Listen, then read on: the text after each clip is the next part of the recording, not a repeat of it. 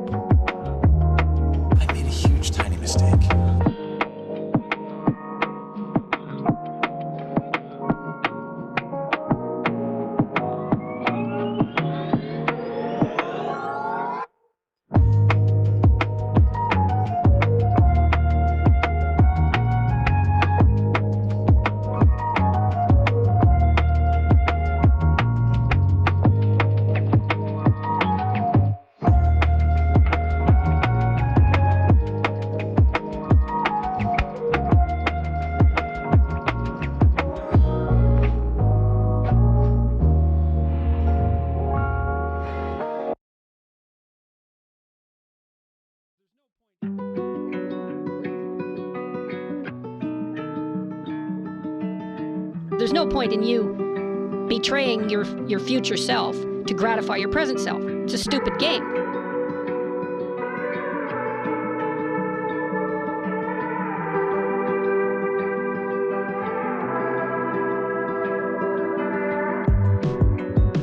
There's no point in you betraying your future self to gratify your present self. It's a stupid game.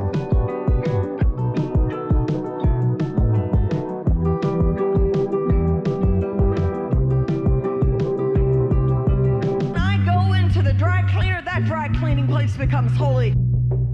A what now? Jesus ain't say that.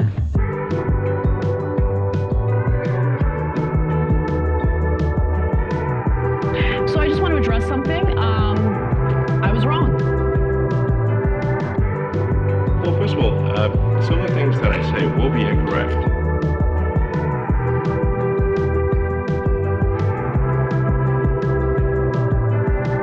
I cannot believe how people come for you already. I don't know if you know this. Phrasing?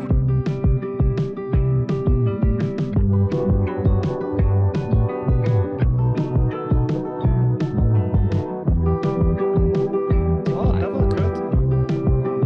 Interest. It's just crazy enough to work. Yeah. There's an old saying in Tennessee, I know it's in Texas, probably in Tennessee, that says, fool me once, shame on you.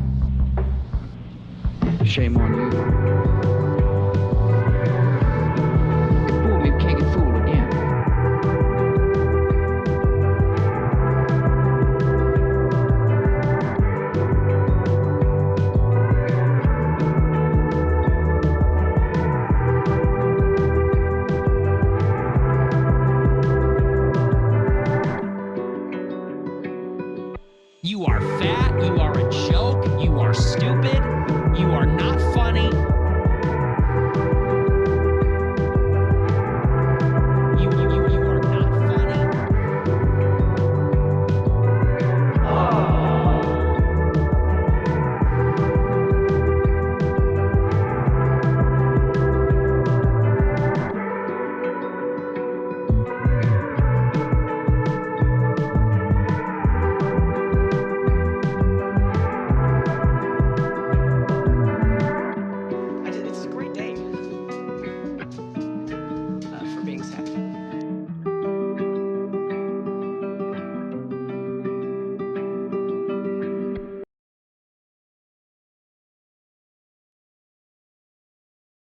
This is from 12 Rules for Life.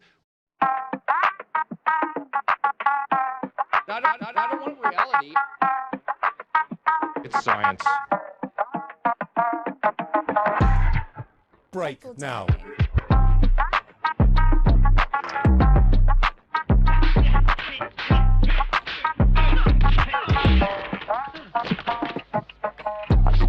And now you'll see just how I won that champion. I see that you know your judo.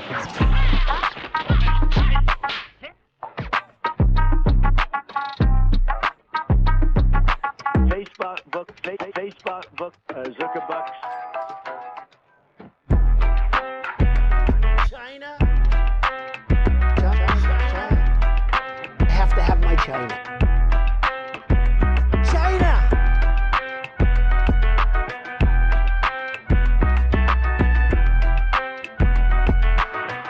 Donald Trump spent a lot of quality time with my wife. Don't be creepy.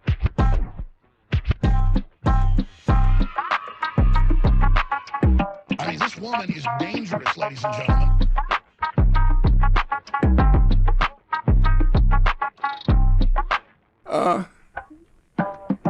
Your name, please?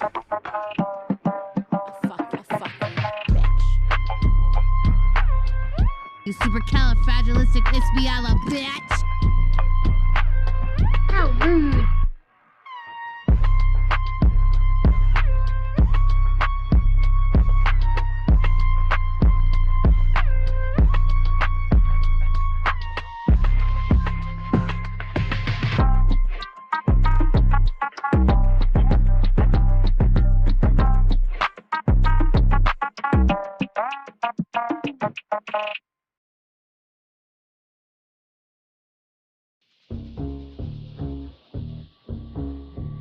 Winter is coming.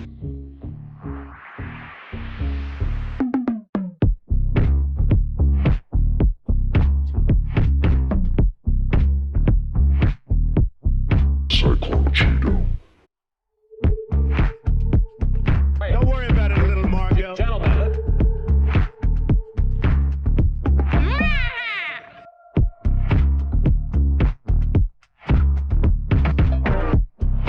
Awful. Weak. This is ridiculous!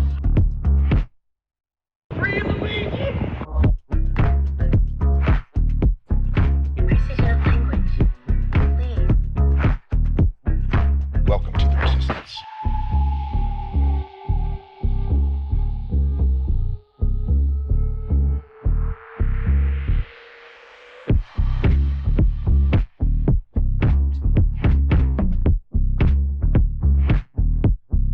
I feel like I'm taking crazy pill! He looks good, and he looks hard. Aren't I a good guy?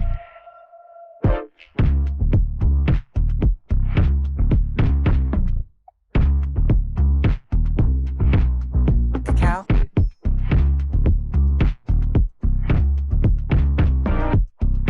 Give me a joke. Climate and everything are the same word. You should be ashamed of yourself for having that thought.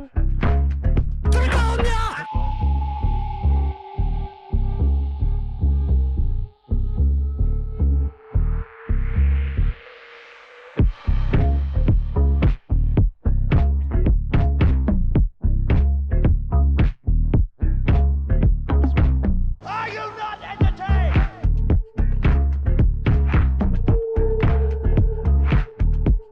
I got boxes full of Pepe.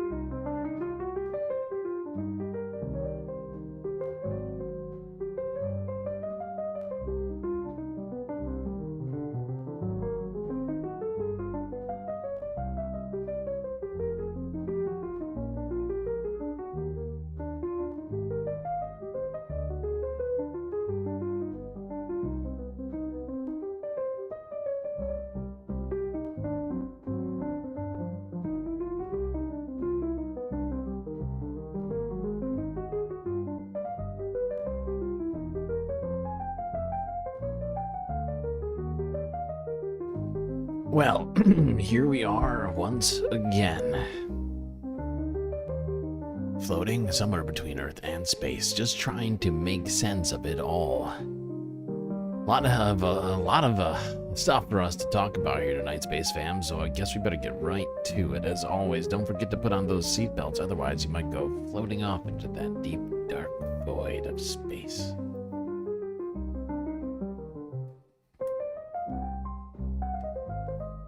Okay, do some shout-outs here before we get started.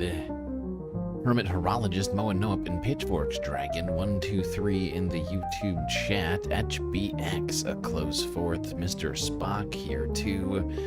Arvin Trevino, BCat.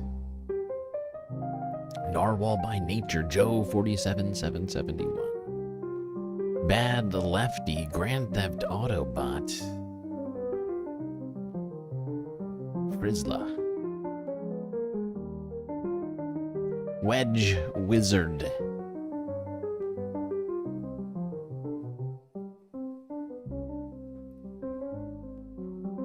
That might be everybody in chat. Well, good to see all of you here. Hope your day is going well so far. It's Friday, which means it's the week-ending report. It's been a very busy week. We're going to try and encapsulate it as best as we possibly can.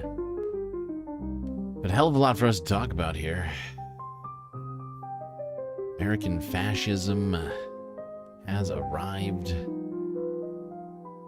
Is Chicago next on the list for federal takeover? CDC dismantled by anti-vax weirdos. Tariff war continuing to ramp up. And a hell of a lot more.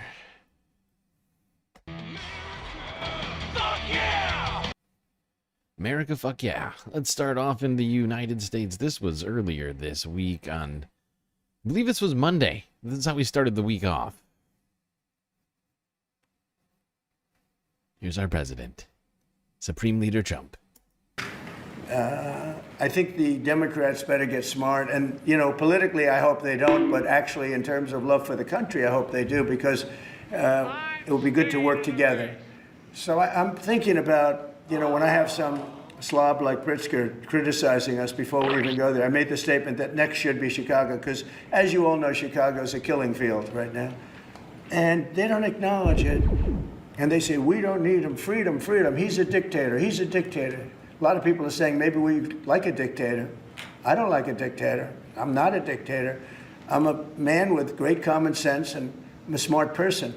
And when I see what's happening to our cities, and then you send in troops, instead of being praised, they're saying you're trying to take over the republic. These people are sick, but These people are very sick. Very, very sick people who say, you're trying to take over the republic when you send the military into their town and or city. And there's some sign of it. It's like Trump derangement syndrome or something. They just hate martial law. Very weird. Very, very weird. Big fan of dictators. I mean, not a big fan of dictators, but a lot of people are saying that they want a dictator. I could be a dictator. Day one I was a dictator, and I guess really I if I think about it, it's been like 230 days of dictatorship. this is the very definition of totalitarianism. But yeah, Donald Trump. I'm not a dictator. I'm not a fan of dictators. SE Cup seems to have a contrary opinion on this. There are some Democrats who have been at this level. If this is a 10, they've been at a 10 for a while now. But there are some people, and I think one of them is the person that Ezra Klein was talking to in that podcast, Radley Balco, and even President Obama, who have been kind of reluctant to go there. But they're going there now. I mean, do you see that shift happening? Definitely. It's definitely happening. You see complete moral collapse of the United States government. The cabinet meeting with 3.5 hours of superficial praise is so cringeworthy. He's attacking the Fed. He's attacking all of our institutions. He's eliminating FEMA. It is horrifying that he is putting troops against American citizens because he claims that he's the law and order president. But we all know that's a lie because he's a convicted felon. He pardons convicted felons. He surrounds himself with obsequious people that kiss his ass all day, every day. It's nauseating and painful to see how weak he is to Vladimir Putin and others. I mean, what do you think about all of this? I mean, a lot of people say that alarmism doesn't help Democrats, but there are also things happening that Trump is doing that are alarming even conservatives. Well, alarmism alone doesn't do anything, and I think Democrats have gotten very good at correctly identifying the problem, naming the problem, whether it's fascism or authoritarianism. This is all true. Do you think that's an accurate description of what is happening right now? Absolutely, without question. We've had many conversations at this table. Bill Maher ticked down some examples. But so what? And what? And what next? The conversations I don't hear Democrats having is what we're going to do about it. It can't just be Gavin Newsom tweeting like the president does. That's not it. It can't be sit-ins and protests. If Democrats want to combat this and get a chance at another election, and I understand where Bill Maher is going with this, that like elections might not happen in future years if this continues. They've got to win. They've got to win elections. And no one in the party, I talk to Democrats all day long, no one is talking about where's our agenda? Where's our New Deal, our contract with America? What's our platform to identify and solve the problems that Americans are screaming they have? Only Trump is saying, here's my answer for them. We don't like the answers, but he's answering them. Democrats aren't even asking the question. They're just naming the problem over and over. You can make an argument that naming the problem is not Well, there we go, SE Cup. We are, according to her, we are living in an absolutely, without question, authoritarian regime under the Trump administration. But Democrats not doing enough to respond to Donald Trump's accusations and to the problems of Americans. It almost sounded like SE Cup wanted a revolution at one point in there. I couldn't quite tell. But let's go here from 2 days ago. If you didn't hear, the Trump administration took over the Union Station.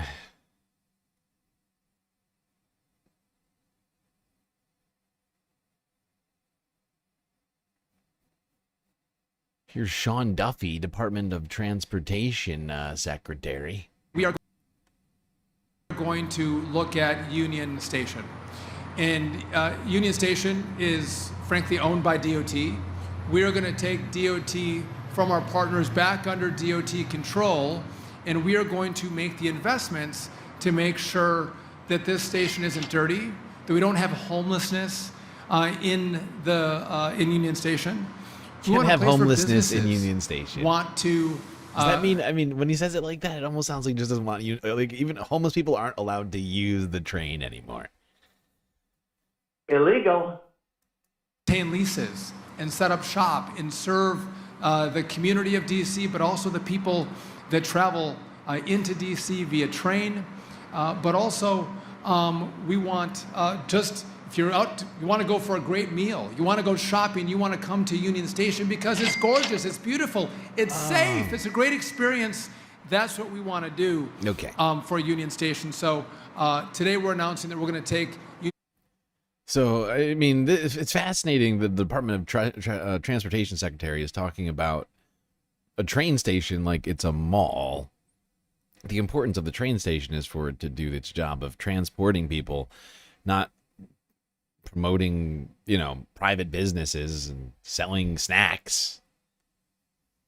Station back under DOT control, not a power play, we've always had it, but we think that we can manage the property better, bring in more tenants, bring in more revenue, and that revenue is going to allow us to make investments in this beautiful building. It needs investments. It's been, I think, neglected for decades, and it's showing its age.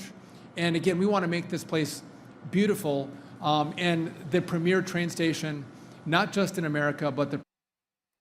So there we go. Donald Trump's administration continuing to take over different aspects of what were previously not federally run institutions and or otherwise. Pitchforks Dragon gifting a bunch of sweet galactic memberships. Who got them? Ethan is agreeable. Johnny Too Late, FTV, Styx Dragon, Sharon, Antifa, and Schmegley. Wow. Beautiful. Much appreciated, Pitchforks. We haven't even started a goal yet. Way ahead of us on that. Let's talk about more things that are happening in D.C.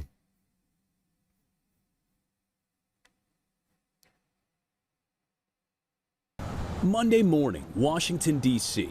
In the shadows of the national monuments, commuters hustling to work, tourists sightseeing, and the first day of school for 100,000 D.C. school students. But this year, something's different. Soldiers on the streets. People ask me, what am I here for? I'm here to make sure that young people can leave and go to school and come back in a safe environment. They don't have to worry about drug dealers. They don't have to worry about crime. They don't have to worry about people, with guns and knives. National Guard troops have been stationed in the nation's capital for 2 weeks now, patrolling, monitoring, punctuating train and metro stations, the National Mall, and commercial streets. A move that President Trump said was necessary to curb crime and clean up the streets of D.C., characterizing the situation as a crime emergency. This is Liberation Day in D.C., and we're going to take our capital back. But according to D.C.'s Metropolitan Police Department, homicide statistics in the district went down 32% in 2024. Violent crime was down 35%, a 30-year low. So far in 2025, the numbers have dropped even further. A downward violent crime trend that's also happening nationwide. This as the president deployed the National Guard in Los Angeles earlier this summer during an immigration crackdown. President Trump now threatening to expand the deployment to other metro areas, seemingly targeting cities and states run by Democrats. You would think that Illinois would have such a problem with crime, such a bad governor. He should be calling me. Some governors pushing back. This is not about fighting crime. This is about Donald Trump searching for any justification to deploy the military in a blue city, in a blue state, to try and intimidate his political rivals.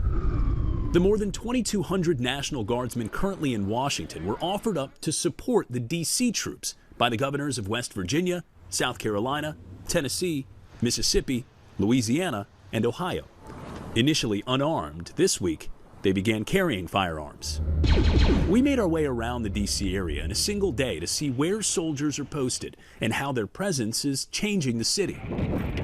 Now, the first thing we notice is that troops are not overwhelming the city in every neighborhood and on every street corner. They've instead focused on a few highly visible and prominent locations.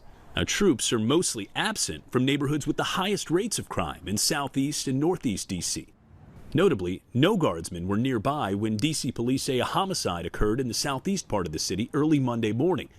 But officials note that Monday evening, several soldiers assisted a citizen who had fallen and needed medical care. Honestly, yes, there is a lot of crime, but I don't think that it was the National Guards was needed. Completely unnecessary and honestly threatening to the communities, especially underprivileged communities. But we also spotted troops at the metro. Completely unnecessary, not needed. Those are all synonyms for the National Guard shouldn't be here.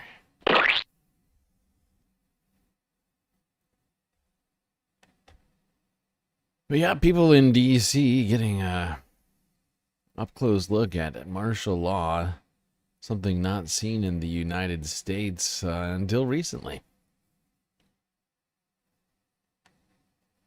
We are living in a dictatorship, and one thing that I saw this week really kind of confirmed it for me. I mean, there's plenty of things that have been confirming it, but this one, which is in fact the part of the thumbnail of this stream, is these horrifying posters, these banners that Donald Trump has draped on the Department of Labor. If you all haven't stopped by the Department of Labor, Mr. President, I invite you to see your big, beautiful face on a banner in front of the Department of Labor. This is ridiculous! I mean, this is a straight up authoritarian move, you know? Like, this is like some, you know, like, this is some they're doing this in South Korea right now. I mean, North Korea, whatever. Like, you get what I'm saying. Like, what the fuck is this? What the fuck? Oh, dear leader, we must emblazon your face upon every wall and praise it and its glory. You are really the transformational president of the American worker, along with the American flag and President Roosevelt, because we're bringing business and labor together. And I was so honored to unveil that yesterday, and everybody is Such taking an honor. note. Such an honor. Oh, God. Awful, awful, awful. Weak, weak, weak.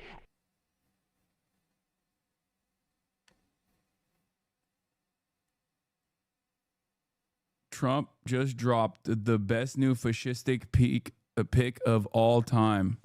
Oh my God. Dude, what the hell? Bro, this is low-key, this is what is happening here? This is like a different, it's like seeing America. It's like seeing the United States of America skin that you would expect in another country. You know what I mean? You know what I'm talking about? It's like, you know how sometimes you got like different skins that you put on a character?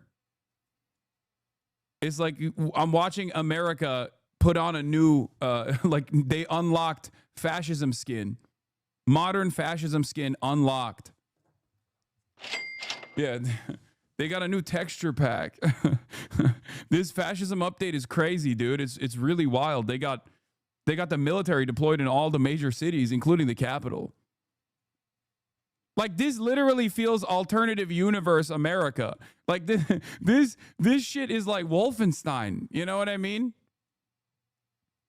Like, this is the type of shit that you would see. I mean, this is obviously fascism is colonialism turned inwards, right?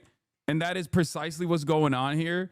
Like, it's not even a meme, right? This is just reality. This is objective reality, abject reality. Like, there is no better indication. There's no better like living, breathing example of like fascism is colonialism turned inwards than what this is. Okay, capital city, National Guard deployed. They're walking the streets, big ass fucking flag right next to big ass deer leader with a photo looking menacing, talking about American workers.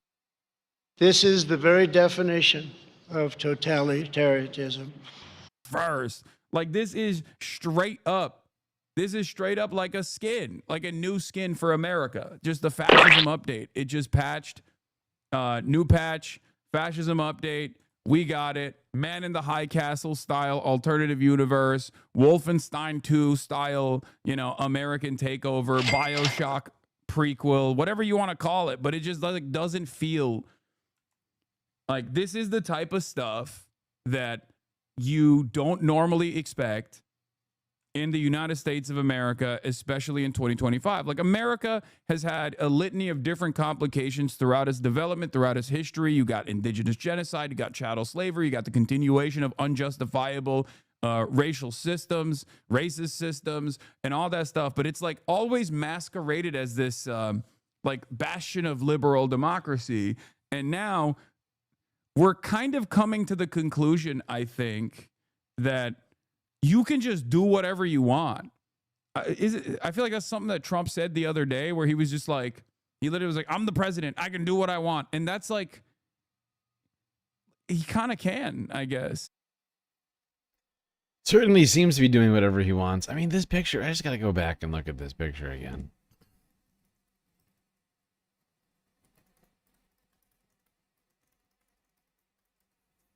I mean, this whole thing is fucking disturbing.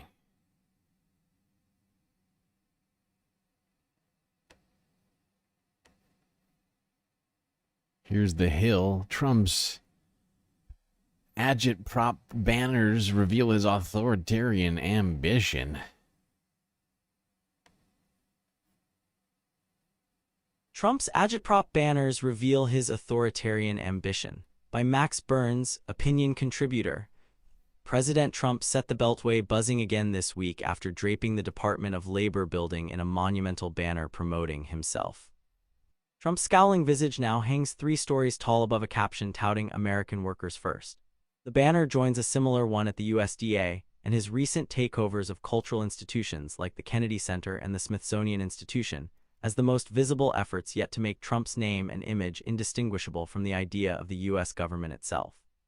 For millions of MAGA voters, Trump has become the physical embodiment of American renewal. And what is wrong with a little hero worship? After all, Trump's allies argue that the cultural backlash to rebranding Washington in his image is nothing more than leftist Trump derangement syndrome. Experts on authoritarianism compare it to the visual propaganda of strongmen like Iraq's Saddam Hussein and North Korea's deified leader Kim Il-sung. What you see in Trump's cultural Rorschach test says a lot about the kind of country you think America should become. None of this should be surprising to Americans who have watched the Republican Party reshape itself entirely in Trump's image, most notably by elevating presidential daughter-in-law Lara Trump to the role of RNC co-chair. Meanwhile, Trump has appointed more close family members to government roles than any president in history, effectively turning the executive branch into a family business that would be immediately recognizable to Augustus Caesar and his Julio-Claudian kin. Democrats have condemned Trump's immense nepotism as a cynical money-making scheme, and they are not wrong. The Wall Street Journal reported that Trump's crypto schemes alone have netted his close family members hundreds of millions of dollars. But making easy money is just one of... Yeah, this whole thing is incredibly disturbing. I mean, like, this sort of imagery, you know, harkens to other sort of authoritarians. It's fascinating. And also horrifying. Also, pitchforks with the sweet, sweet super chat. Every time I hear the soundboard clip of Trump saying totalitarianism, I get the false hope he's having a stroke. Yeah, that's rough. This is the very definition of totalitarianism. It is rough. Also, thank you for the super chat. I mean, we haven't even started the goal. We haven't even started, but I feel like we should start the goal. If you're going to be super, I might as well just start the goal now. Whatever. I'll wait. But this, I mean, this is unprecedented.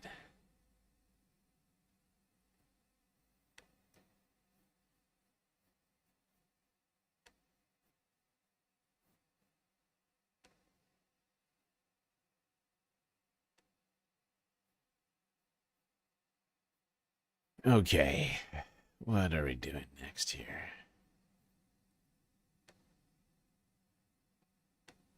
This is in the wrong order. Hold on, I gotta refresh my list.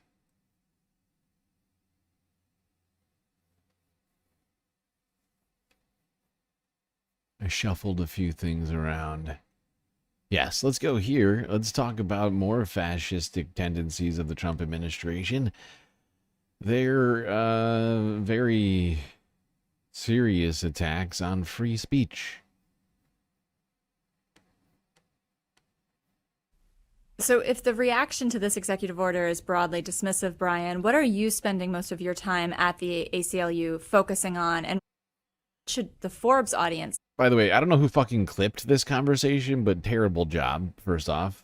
They started in the middle of a sentence. What I have gleaned from having watched this video previously is that the executive order that she is referring to is the executive order on making flag burning illegal. Illegal? You spending most of your time at the ACLU focusing on, and what should the Forbes audience spend their time paying attention to when it comes to the issue of First Amendment rights and free speech? I think there are numerous areas where the Trump administration is attacking First Amendment rights. Some of the most obvious ones are its attempt to impose sanctions on law firms that represent clients or causes that are disfavored by the administration. Those attempts are also blatantly unconstitutional. They were roundly rejected by every single federal court that's considered a case challenging those executive orders.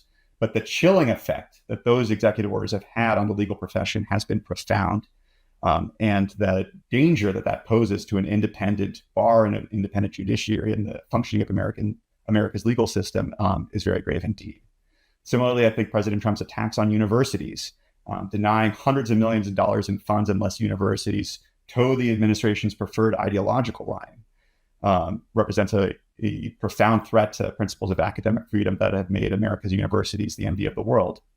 And finally, I think the very pervasive way that the administration has been targeting non-citizens on the basis of their protected expression for deportation and for detention, throwing people like Mahmoud Khalil, Ramesa Ozturk, these students at America's universities in detention facilities thousands of miles away from their home, simply because they're engaging in protected protest.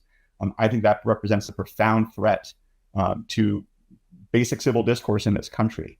And I should say, in the interest of full disclosure, that the ACLU represents Mr. Khalil and Ms. Ozturk and several other of the students who are being targeted by the administration on these grounds. But those are campaigns where I think the administration has committed to trying to roll back fundamental First Amendment freedoms. As in this case, I think there's no chance the administration is going to commit to this phony war.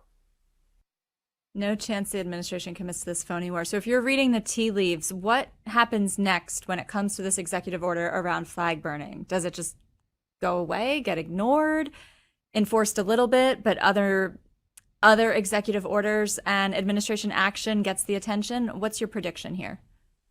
There may be some federal prosecutors who attempt to curry favor with the Trump administration by making prosecutions in line with this executive order. But functionally, what this executive order has done has made it harder for any federal prosecutor to bring a prosecution on the basis that someone has burned an American flag. Because now any defendant who faces one of these prosecutions is going to have a very robust defense to come into court and say that they're being selectively prosecuted for their protected expression pursuant to this unconstitutional executive order. And so that's just actually going to make flag burning prosecutions of any type much, much more difficult for federal prosecutors. That's a rosy outlook on this executive order on flag burning that Donald Trump signed into law, supposedly, earlier this week. But, I mean, this is just more examples of Donald Trump, the clear authoritarian regime that we're living under. Free speech being cracked down on, and other forms of protest being cracked down on, a military rule, and it's now been tried in multiple cities, two of the biggest cities in the United States.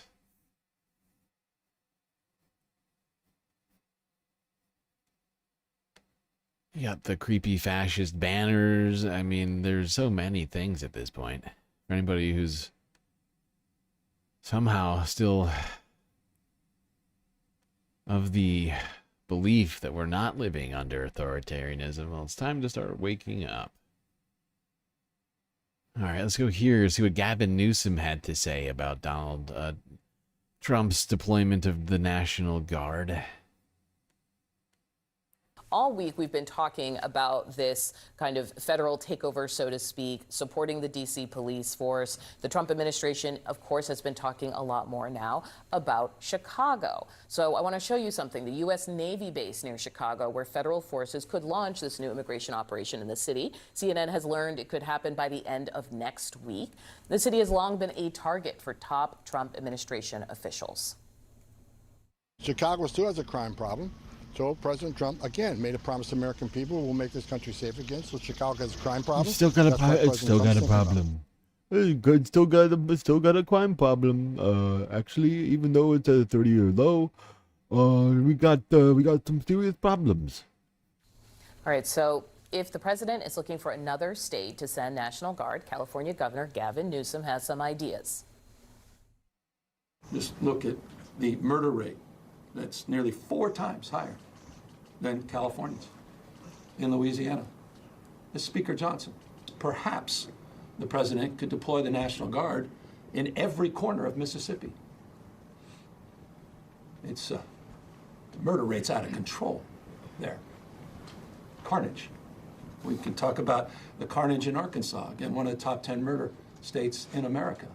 2.6 times greater than San Francisco. Again, these are just not just observations, they're stone-cold facts. They're not just observations, they're printouts. So obviously this is something that they're going to be leaning into. And just for a few facts, we have got the violent crime stat. Honestly, I mean, I still hate Gavin Newsom, but I mean, this is a perfectly good point that he's making here, and that we should be leaning into. Like, red states have more crime than blue states. So, are we gonna be applying this National Guard policy across the board, or it's just gonna be a completely political circus? For 2024, you can see for yourself some of the cities on that list: Memphis, Detroit, Baltimore, which people have talked about, but also Cleveland and Kansas City. What's interesting to me is there are places that are sending their National Guard to DC. Couldn't they just keep their National Guard where it is and do this whole exercise themselves? Well, I think the American people understand that crime, and Donald Trump has tapped into this in recent weeks, is a life. Okay, that's enough from CNN. Pitchfork striking with another super chat. Anarchists make the best cookbooks. Maybe they should make an anarchist cooking show. Share the recipes and how to use them. Illegal. Yeah, I don't think you can do that legally. If I know what you're talking about. And so yeah, I can't endorse that plan. That seems like a bad plan.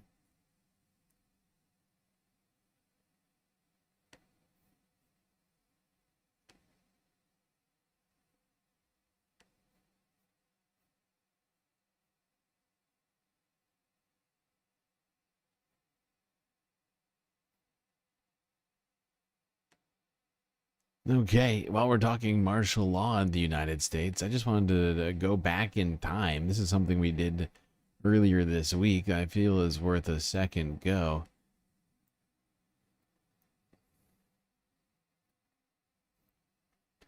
Let's go back about, I don't know, longer than that. This is like, I think this is like 15 years ago.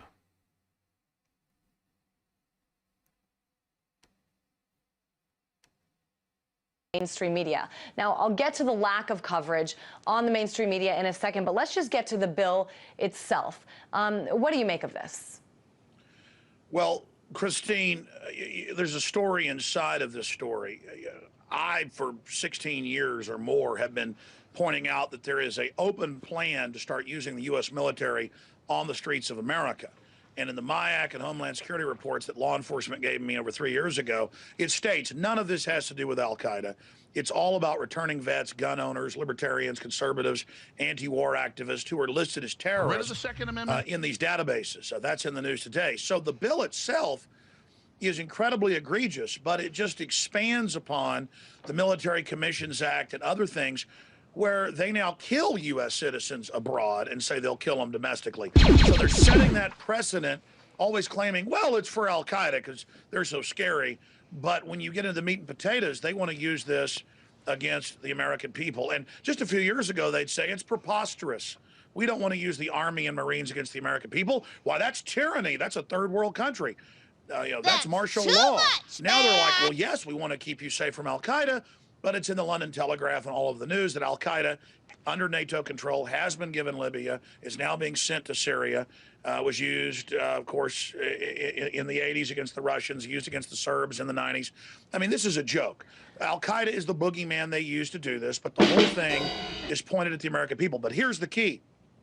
When we started reporting this last week, when they brought this bill up, it has a section saying Americans are exempt, but then has another section saying, unless we say so.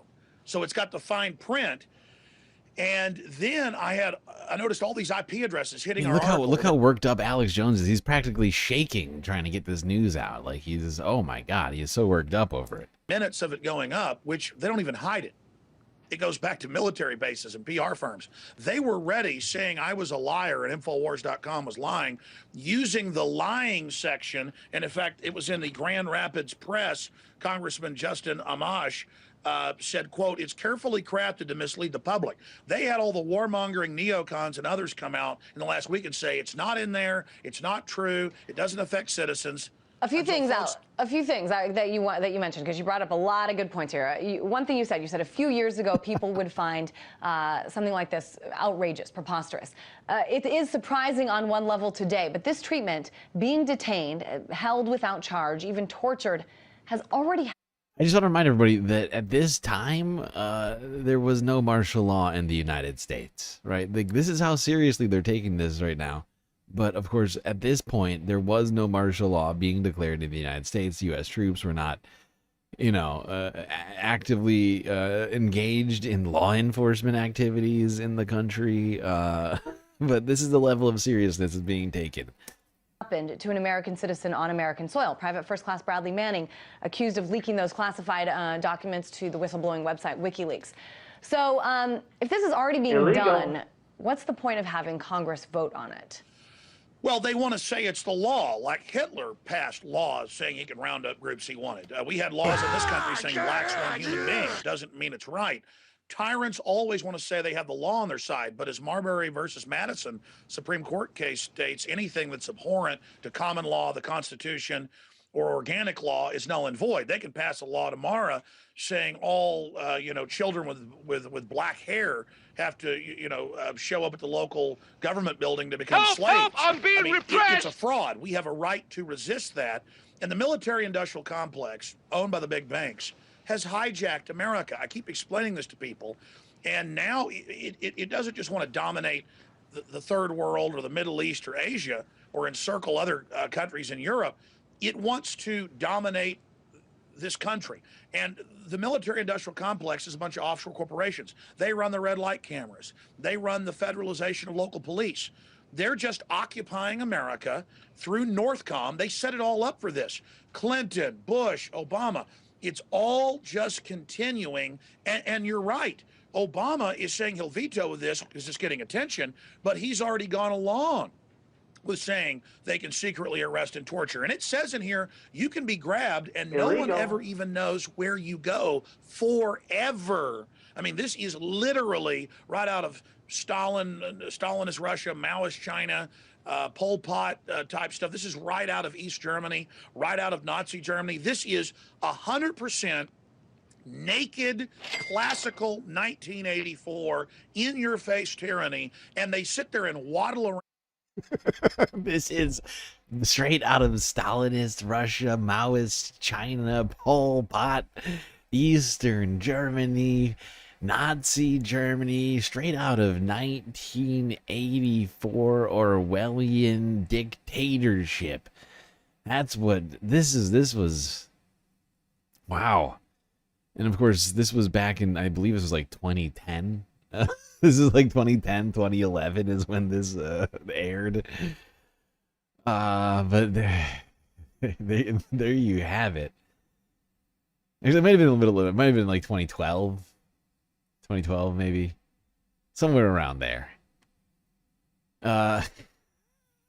Omega Star declaring Martian law.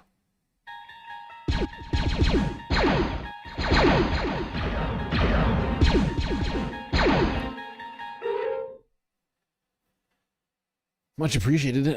Thank you for the super chat, Omega Star. My gosh, I'm just gonna start the goal now. We're already 5 of 10. We've already completed 5 of 10. So we're just gonna do a fiver. Just gonna do a little fiver goal here.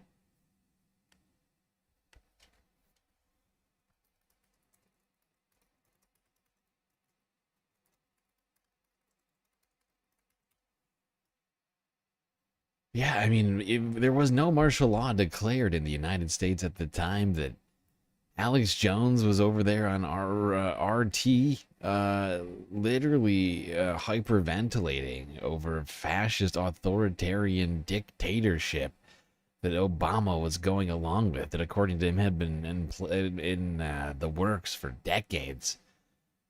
From Clinton to Bush to then President Obama. Now we're going to come back to Alex in a second. But speaking of martial law, let's ask some actual combat veterans what they think. Status Quo certainly decided to do that earlier. Democracies can fall. We watch them fall. I argue we already are in martial law. Everything he jokes about, believe what he's saying, because it comes to pass. He says, "You're not going to be a dictator, are you?" I said, no, other than day one. And you know why I wanted to be a dictator? People are saying maybe we like a dictator.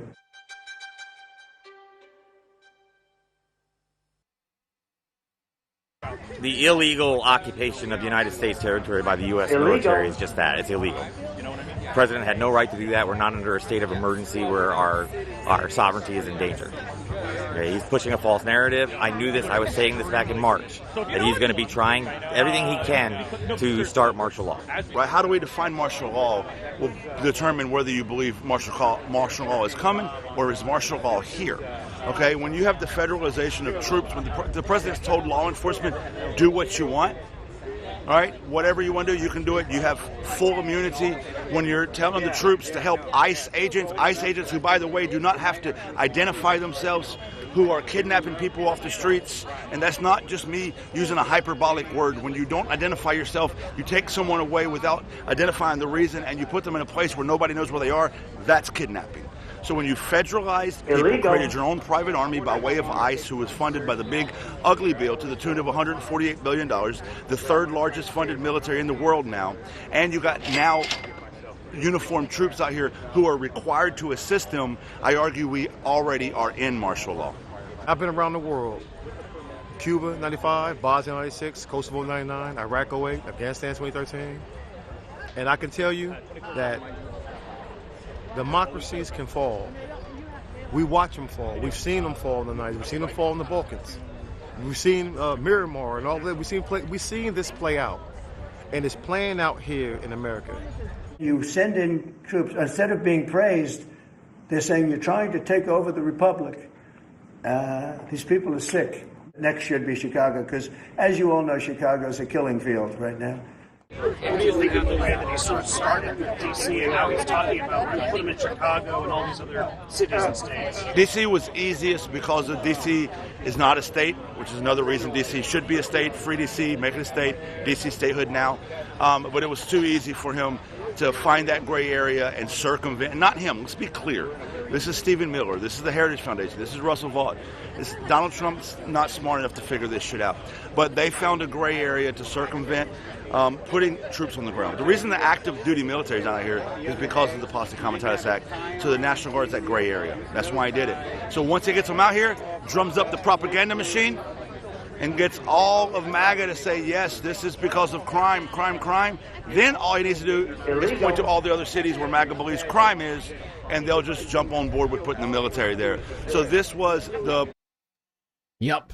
Yeah, this is absolutely 100% true, as it turns out. Even Alex Jones. This is the only clip I could find of Alex Jones talking about martial law on YouTube. It's very short. The Democrats were gearing the military. But I hope everybody still remembers what Alex Jones was saying about this issue 10 years ago when there was no martial law. The Democrats were gearing the military up in their own training manuals for civil unrest and a communist uprising they've been planning for decades, and then used this to bring in martial law and gun confiscation. That's not happening with Trump. It's totally constitutional when you have these cities ascending into total collapse. And there it is. That's exactly what's happening here. Even Alex Jones, a man who was practically crying on his television interviews about the fascist takeover of the United States back in the Obama administration, when there was just, whisperings about about martial law that mostly were him whispering, and losing his ever-loving mind over the thought of black president declaring martial law. But now that it's Donald Trump declaring martial law, and he says it's crimes, actually, Donald Trump is actually perfectly fine. Declaring martial law is actually great. And it's because he's saving these cities from collapse. It's exactly what that guy just said. Literally, you have these guys falling into line immediately. Donald Trump claims crime, and they were like, oh, yeah, that makes sense. Get the troops in there.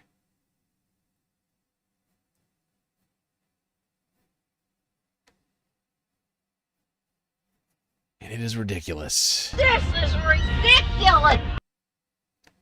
Okay.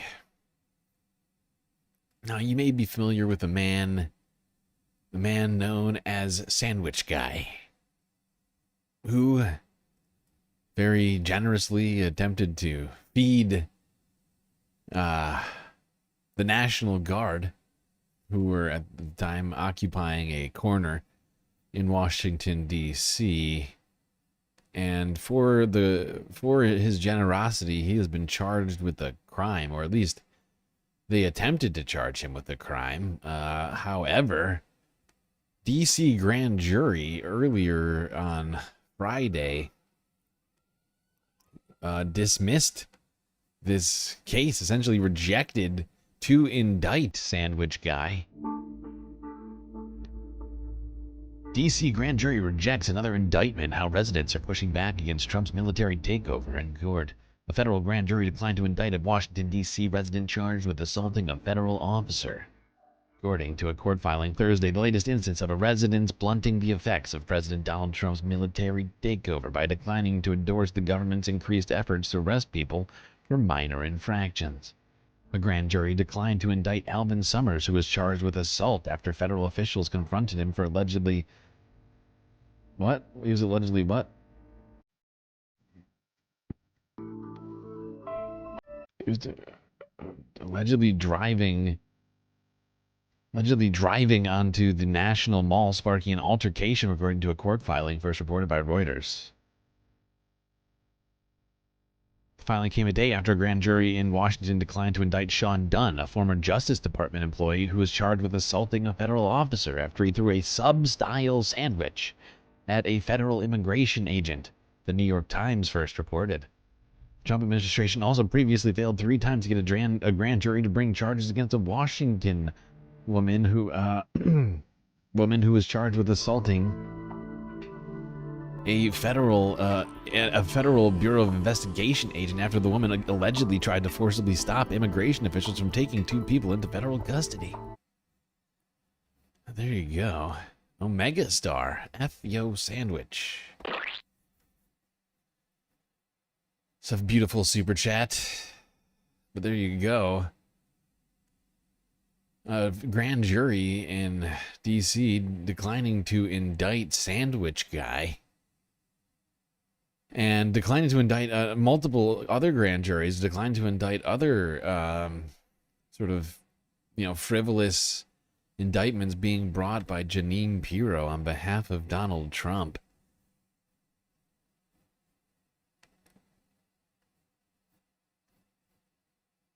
Let's talk more about Sandwich Guy.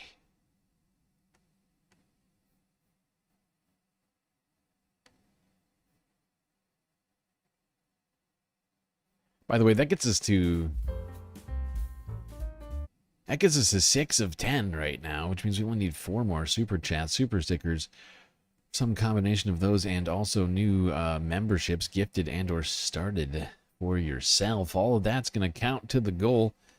You can also contribute on Cash App and PayPal if you prefer that way.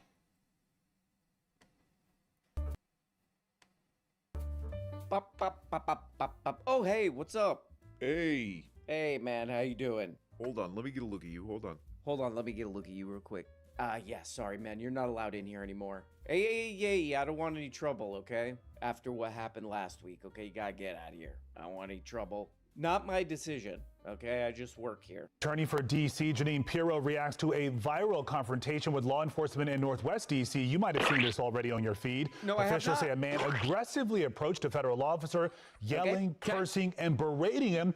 before throwing a sandwich and hitting that officer in the chest, and you can see he Like this. barely ran away from there. The man was arrested at the scene. And then he took a Subway sandwich about this big and took it and threw it at the officer. And then he took a Subway sandwich about this big.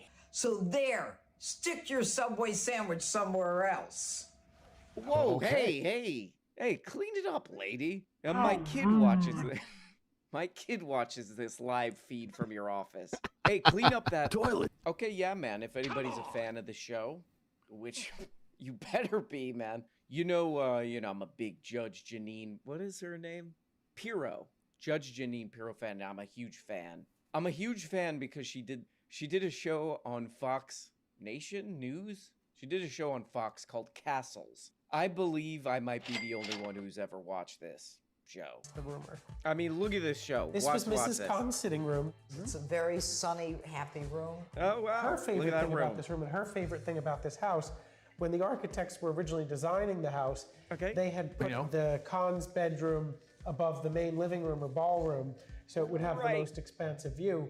But Mrs. Khan said, no, I want to overlook the sunken garden. And so both their bedroom and... By the way, I just found out that there's 4 seasons of this. I'm not sure what... Not sure what a season means. Some of these, I think, only have like 2 episodes. I think they caught on to what Judge Janine was doing, you know? Hey, wait a second, Judge Janine. Nobody's watching this. We're flying you around to all these castles. Nobody's watching this thing. You're the only one watching this. And some weird guy. There's one guy watching this. Also, these minibar bills that you're running up. Bankrupting Fox News with this. But it's a fascinating show. I don't know why they still aren't a flying judge.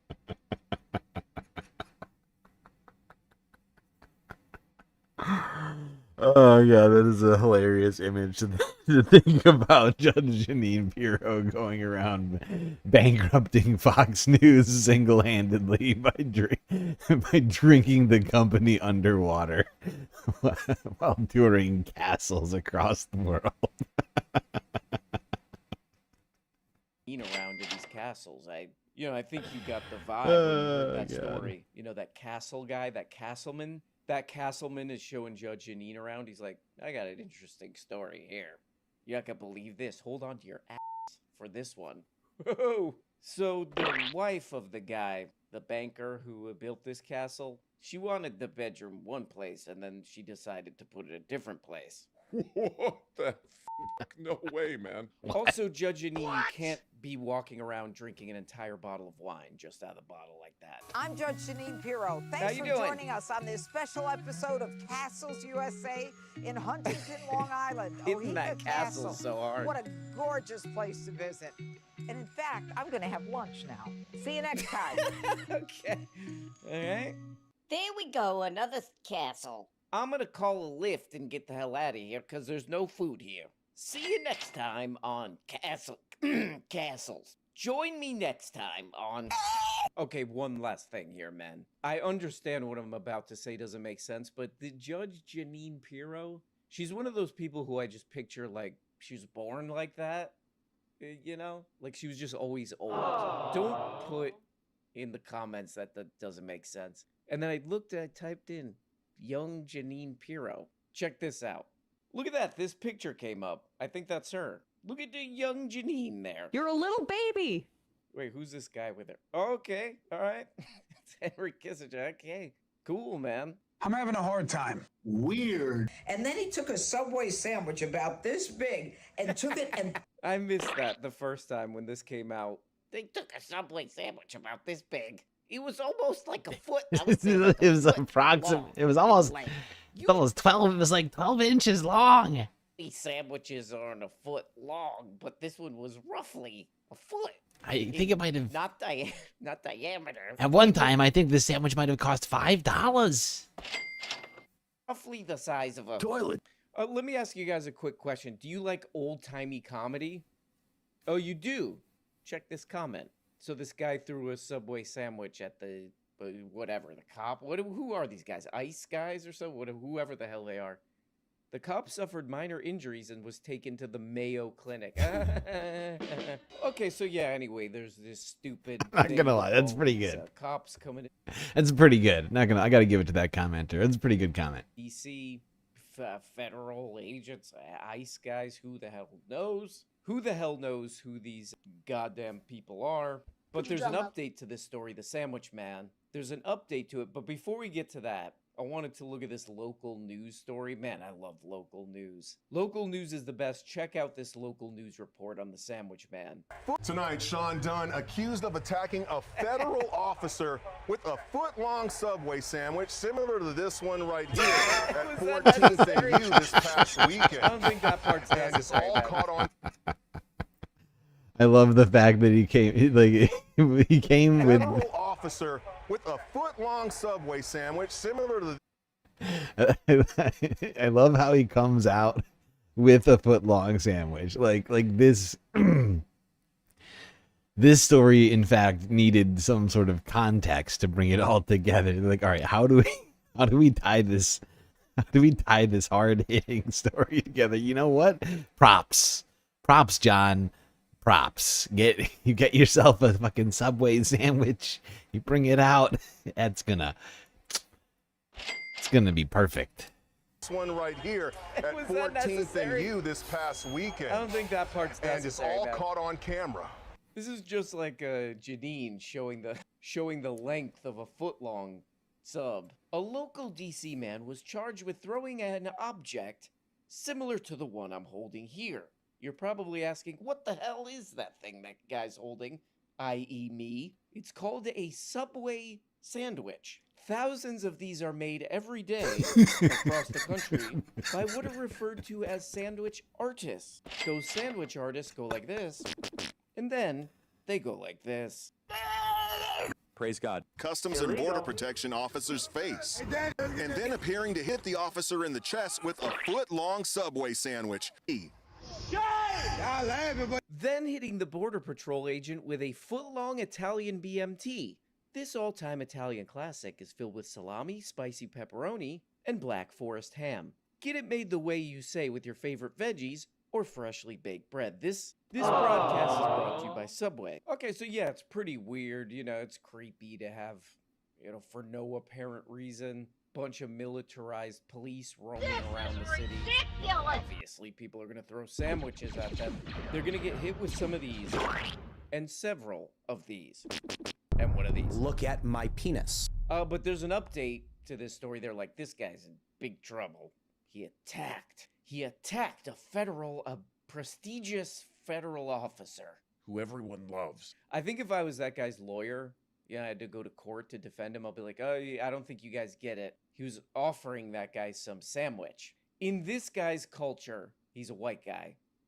That's how they do it. So he's probably free to go now. Oh, look, even on this video, these wild animals in the comments. These stray cats in the comments. Look at this. Assault with a deadly weapon. Shut up. Let us pray for the victims of this. Shut up. The charge of assault with a deadly weapon. Shut up, man. Enough with that. All right, guys. Very interesting situation unfolding here in DC with regard to the now infamous Subway dude who threw a sub. We can put this up on the screen. Okay. Threw a sub in protest There he goes. at a law enforcement. I don't know if this was ICE. I'm not actually sure which federal agency. That video will never get old. That video, literally, it will never get old. Watching that man pelt that officer with the sandwich, it's emblazoned in my mind. One of the best moments of 2025. If you ask me, I'm not making a list yet, but I should work on it because we're very much, summer is almost over, fall is here. I got to start working on best of 2025's list here. At a I don't know if this was ICE. I'm not actually sure which federal agency this sub was thrown at. But in any case, the full force of the law was brought down on this man for him throwing that sub and running away. I believe we have some footage of just like over a dozen federal agents storming into his apartment building, even though the guy had tried to turn himself in. And they were like, Okay, real quick, I'm gonna try to do one of the jokes like those animals in the comments are doing. When they arrested this guy, they published one of those pictures. You know, like when they do a drug bust, they have like all the drugs and cash and guns lined up on a table, and all the police are behind it. Like, look at that, check that out. They do that with this guy, but there's just rows of Chipotle, ranch mayo, olives, chopped up bell peppers. Okay, whatever. You get what I'm trying to do there. Oh. Cheesy Italian bread. No. We want this spectacle so that we can, bring in federal marshals and FBI agents to arrest you and post it to social media. Okay. Then they charged him, Ryan, with felony assault. Turns out the jury pool in DC is not having it. We can put Not going to do it. Wouldn't be prudent at this juncture. Up on the screen now from the New York Times. According to them, prosecutors failed to obtain an indictment against the man who threw a sandwich at a federal agent. And if we put the next piece up on the screen, and I'll get your reaction. Crystal, whoa, Crystal, please. Whoa, what am I, a chopped bell pepper here? What was I just gonna? God damn it! Oh, right. But Janine Castle said that guy was gonna get. What did she say? He's gonna get the electric chair or something? I believe she said. This is interesting. Okay, all right. There we go. I figured we would talk sandwich guy while we're talking about the authoritarian takeover of the United States. He is, in fact, somehow now become a image of protest against this fascist takeover by the Trump administration. Sandwich guy, the hero we didn't know that we needed.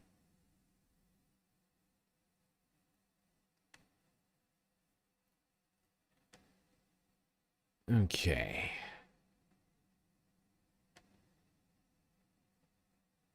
Let's continue talking about the weaponization of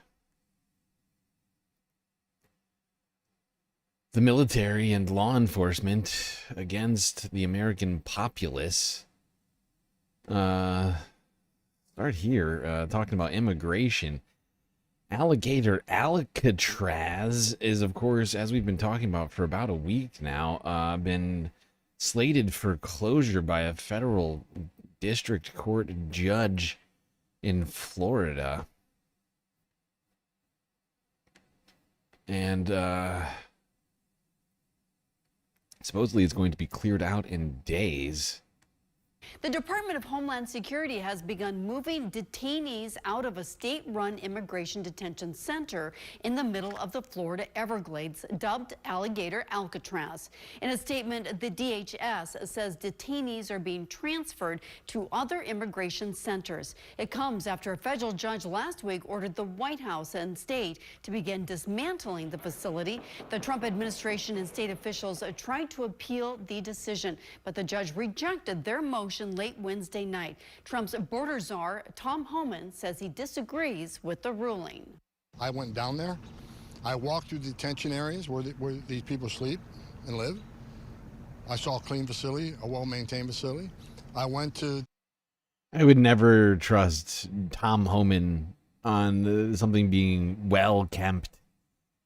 Yeah, right. This guy...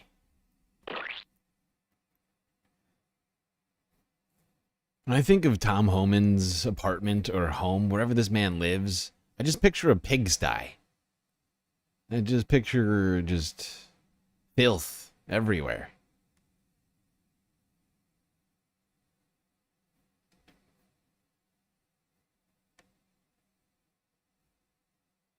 But we can perhaps be looking forward to the closure of the facility of the Alligator Alcatraz.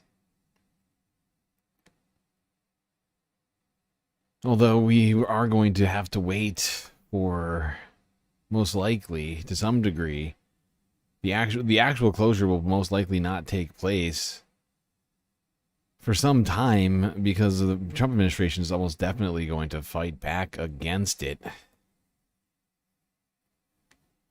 Now, this story has been taken by Republicans. They've run it into what they believe is the end zone.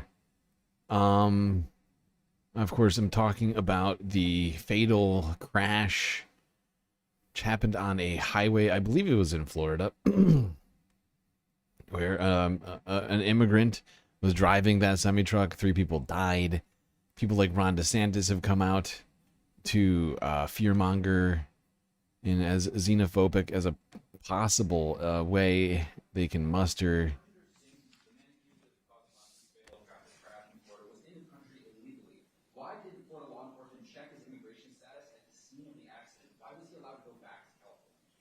Well, a couple things. I think one is the witnesses were dead.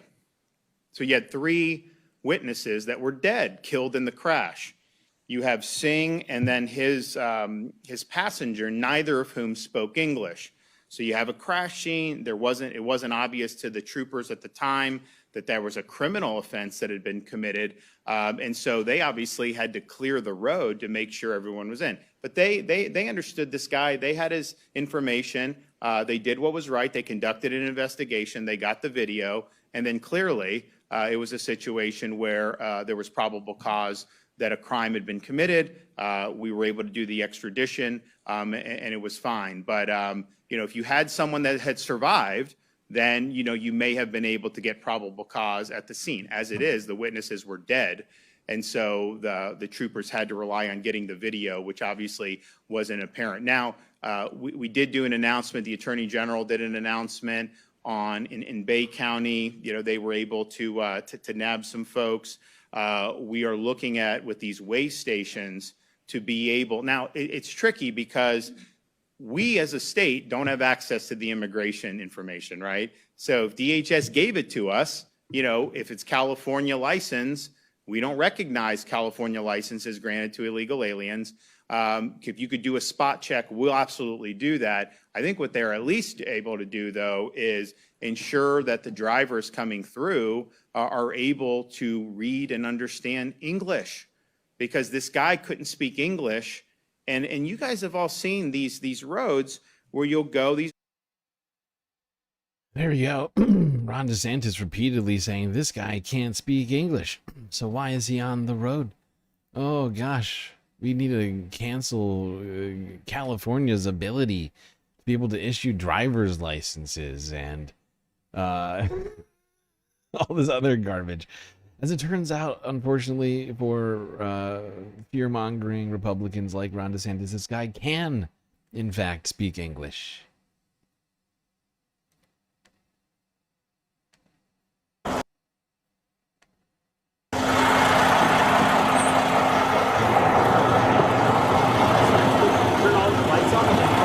Going to write it for 55 and a 45, all right? Since you said that you were starting to slow down, I'm going to help you out, okay? It's just 55 and a 45. The fine is only $25. Thank you, sir. You have 30 days to pay it. You can pay it online, by phone, or through the mail, or you can come back and see a judge. What would you like to do? In the 5 year, in the no ticket. No tickets? Yeah. I hate to be the first guy to write you a ticket, but... Full name, sir? Yes, sir. Maybe in that, this my ticket, and my license, Yeah. Or how many years? Don't quote me on this. I think a ticket will stay anywhere from 5 to 7 years, depending on what state you're from. Anywhere for that long, okay? Okay. All right. Have a good one. There you go. There's the immigrant in question who was pulled over for what sounds like a speeding infraction at the beginning of August, before this accident ever took place, having a perfectly what do you want to call it? Perfectly normal conversation with this officer. Doesn't seem to be struggling at all with understanding. Filled out the ticket. All seems to be above board. It seems to me like Republicans are just racistly fear-mongering about immigrants in this country. And of course, 40,000 people a year die in traffic accidents in the United States. So 3 people represents 0.01% of the deaths caused in traffic accidents in the United States. And we've covered this a couple of times now, but it's the week ending report, and so this is probably the last, hopefully, that we're going to have to talk about this. But I just felt it was necessary because I just keep hearing different assholes out there coming out and saying these horrifying things about immigrants, and specifically in relation to this story, saying, oh, immigrants shouldn't be here, they shouldn't be allowed to drive, they can't speak English, so how can they be expected to drive? And it's just a bunch of lies is all it is. Now, let's go here, talk about mass deportations of Southeastern Asians from the United States. Here's France 24 English from 16 hours ago. American dream over for Indians as U.S. carries out mass deportations.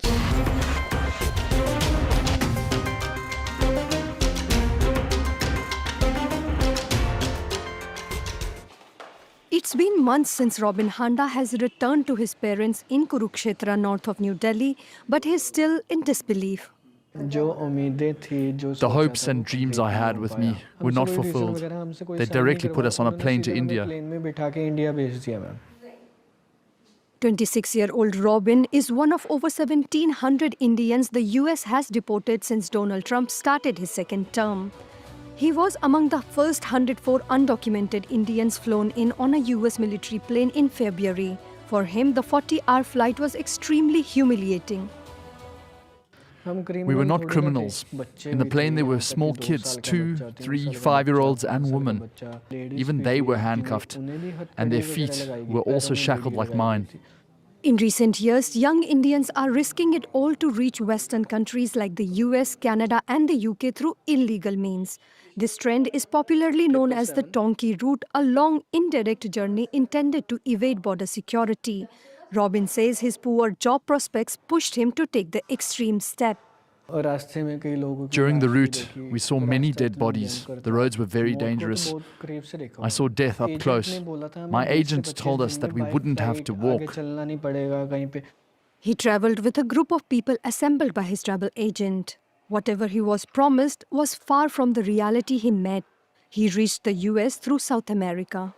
In Mexico, we were held hostage by the narcos at 3 different places. When our agent didn't pay the narcos commission, we were given electric shocks and we were tortured. A 3-week trip turned into a 7-month nightmare. His journey was not only perilous, but also expensive. His father gathered $50,000 by selling part of their farmland and borrowing from relatives. Every time we got a call, we would be anxious all night. We'd sit down to eat and there'd be a call telling us something bad had happened. My son went through a terrible ordeal. It was so painful as a parent to hear. Every year, thousands of Indians are taking the donkey route. Their travel is made possible through a network of human smugglers spread across the globe. We met with one of them who wants to protect his identity. I've been in this profession for the past 20 years. I've sent close to 2,000 through the donkey route. The man claims that over 50 people from across India approach him each month and that his clients are fully aware of what they are getting into. But you know it's illegal, and still, why are you doing this? You're absolutely right, but it's my job. The clients know it's dangerous and illegal, yet they still choose this path. He says that since Trump's return, illegal immigration to the US has been much harder. He's now trying a different approach. Since most of his clients are first-time travelers, the journey begins with the countries where it's easy for Indians to get visas, a strategy to build legitimate travel history and reduce suspicion from immigration authorities. We ask them to go to Dubai, and then we send them further to England, America, or Canada, wherever they want to go. For America, we typically send them to Mexico via Madagascar and Brazil, and we get them fake documents and visas for Canada or America. The smuggler claims he has never been caught for his illegal work. The issue became a wake-up call for the Indian authorities in 2022 after a family with 2 children froze to death at the US-Canada border. They were part of a group of Indian migrants being smuggled. Since then, the police have stayed alert for suspicious travelers, most of whom people have been doing all sorts of things, whatever they can, risking their lives to come to the United States where they believe they can have a better life. than they had in their respective countries. And this Trump administration is waging a war against those people, who in many cases, aside from having entered the country in, unorthodox fashion, are not violating any other U.S. laws, are often contributing to the economy and to society.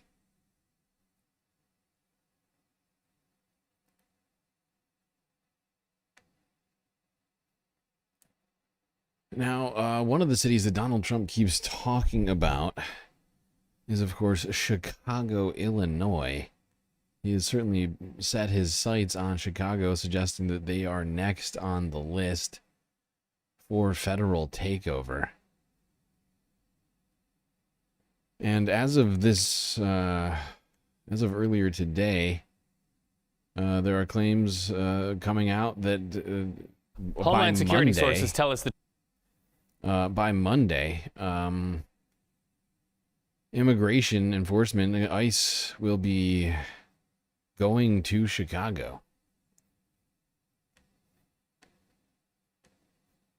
Homeland Security sources tell us the Trump administration is preparing to launch immigration enforcement operations in Chicago next week. Now, like the raids we saw in Los Angeles just a few months ago, this operation could include armored vehicles out on the streets, and you could see tactical gear out on the streets as well. Our immigration and politics reporter Camilo Montoya Galvez joins us live. Camilo, do we know anything about the plans yet? Because the timing of this seems to be interesting. We heard from Chicago officials a minute ago on this broadcast saying that the president may send in the National Guard to crack down on crime, but then the timing of this as well seems like the two could be connected. What do you know?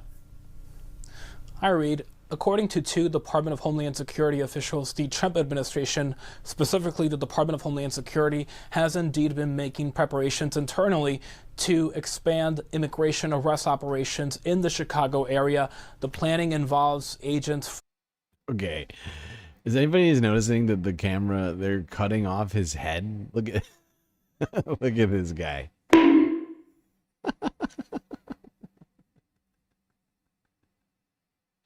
Old flathead. Immigration arrest operations in the Chicago area. The planning involves agents from Customs and Border Protection, CBP, and also Immigration and Customs Enforcement, the two federal agencies that really have been at the center of President Trump's crackdown on illegal immigration. We should also expect, if this plan is actually approved and if it actually materializes, for other agencies to be involved, because the administration has deputized law enforcement agents from the FBI, the DEA, and other federal agencies as immigration officers who now have the power to arrest, detain, and potentially deport people who are suspected of being in the country illegally. We are told by these sources from the Department of Homeland Security that this operation, again, if approved, will mirror and echo that operation we saw in Los Angeles earlier in the year, especially starting in June, where we saw many high-profile operations by ICE, CBP, and others to arrest people who are suspected of being in the country illegally. As you know, those operations, Reed,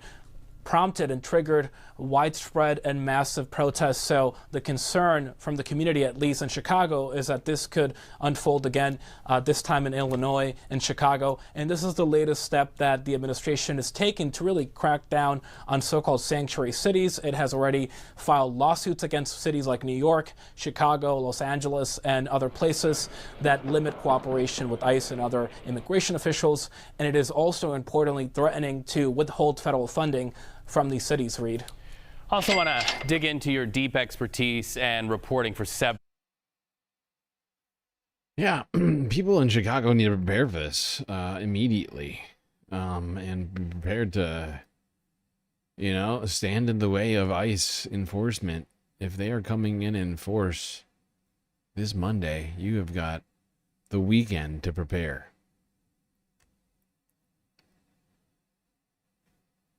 This is the very definition of totalitarianism.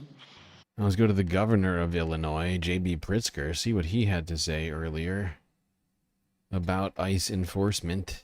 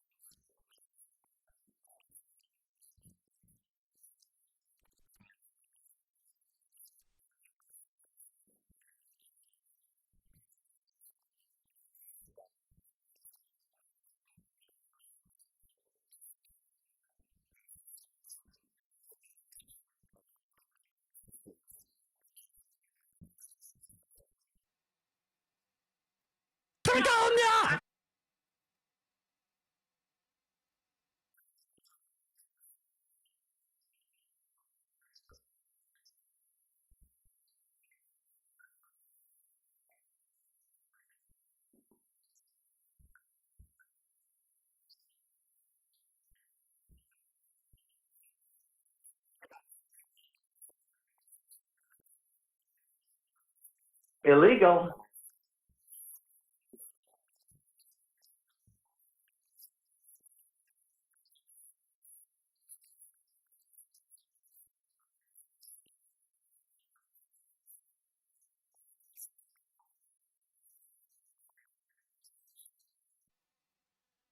There we go. A couple of clips. J.B. Pritzker, governor of Illinois, with some very strong words for the Trump administration, claiming that they are both illegal, doing illegal things, and very shameful things. Illegal and shameful.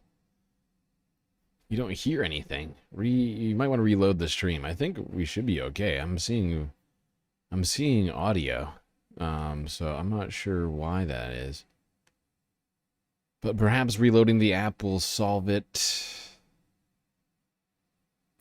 Now let's talk about this horrifying development with immigration. Apparently, earlier today, Donald Trump, the Trump administration, made clear its plans to send hundreds of Guatemalan children in U.S. custody back home.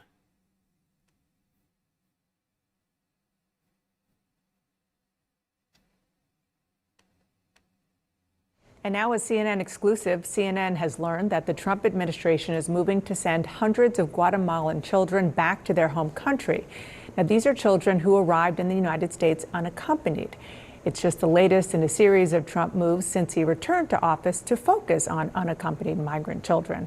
Our Priscilla Alvarez broke the story, and she was back along with Vivian and Phil. Priscilla, explain who these children are, how they came here, and what the significance is of them going back without getting their full hearing in the process. So, these are children who arrived to the U.S. southern border unaccompanied, which means they didn't have a parent or legal guardian with them. They may have arrived as part of a group of migrants who turned themselves in at the border, but they are put in the custody of Health and Human Services. They are the ones who are charged with their care. While they are in government custody, officials look for, quote, sponsors in the United States. That means a relative. They often have someone here, maybe a parent who's here, to place them there while they seek protections in immigration court. So is there a reason that they should remain in the United States, be an asylum claim? Sometimes trafficking concerns arise, a multitude of protections that can come up in these proceedings. What the administration is talking about here is plucking children from Guatemala who are in custody, more than 600 of them, who do not have a parent in the United States, even if they have a sister, aunt, somebody else, and sending them back to Guatemala. The reason that this is both unprecedented is because of the scope. Even though some children have decided in custody, I actually want to go back to my home country, there's an entire process for that because they can be quite young. They don't know exactly what they're signing up for. Well, here we're talking from 0 to 17. So we're talking the whole gamut. So a young child, and I've heard anecdotes of this, aside from this reporting, could be a 4-year-old who says, I want to go home. Does a 4-year-old really know what that means? So there's an immigration judge they have to go and talk to see, do you understand the severity of the situation at home, of what you're asking for? In any case, these kids, from my reporting, don't appear to have the chance to do that. They would just be sent back home. And in some cases, it may be that they want to be reunited with their family, and they will be reunited with their family. In other cases, we don't know if the situation they were fleeing was bad to begin with, and we're sending them back. And that's really a key question, which is, if you look at this kind of big picture. Okay, that's all we need on that one. It's just, I mean, it's fucking disturbing. I mean, his children are being, without essentially being, we are taking away the due process of children now, rather than allowing them to go through the system, the immigration court system, and have their cases looked at as to whether or not they should be staying in the United States or not. Whether or not they would be safer here than there, whether or not they have family back in Guatemala. I mean, none of that is being considered. It's just blanket, just deportation of hundreds of children. It's disgusting. It is horrifying. There is no way of knowing what these kids were leaving, why they're here. There are a litany of situations that we could imagine right now that they are avoiding, trying to avoid in Guatemala by coming here, or that their parents had envisioned for them. Now they're going back to who knows what. And the government's not interested in knowing. That's basically what's happening. The government's uninterested in knowing what's going to happen to those fucking kids when they go back.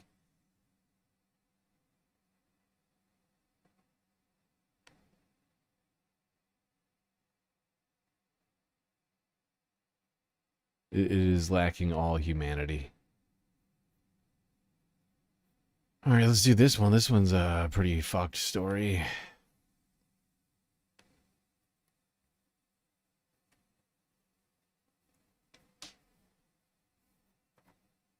Yeah, this next one's not great. So we've been talking about for the last week now how Alligator Alcatraz has been mandated to close by a district court federal judge in Florida. It's still going to go to appeals and potentially to the Supreme Court, depending on how that appeals court decision comes down. But there is already efforts in a not far away state to replace Alligator Alcatraz, and that is in, of course, Texas, where a new massive, even larger than Alligator Alcatraz detention center is being built out in the middle of the the Texas desert. They are calling it the Lone Star Lockup. And we have new CBS reporting on what could be the largest immigration detention facility in U.S. history. It is in El Paso, Texas. And as Florida's so-called Alligator Alcatraz has now been ordered to wind down operations, some of those detainees have been moved here. What you're seeing on your screen right now. CBS News correspondent Jason Allen is in El Paso with a closer look. The East Montana Detention Center, or what some are calling the Lone Star Lockup here in El Paso, Texas, could end up being, when it is full, the biggest immigration detention facility this country has ever had. This is located on Fort Bliss Army property, but let me give you some perspective as we rotate around here, because you'll see that there's a highway back here. There's a lot of just empty space, sand dunes, scrub brush. You don't see any walls. You don't see any gates or fences, because this facility has really been built out in the middle of a somewhat undeveloped part of the Army base. It's all sand dunes, and we've seen some dust storms as we've been out here in the late afternoon hours, and this is where this soft-sided tent facility has been built. It opened less than 2 weeks ago with about 1,000 people. We talked with Representative Veronica Escobar, who's now had 2 visits inside, and she said that the population now up to about 1,500. This could eventually grow up to 5,000 people. It is men, and she has told us that there are women being housed here as well now. And some of the people inside have been brought from Florida. These were people who may have earlier on been held at the Alligator Alcatraz in the Everglades in South Florida, and they have since been moved here. The concern for some advocates is the care of people inside this facility, which has gone up extremely fast, and their ability to speak to lawyers. And for Yep, still trying to find ways to avoid following the Constitution and the rule of law. Attempting to put this detention facility far away from anywhere that people can actually attempt to get justice for themselves.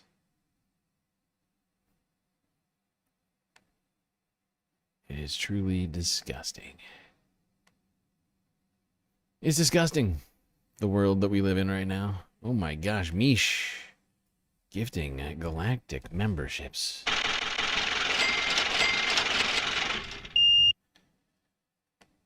Five galactic memberships being gifted by Mish. Who got them? Gato, Ninetails, Cosmic Fox, Monica G, Chris Missile, and Adrienne Vixen. Much appreciated, Mish. Incredibly generous. That is going to also contribute, of course, to the galactic content goal for today's stream. That gets us to 9. We are at 9 of 10 already, people. And we haven't even gotten to the first break. Just one more super chat or super sticker could get this done. We haven't even had a full hour yet of this goal, and it's almost finished already.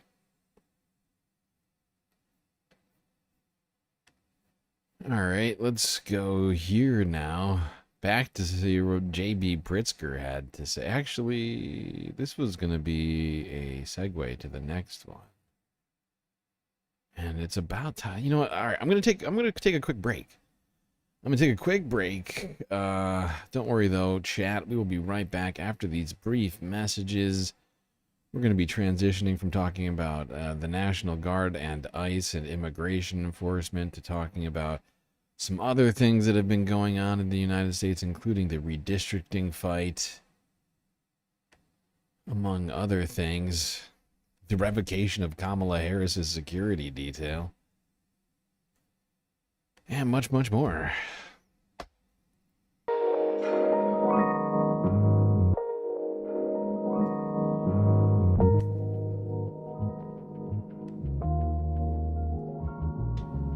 Okay, I hope everybody's been enjoying the show so far. If you haven't already, hit the like button and don't forget to subscribe. Hit the bell icon too so you get the latest notifications.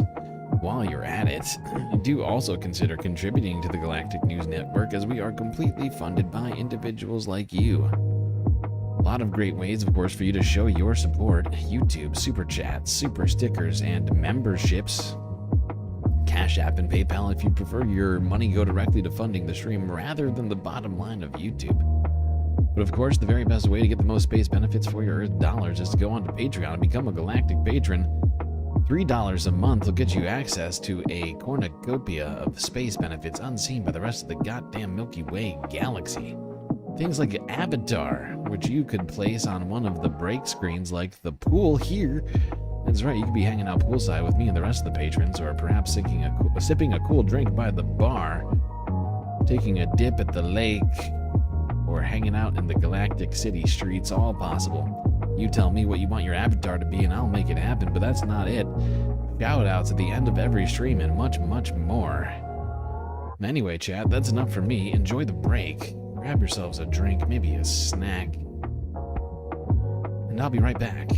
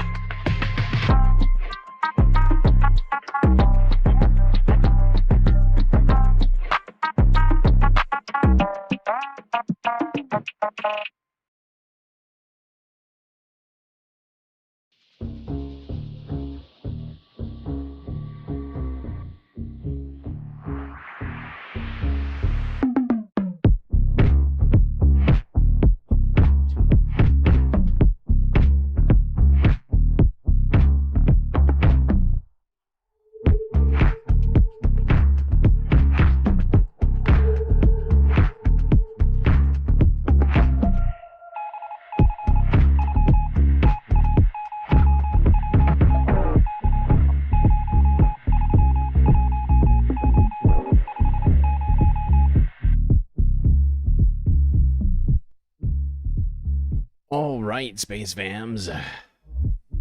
You know what that sound means. It means it's time for us to get back to the stream, so you'd better get yourself back in that seat. Otherwise, you're gonna miss the beginning of the second half.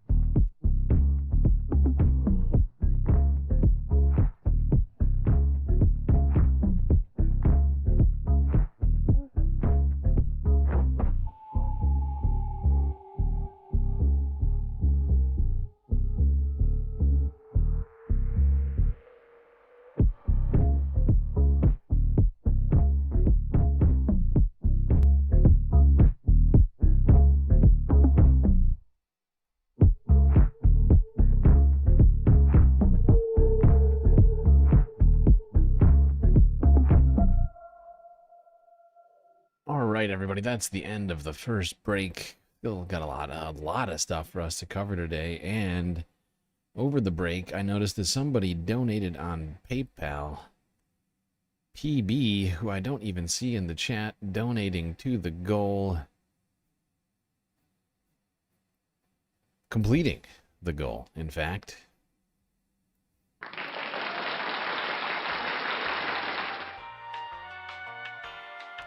Which means, of course, it's time for another confetti party to mark this momentous moment, which the Space Fams have, in fact, completed this goal, which we need to complete in order to get all of the sweet, sweet content tonight. Thankfully, due to all of you people who have contributed tonight, that has happened. So great job. Bask in the glory of your own accomplishments and the generosity of you and your fellow Space Fams. Because now you can expect to get all of the content which I have prepared for us tonight. It's all very exciting. It's all very, very exciting news.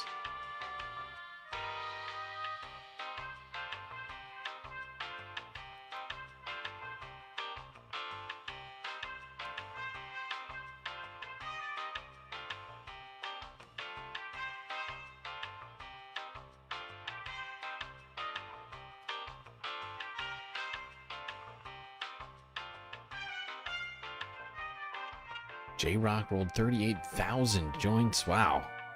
That's a lot. It's a lot. It's too many. That's too much, man! Should send a few thousand of those my way. That'd be very helpful. Because I've not had the requisite funds to deal with that myself. Sadly, but truly.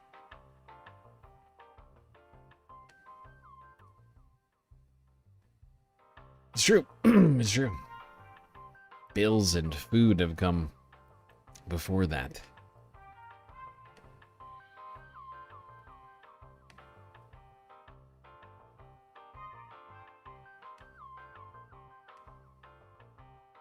Speaking of which, you know, if you anybody in here's got a couple extra bucks, consider sending it on Cash App or PayPal.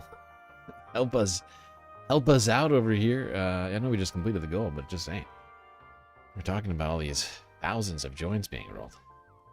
Getting me thinking about that. Okay, all right, whatever. It's fine.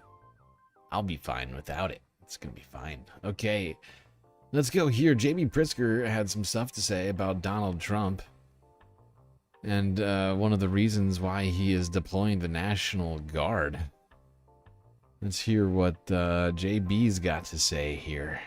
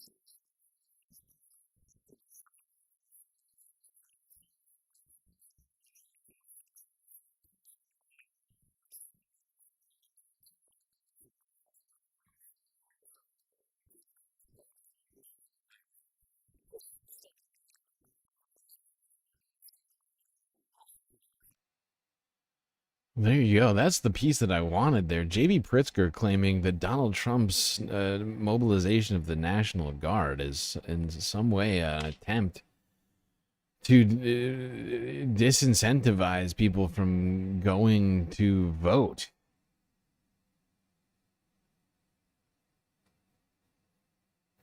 It's a terrifying thought, but it's certainly something I guess we could see happening during the elections upcoming. There's going to be multiple local elections between now and the midterms. And then, of course, the midterms are now like literally a year away now. Really starting to get close somehow. We've already gotten through like over a half a year of this garbage.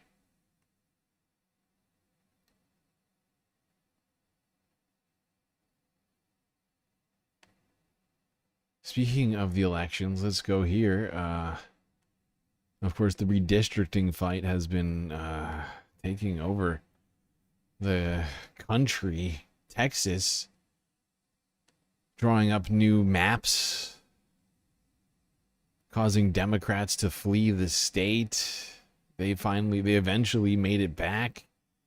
Then they were signed into law and brought to Governor Abbott.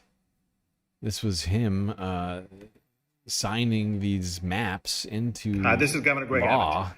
I'm about to sign the law that creates the one big, beautiful map that ensures fairer representation in the United States. That is a lie.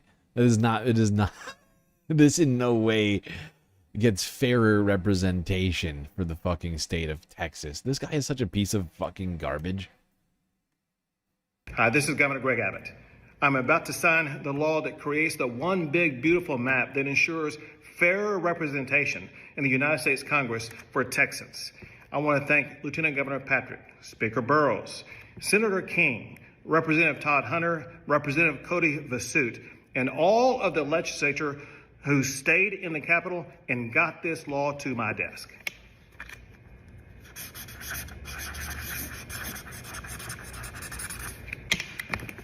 Texas is now... Go fuck yourself, you piece of shit.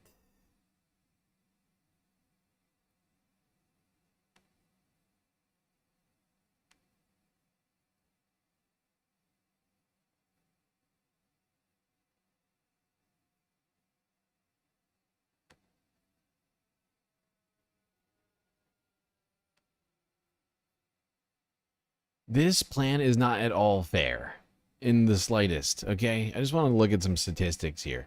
This is independentvoterproject.org for Texas. This is party registration statistics.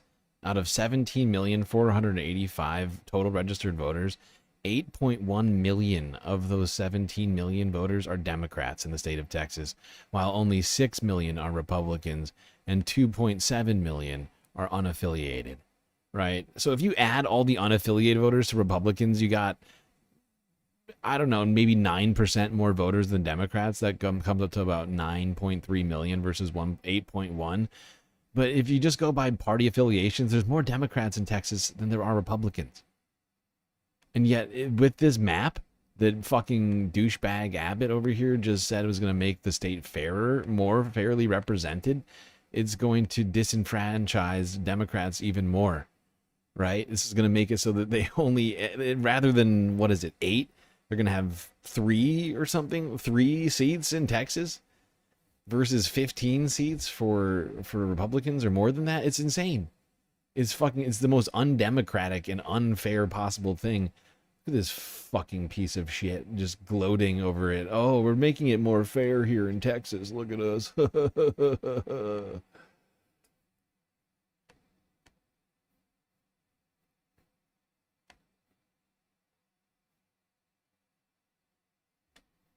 USA! When US President Donald Trump lost the 2020 election to Joe Biden, his supporters stormed the Capitol. Trump has always claimed he won that election and that mail-in ballots and voting machines sabotaged his victory. So he's planning to overhaul a system he says is rigged. We get rid of mail-in ballots. We're going to start with an executive order that's being written right now by the best lawyers in the country to end mail-in ballots because they're corrupt. Trump has an eye on congressional elections next year that come midway through his presidency and will decide which party holds power in both the upper and lower chambers. President Trump's Republican Party currently controls both the Senate and the lower House of Representatives, but by the narrowest margins. If the balance of power were to tip in favor of his political rivals, it could stall his entire legislative agenda. A Democrat-controlled House or Senate could push back on everything from Trump's crackdown on crime and immigration to political appointees in his cabinet and the Supreme Court. These are the midterm elections. In almost every election in history, you see the president's party lose votes or lose seats in the House and the Senate in those first midterm elections. Donald Trump is worried about this because the margins are very, very thin. 3 in the Senate and 4 in the House right now.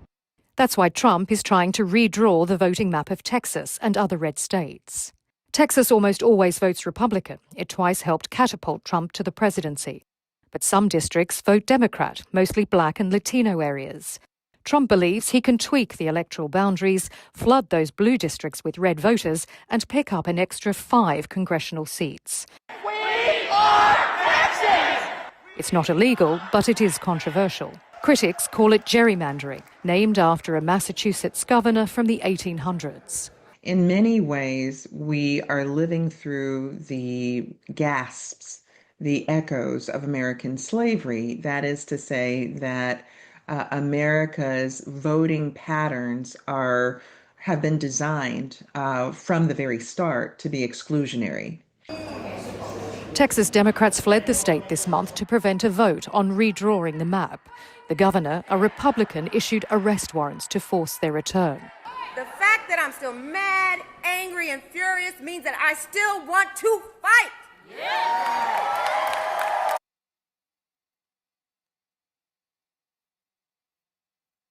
Yeah.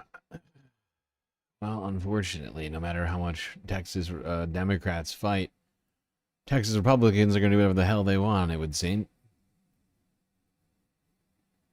And if anything, it's going to take a court order to stop it.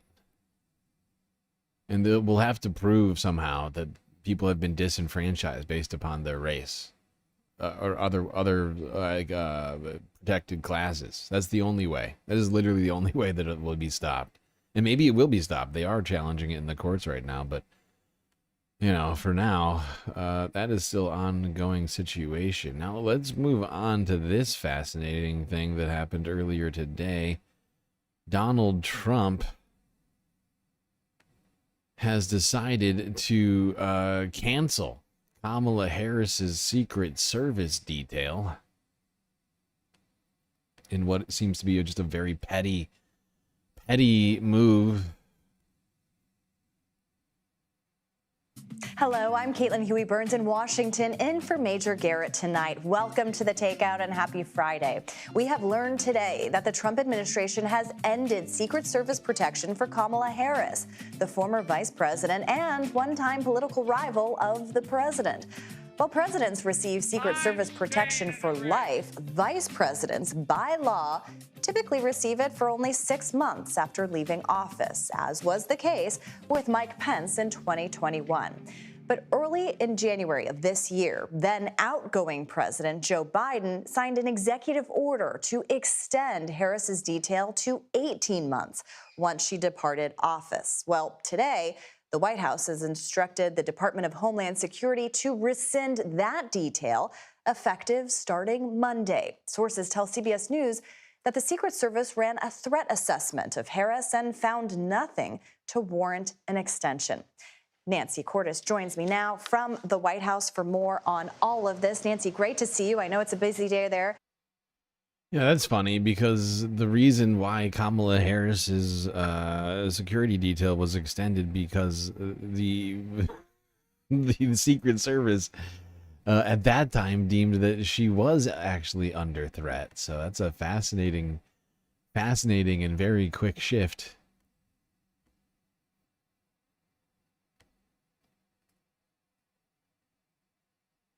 President Donald Trump has taken steps to revoke the Secret Service protection for former Vice President Kamala Harris.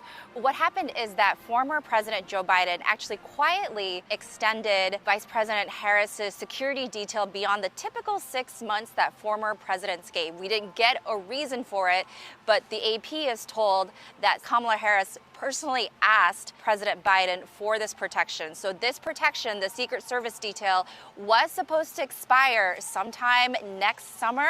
This isn't the first time that President Donald Trump has revoked the Secret Service protections of people, particularly those seem to be political enemies. We're thinking of former National Security Advisor John Bolton, who was in his first term but now has turned into a prominent Trump critic. He got his protection revoked earlier this year, as did the adult children of former President Joe Biden. That's Hunter and Ashley Biden. I'm told by a White House official that this came up in a standard threat intelligence assessment. There was nothing in a recent assessment that showed the need, in this administration's view, to continue former Vice President Kamala Harris's security detail. However, she is releasing a memoir next month. That book, called 107 Days, is named after her historically short presidential campaign. That book tour will take her to 15 stops, including at least 2 stops abroad. We don't yet know what is going to happen to the kind of security details that Harris may want and or may need. Former Vice President Harris lives in the Los Angeles area. We know that Los Angeles Mayor Karen Bass said she is ready to work with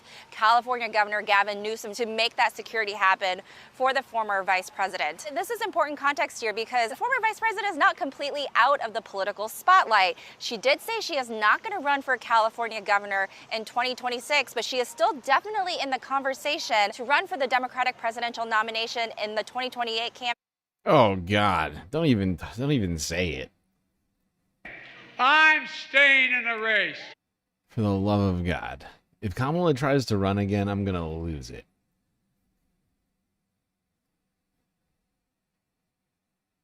I mean, it's fucking insane to just do this. You know, like, it's petty. It's obviously political. It's got nothing to do with Kamala Harris not being under threat.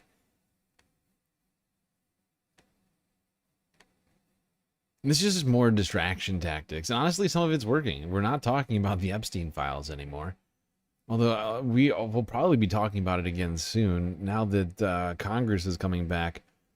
We need to get back to talking about releasing those files. Congress said they were going to do it. They were going to vote on it. And then they went on vacation instead. Remember that? Well, vacation's coming to a close soon. But all of this, much of this stuff that Donald Trump, I feel like he's doing, is really just a continued barrage of attempts to distract. Doesn't matter who he puts in danger. Now to reporting first on CNN, President Trump is revoking Kamala Harris's Secret Service protection. That's according to a letter that the president personally signed. Now, as a former vice president, Harris is entitled to 6 months of protection after leaving office. But President Biden signed a previously undisclosed directive extending her detail for an additional year. CNN's Isaac Dubert broke this story. Isaac, you reviewed the letter that President Trump wrote. What did it say? Well, it said this, Dana. It's a memo from the president to the Homeland Security Secretary, and it says, "You are hereby authorized to discontinue any security-related procedures previously authorized by executive memorandum beyond those required by law for the following individual effective September 1st, 2025. Former Vice President Kamala D. Harris," and then it's signed by the president. That's the full extent of the letter. There's nobody else who's included in this. And this, as you said, she had protection that took her through July 21st, 6 months after leaving office. But there had been some threat assessment and concerns in the closing weeks of the Biden administration, and Joe Biden signed this extension of her protection, and Donald Trump revoked it with this letter. We have gone to the White House and asked them multiple times what happened here. They have not given us an answer. I can tell you that we've got more CNN reporting that says that we talked to the Secret Service, and they have said that the directive came fully from the White House. It was not driven by the Secret Service here. Do we have any idea what the current threat assessment is? I mean, she is first female, first female person of color to be vice president of the United States. Yeah, and more than that, of course, she was the presidential nominee, so it's very high profile. She had, for the entire time that she was vice president, even before she was the presidential nominee, her threat assessment had been higher than many previous vice presidents, and that had continued to be the case. Obviously, with the presidential campaign, that made it higher, and this now is a moment where she's going from having spent the last bunch of months basically out of the spotlight to preparing to go on a book tour in the next couple of weeks. She's got this book about her time on the campaign. She's going to travel all over the place. But the Secret Service protection, I think it's important to keep in mind what it is. We often think... Well, there we have it. I mean, a completely petty move from Donald Trump deciding to take away Kamala Harris's security detail, even though that her security threats had been higher than any other vice president before her. Sure, it had nothing to do with her being a woman and or black. I'm sorry, did I say nothing? I meant everything to do with it. And the fact is that Donald Trump's rhetoric only furthers that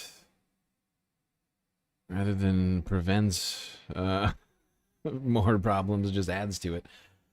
Yeah. I don't think anybody's shocked by Donald Trump's decision to do this, honestly. We all knew that she was on the list of people who would have their security details taken away. John Bolton's taken away. Other Biden officials already had theirs taken away earlier this year. Now, she would have had a security detail until around this time next year, but whatever. It's insane. We're just living in a crazy time. And what's fascinating about this is, of course, let's not forget that literally not just a threat on Democrat lawmakers' lives, the literal assassination attempts, 2 of them happened on Democratic lawmakers. One of them, in fact, successful. Think about that. And then they're just like, you're fine. Of course, they haven't been taking those attacks in Minnesota seriously, but they are taking sandwich attacks very seriously. Like actual murders, no big deal. You hit a fucking police officer with a sandwich, you're going to prison.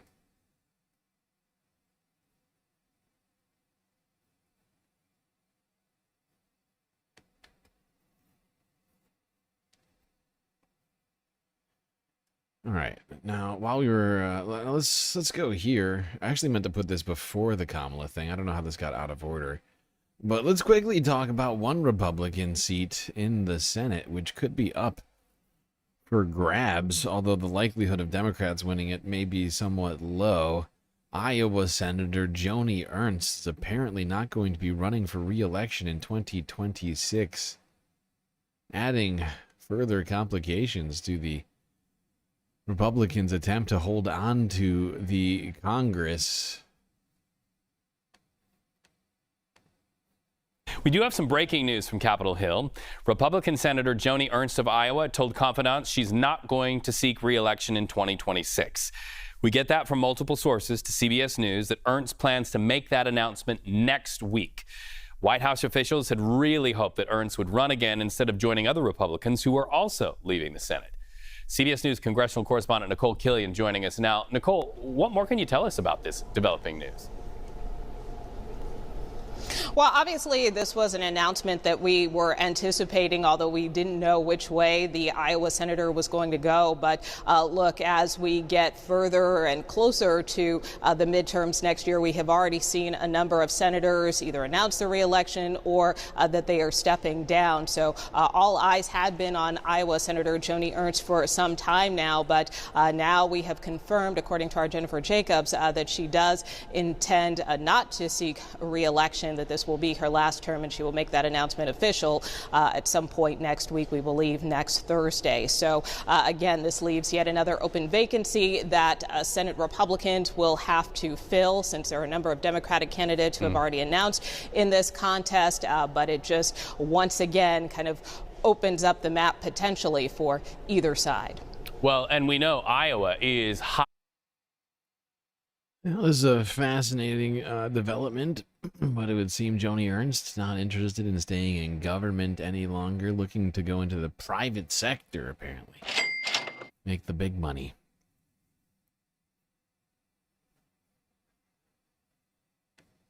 She's bored with taking people's health care away, you know?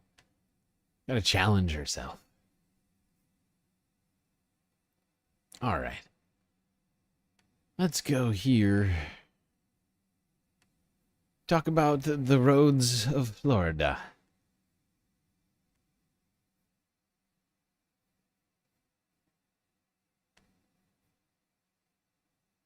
Whether it's in Delray,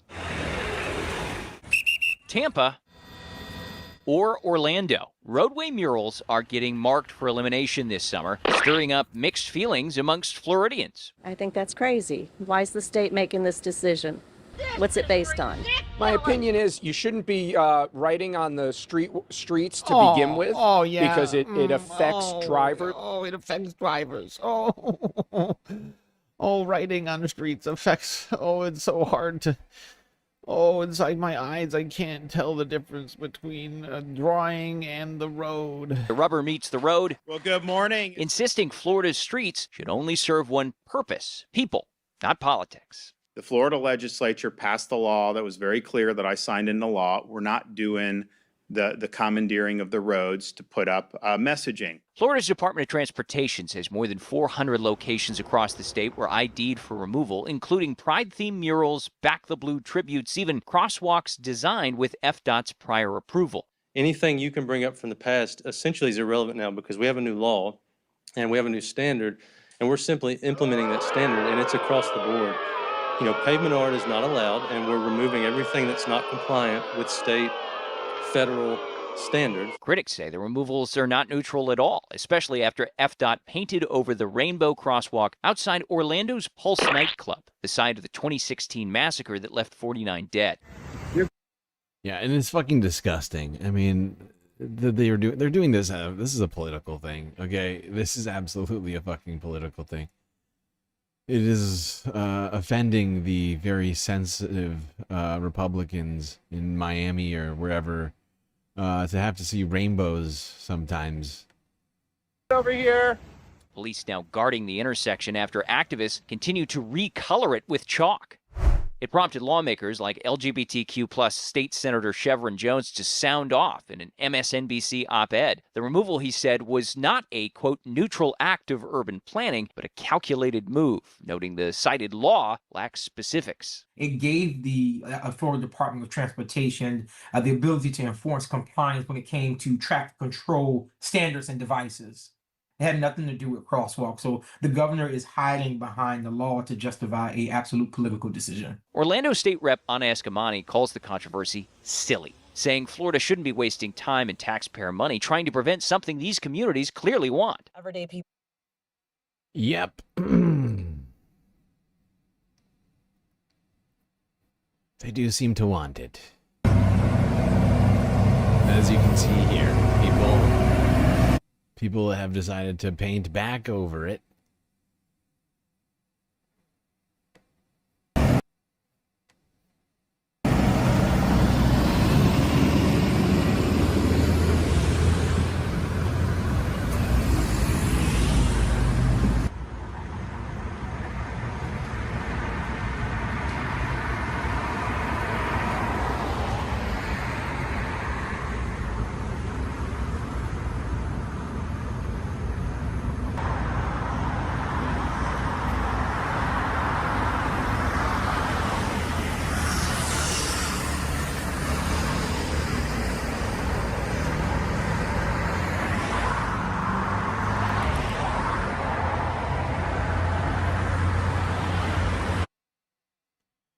Yeah, and I think it's incredibly distasteful that the government decided to paint over a memorial for victims of a horrifying tragedy.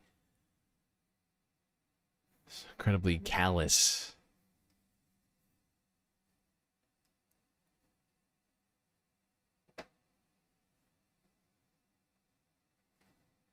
Is that true? Pastels are an affront to God? Illegal. Jesus ain't say that.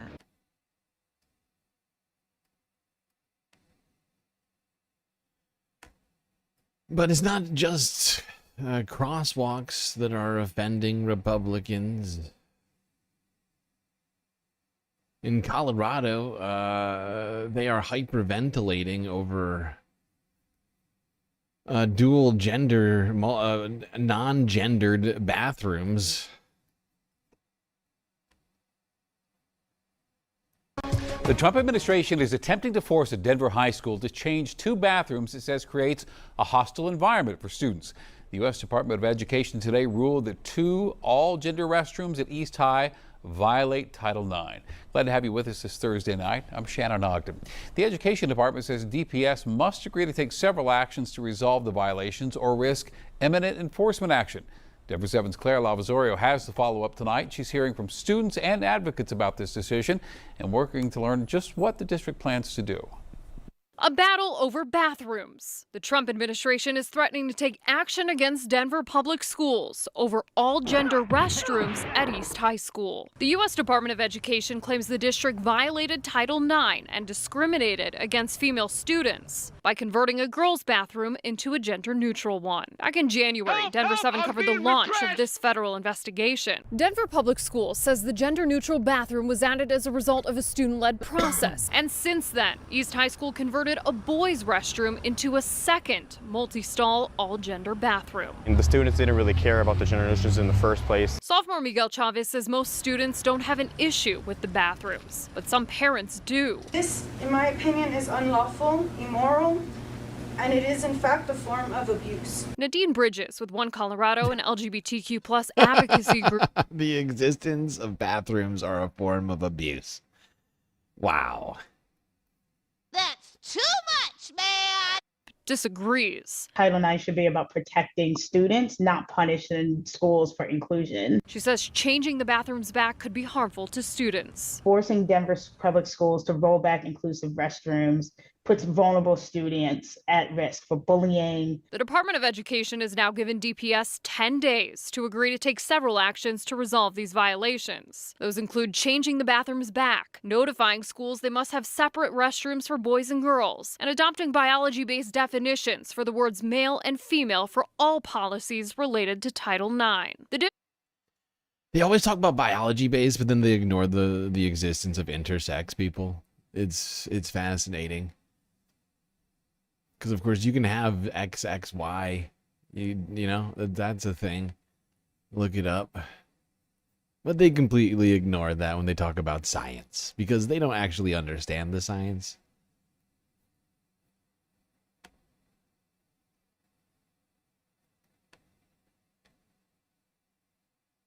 Yep. Republicans hyperventilating over the existence of crosswalks in bathrooms. Help! Help! I'm being repressed!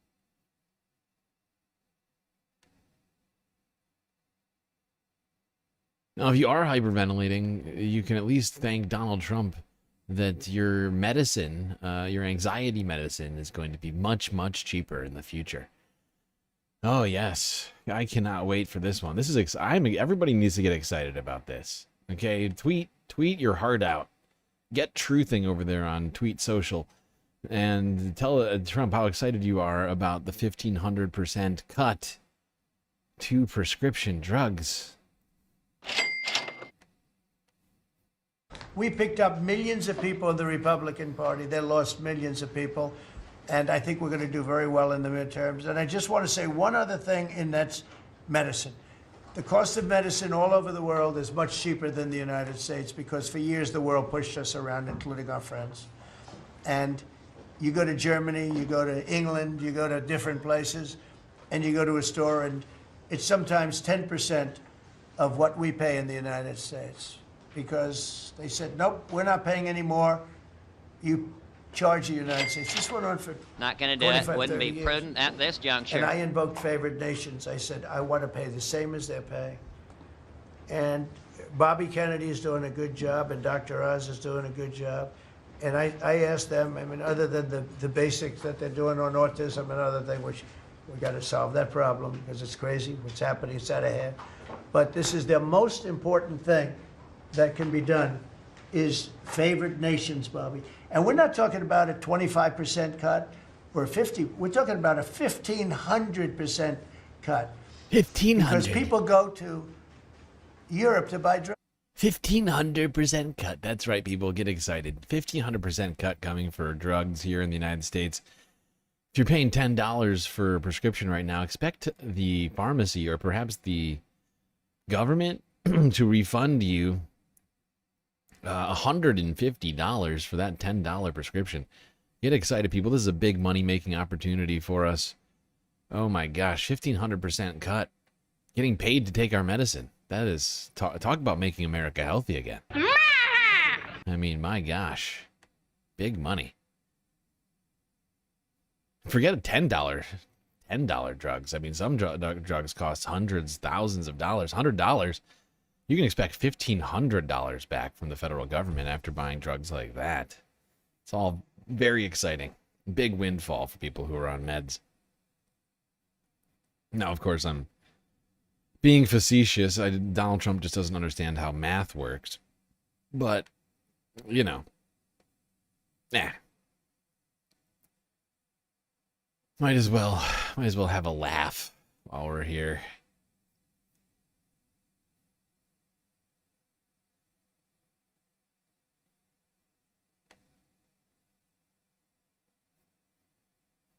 Speaking of health, the director of the CDC was fired earlier this week for believing in science. It's science.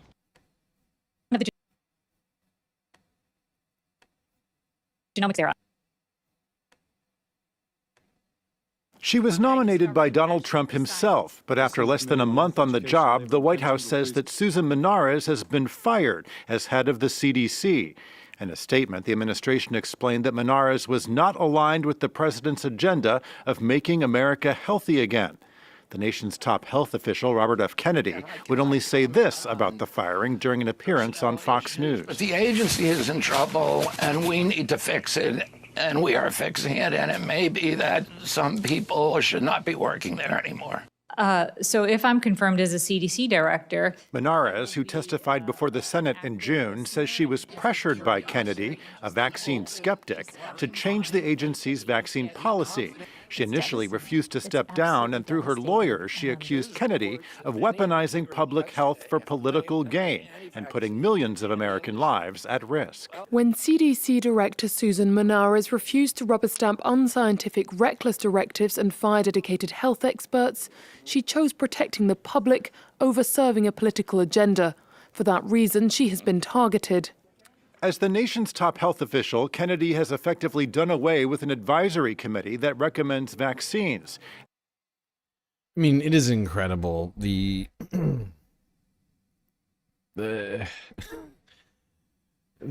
just sort of like just unbridled, chaotic, like just conspiracy fueled attack on health in the United States.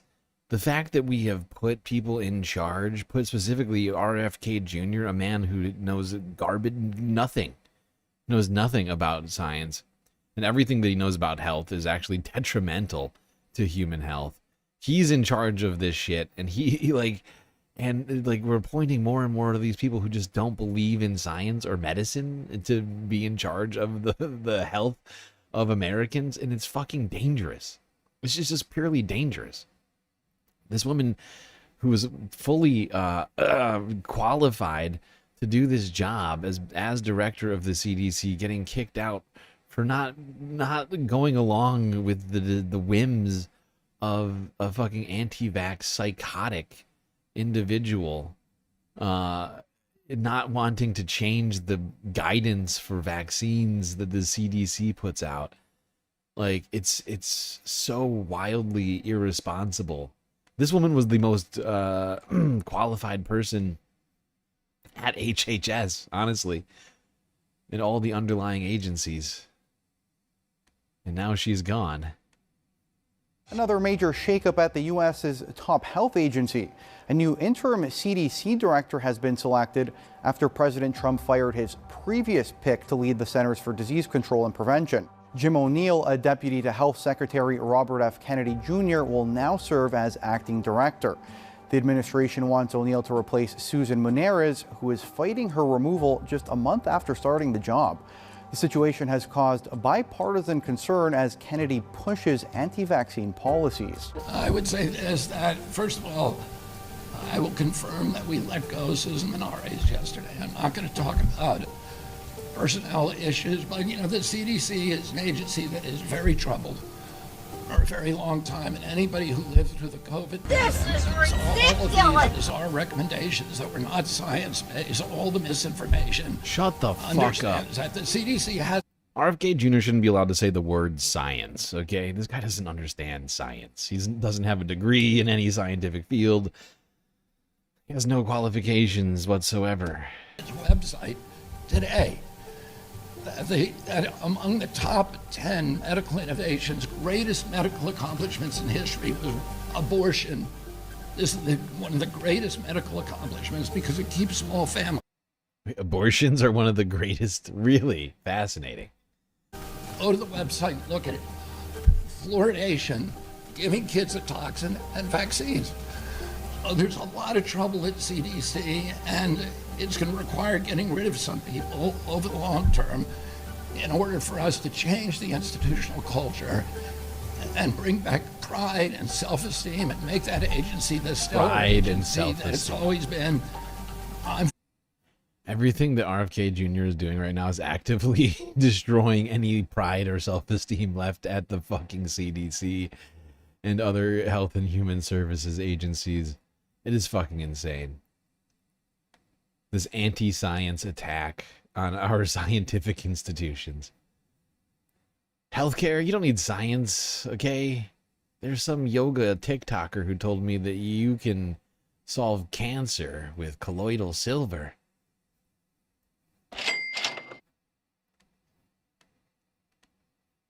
You know, as we go into Labor Day weekend, I'm sure we're all going to have great picnics, and we want to eat healthy. But coming out of this administration, and Secretary Kennedy is the anti-health secretary, wouldn't it be nice if we still had a CDC that included top-ranked scientists as opposed to chasing scientists away, chasing away uses of vaccines? Getting rid of red dye may be good, but getting rid of vaccines and getting rid of science, cutting off research projects is stupidity on steroids. Let alone the fact that I wish Secretary Kennedy realized what we breathe and the water we drink is important too. We actually need a Secretary of Health that knows something about health and that believes. Yeah, well, RK doesn't know garbage about health. It is stupidity on steroids, though. I like that. That's a good one from Mr. Warner there. Stupidity on steroids. That is the Health and Human Services department right now.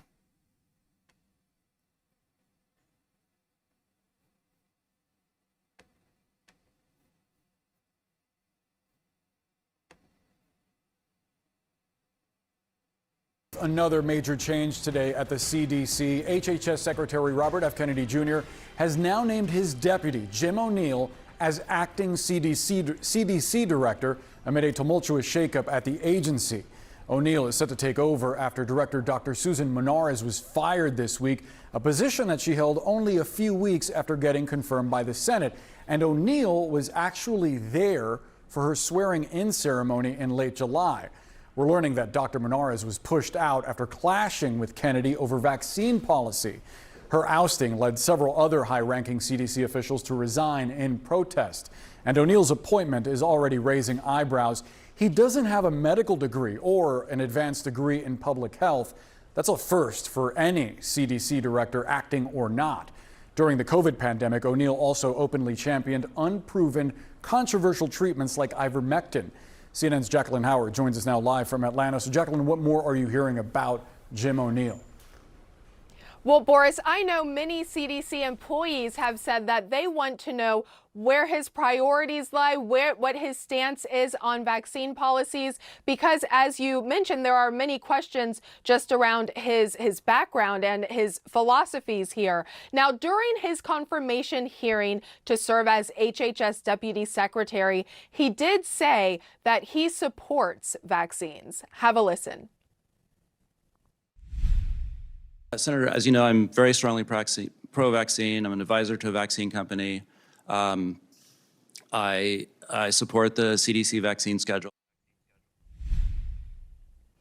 And Boris, we also know that, as you mentioned, Jim O'Neill is not a doctor, but he does have history within the Department of Health and Human Services. He did work there during the George W. Bush administration. And we know in recent Yeah, I don't care if he happened to work there. He was not the director of the fucking CDC. The guy, it's insane. It's insane. We're putting a man in charge for the first time ever of the Center for Disease Control who doesn't know how to identify diseases, who does not have the necessary qualifications and education to be able to identify diseases or how to identify solutions to pandemics or other sorts of health issues. And it is so wildly irresponsible. I'm just utterly just shocked by it, to be perfectly frank.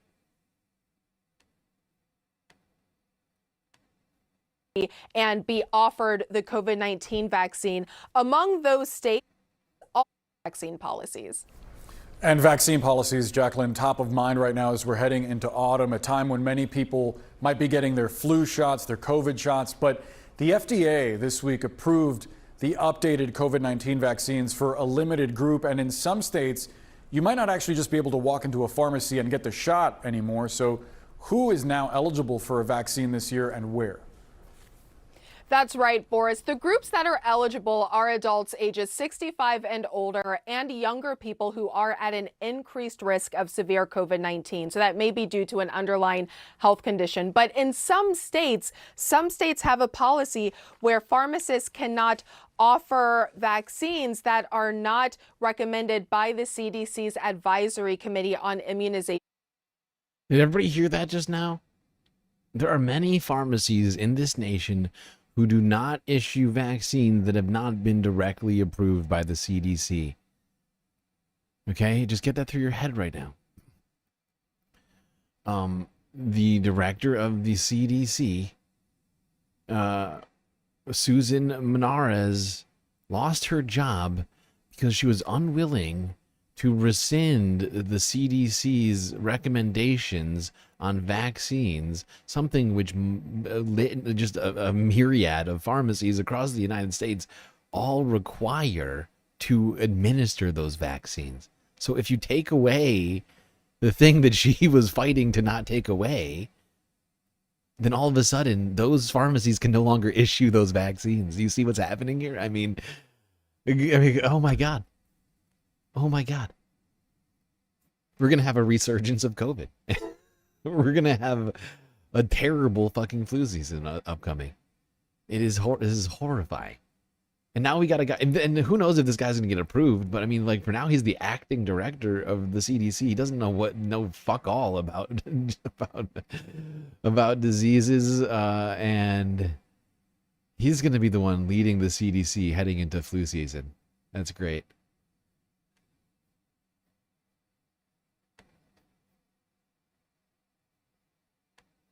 It's so troubling. It is so troubling when you think about it. It's like you're actively like destroying things that at one time we could have said made our nation great, that people looked to us for guidance on, things that are in fact important for the the future of humanity, certainly of the country, and we're just dismantling them just at large. It is just, ugh. I've said it so many times. It's like a cliche around here, but this is the worst timeline possible right now that we find ourselves on.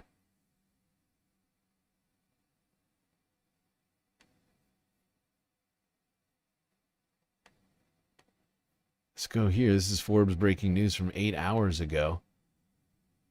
Let's talk about who RFK Jr. is listening to for guidance without a CDC director and without a fucking degree in medicine or public health. Is there a sense of who exactly RFK Jr. is consulting with, or where he's getting his data or anything like that? Because the head of the CDC's National Center for Immunization and Respiratory Diseases, he resigned. He was one of those top leaders who resigned. And this is what he said in part, quote, "We are 7 months into the new administration and no CDC subject matter expert from my center has ever briefed the secretary. I'm not sure who the secretary is listening to, but it is quite certainly not to us." Then who is the secretary listening to? Do you have any reporting, any insight on that? Sure. I mean, Secretary Kennedy surrounded himself with a number of people who are anti-vaccine crusaders, who he, one of whom he recently put in charge of a task force to look at COVID vaccine safety. He's been working with a number of wellness influencers who promote theories of health and wellness that aren't rooted in any kind of real science. We kind of saw this. There was this really bizarre episode on Twitter a couple of weeks ago where a study came out, and it was a study about diabetics and can diabetics safely eat potatoes, which is actually an interesting question because they're very carbohydrate rich food, and do they cause issues for diabetics? Study found that for the most part you can prepare potatoes in a number of ways and it's safe for diabetics to eat, with one caveat being that diabetics should avoid French fries. And to this study, which I think is seemingly uncontroversial, that French fries are not the healthiest food in the world, right? And this study was pretty clear that potatoes prepared this way are not healthy for diabetics. HHS had a thread of tweets complaining that the real issue wasn't the French fries, it was the seed oils. And if we use beef tallow instead of seed oils, then it would be perfectly fine for anybody to eat, which is absurd on a number of reasons. But I think the most bizarre thing is, why is an official government account responding to a study in this way? And why are we, in the name of making America healthy again, promoting eating French fries? That's, Yeah, no, it's fucking ridiculous. This is ridiculous. I mean, like, these baby brains without degrees or any real medical knowledge, who, like, hear something on TikTok or Rumble or some other place and they're like, oh my gosh, like, this is the science that we need to be focusing on right now. And they just don't understand. They latch on to these idiotic issues like seed oil, but have no understanding of human biology or of conditions like diabetes or anything else. And they're like, oh, the problem with diabetics is the sunflower oil, not the carbs. Oh my fucking God. And I forgot, we got to go back, because if I'm not mistaken, this we need a piece of this CNN video that we were just watching. Hold on. Where was this?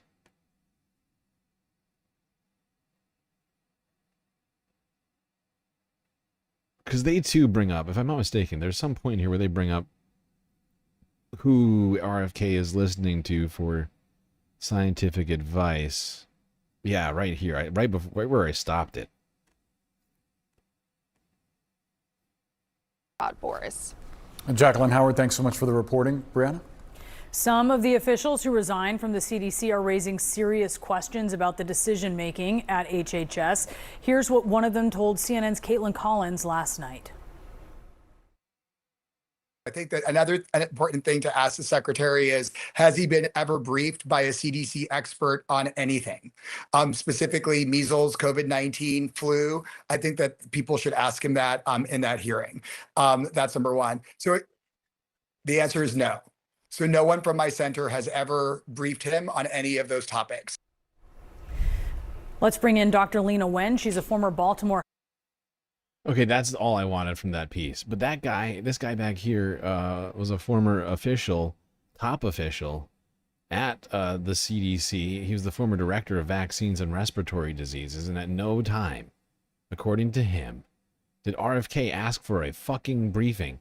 He is not listening to any of the scientists, any of the experts. He thinks that, like, no matter what RFK has said up to this point, I mean, let's not forget, he comes from a famous family of politicians. He knows how to be a politician.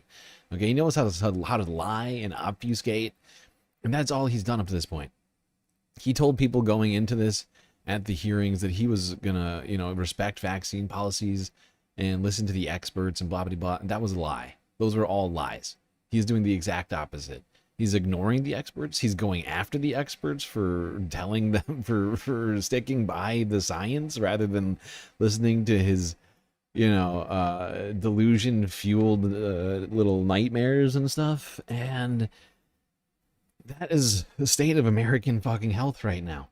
Got a HHS director who's actively ignoring and or attacking the people who are actually the most qualified over there at the HHS. Replacing them with utter just quacks and idiots, anti-vaxxers, certainly non-doctors, non-scientists,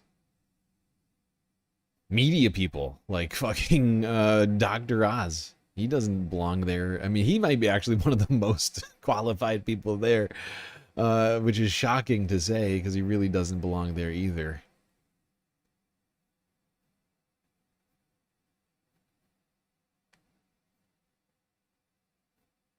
Now, Donald Trump hasn't just been going after people at the HHS. Trump administration and Donald Trump himself have been going after the Federal Reserve as well, including his latest attacks this week on the federal Fed governor, Lisa Cook.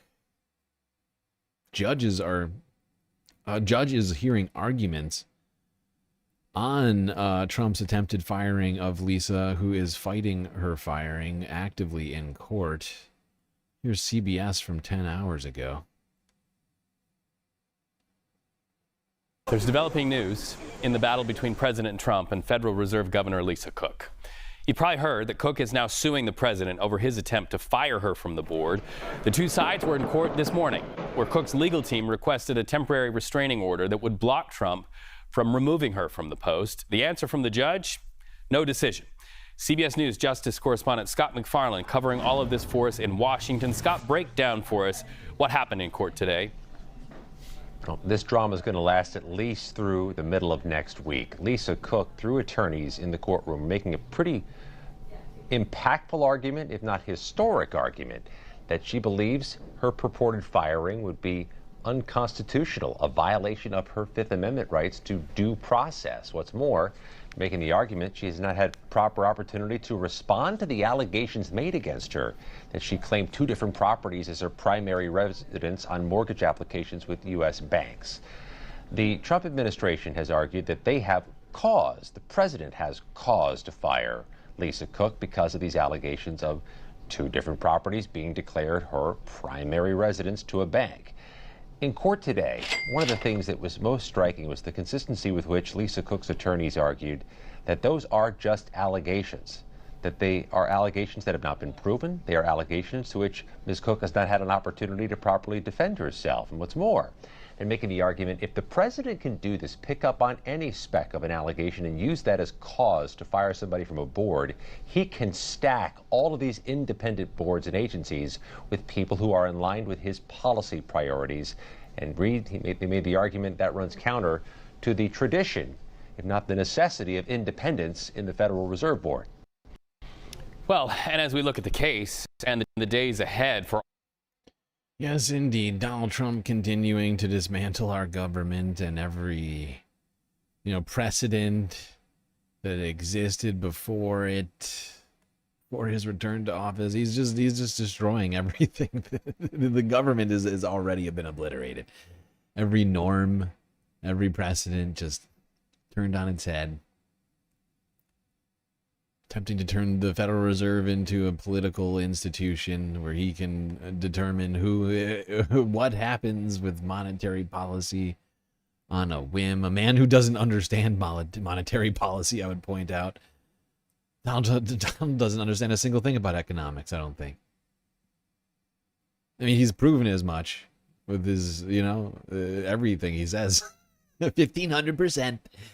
Gonna make it 1,500% lower. They're gonna pay us for the tariffs. I mean, how many quotes do we need to realize that the president truly does not understand garbage, just single thing about economics?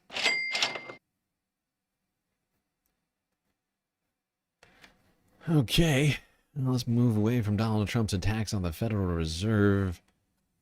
Well, actually, not quite. We're actually going to continue that slightly, but as well as talk about some other things happening in financial markets. Here is Reuters from 9 hours ago.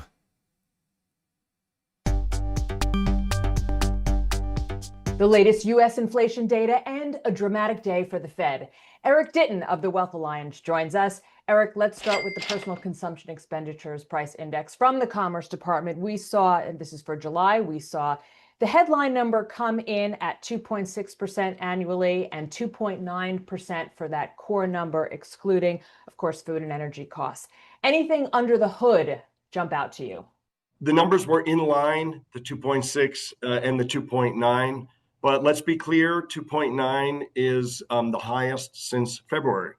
So we are definitely heating up, and I believe that is tariff related. If you look under the hood, it's actually not really coming from the goods side as much as the services side. Services up 3.6% and goods 0.5%. So interesting. We're seeing it on. Yeah, and the latest inflation numbers came in hot, much hotter than the Federal Reserve has been saying that they want them to be. But like this guy is saying, if you break down those numbers, the inflation that we're seeing is actually not even coming from the tariffs yet. It's not coming from the goods themselves. It's coming services, which means that so long as these tariffs stay in place, we'll be likely seeing a great deal more inflation at some point in the near future. Services side, and we have a whole bunch of companies out there that are saying, hey, next 6 months, we expect some price increases. And so the Fed's got away. All right, what have we seen so far, and what haven't we seen? The de minimis rule ends today. Remind people what that is and what effect will that potentially have on prices, do you think? Yeah, so the de minimis rule said, hey, if it's under $800, then you are exempt from any tariffs. And that just ran out. So if you're ordering from Temu or Shines, I mean, these super discounters, and you weren't prone to tariffs before, now you are. Now, you may listen to that and say, all right, so big deal. 92% of packages fall under that exemption. It is a game changer 92%. If that sticks. So, okay, all right, that's enough from this one. We're going to get more into the de minimis repeal, which happened on Friday. And we will definitely get to there, but let's first go to CNBC and see what Commerce Secretary Howard Lutnick had to say to the talking heads over there. Our next guest is going to weigh in on the administration's Intel stake, future deals, the U.S.-China chip war, and so much more. Commerce Secretary Howard Lutnick joins us this morning. Mr. Secretary, it's great to see you. We want to talk about Intel. I also want to ask your thoughts, by the way, on the Lisa Cook situation. But let's start with Intel, because I think there's a lot of questions in the business community this morning about what the administration's intention is as it relates to buying stakes in other businesses. We just had John Stankey, the CEO of AT&T, on, for example. He's doing a deal with EchoStar around broadband licenses. By the way, those licenses are U.S. licenses. The government, you could argue, subsidizes those things. And, of course, the question that we raised was, what do you think about the possibility that the government's going to come and say, hey, we would like a piece of your company, or to buy one through our sovereign wealth fund, or what have you? Well, I think the Intel deal was a great example. The Biden administration gave, GAVE, gave Intel, an American company, $11 billion grant in exchange for nothing to help them build semiconductors in America, which would be a really good thing. But why would you have, I mean, talk about welfare. So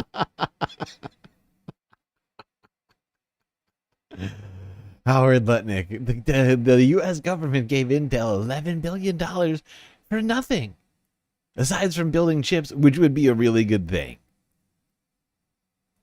A what now? Donald Trump sits in the room with me and Lip-Bu, the CEO of Intel, and says, come on, we've got to make it fair for America. And we agree. We get 10% of the company, which brilliantly equals $11 billion. Okay, great. Thanks, Howard. I actually don't have the energy for Howard right now. He is pissing me off. I fucking hate this guy. Jesus Christ. What a way to start it off. If he gave them $11 billion for nothing, and, well, I mean, nothing and also building chips, which would have been really good. What a great way, what a great way to make your argument.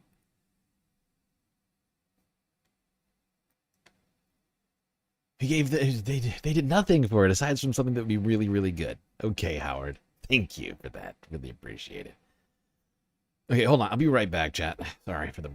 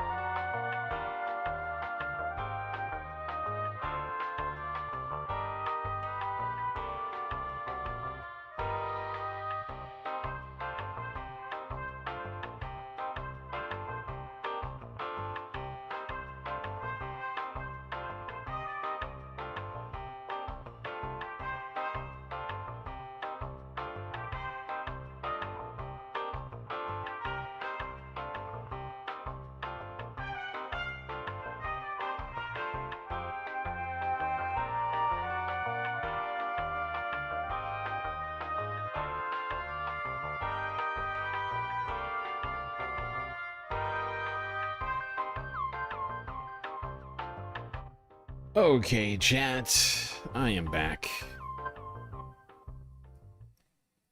Sorry for the delay. Let's get back to talking about the economy. Mentioned before the closing of the de minimis loophole, which had allowed the vast majority of packages entering the United States to enter the United States tariff-free, now closed as of Friday morning. Let's talk about how that's going to affect the economy.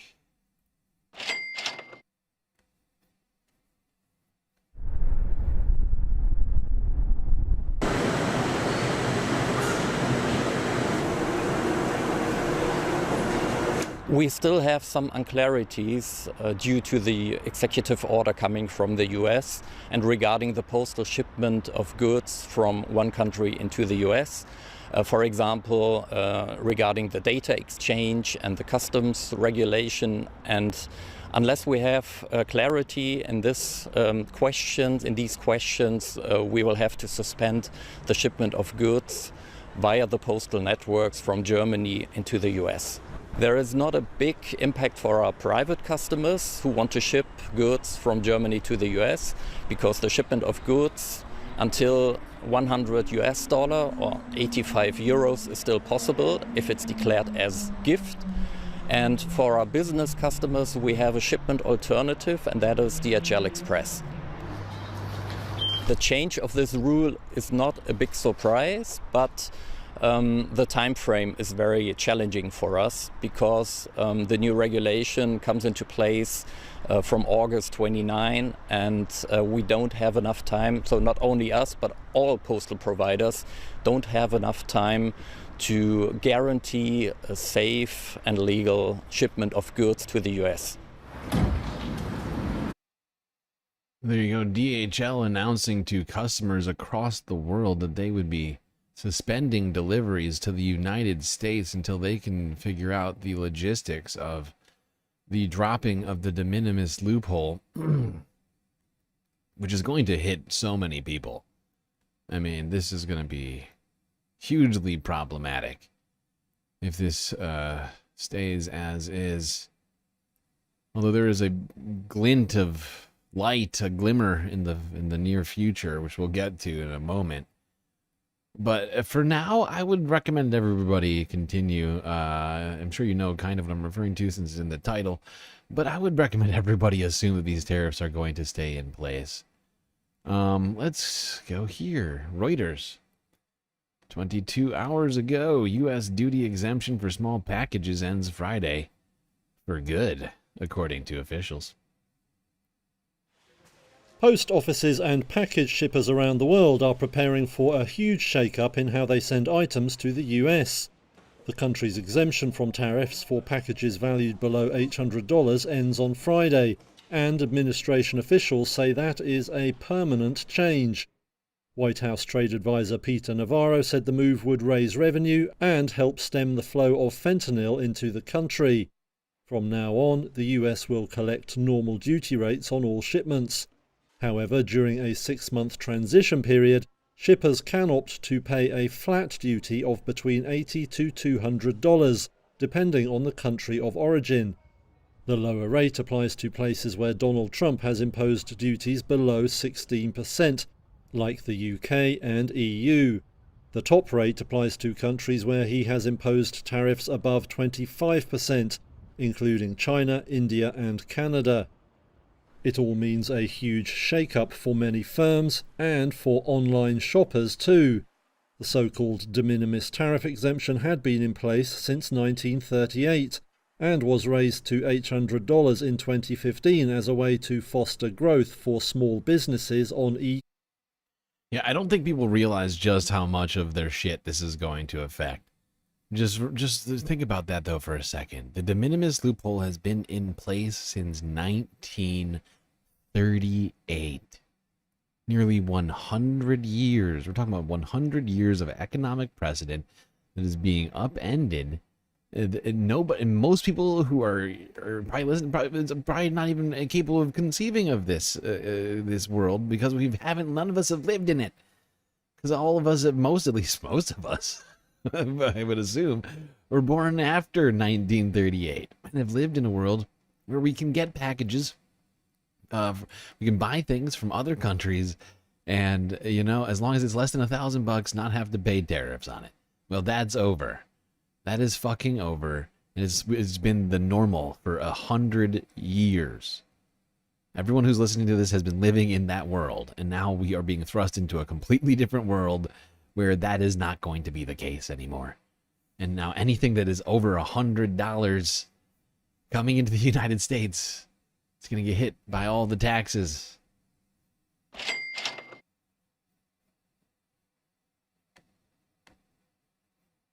One effect of this that I am already foreseeing on this is it's also going to absolutely ravage the environment.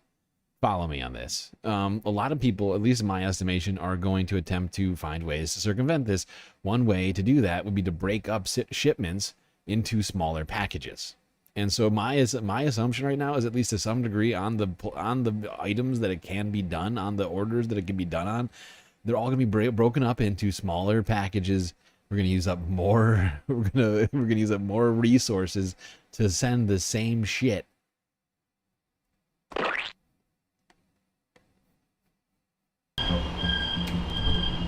Taiwan has joined a growing list of places suspending some partial shipments to the United States. 25 is the number of jurisdictions suspending or restricting shipments to the United States, according to the UN Universal Postal Union. The move follows Washington's decision to suspend its global de minimis tariff exemption. The trade provision allowed shipments of goods worth $800 US or less to enter duty-free. US officials were ordered to remove the exemption effective August 29th. This issue is one that postal services around the world are facing together. It mainly stems from airlines being unable to carry out such shipments due to the tariffs involved. As a result, we had no choice but to make a difficult decision. That's why, as of yesterday, we officially ceased handling low-value duty-free parcels. And starting today, we are suspending the acceptance of such items. Around 97% of the US-bound parcels would have been exempted previously due to the rule.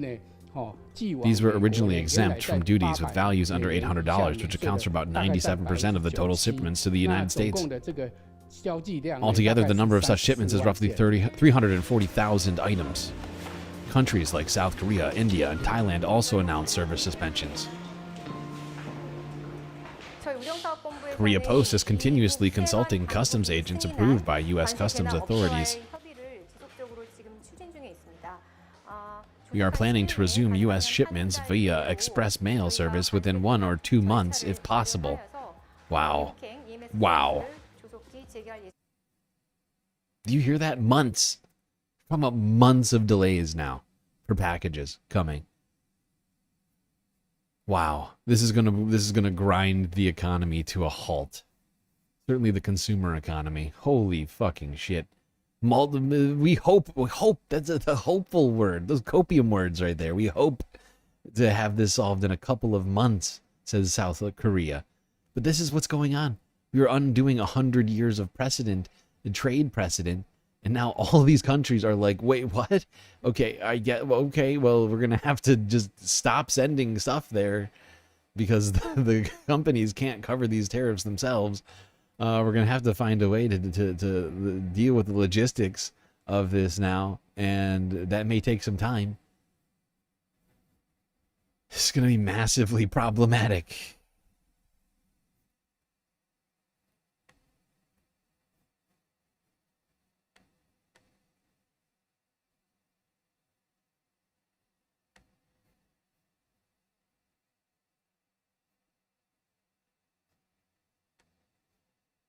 There's a new tariff rule that just kicked in, and it is rippling around the world. This one is targeting cheaper goods that many Americans buy online.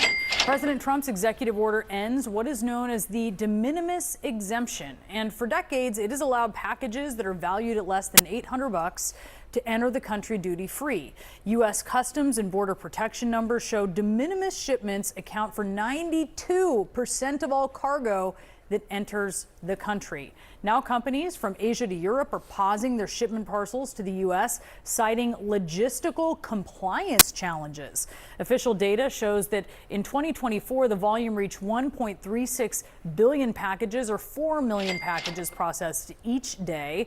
That's a dramatic increase from less than 637 million just 4 years ago.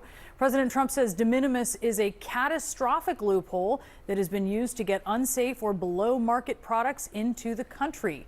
Joining us now is Robin Farzad. He's a business journalist. He's also the host of Public Radio's Full Disclosure. All right, Robin, so the worst part about all of this, amazingly, is not that we have to speak Latin. This actually has a huge impact. Tell us how we're going to feel this. This is immediately going to gum up the works for the little things that we've gotten used to buying. You know, the Shein hauls, if something is suddenly memeified, like that guy who threw the Subway sandwich at ICE officials or National Guard people in D.C. a couple weeks ago. This is the kind of ultra globalized economy where you could take that and immediately react and say, I'm going to print out 20,000 of these as an iPhone cover or an iPhone, you know, an Apple sticker for a laptop, behind the laptop. This makes that so much more difficult. This throws sand into that. This adds layer of friction, compliance. You have to ask yourself, how much of it is going to be tariffed? Is it exempted? And so for the meantime, you have the merchants' perspective and otherwise saying, and the shippers saying, we're just not going to do it at all until and unless we get more clarity on it. So how are the shoppers going to get the bill? Is it included in shipping costs? Do they pay it separately? How does it work? This is the problem, is you don't know, right? And there's not an... Yep, that's right. It's all up in the air. We know there's no clarity on how all of this is going to be dealt with. Throwing the economic system into fucking turmoil. My God. Why do we let a psycho do so much damage to international trade? He has isolated America. We don't have the resource base for such shenanigans. Yep, Michael Reich. We have, in fact, let economic idiot and complete sociopath have his hands on the economic system, a man who's been convicted of multiple financial crimes. Yeah, that's who's in charge of our economic system. However, it is possible we may not have to deal with any of this. Now, of course, that's a big joke because it's already happening, right? Like the South Korea, India, all these other countries are all canceling shipments, ceasing all shipments to the United States. It's already happening. They're already putting this stuff into place. But earlier this evening on Friday, I honestly didn't even notice this story until I was already streaming. But apparently, a federal court has struck down Donald Trump's tariffs as illegal. Illegal. Let's see how the boys over at Fox News are taking it.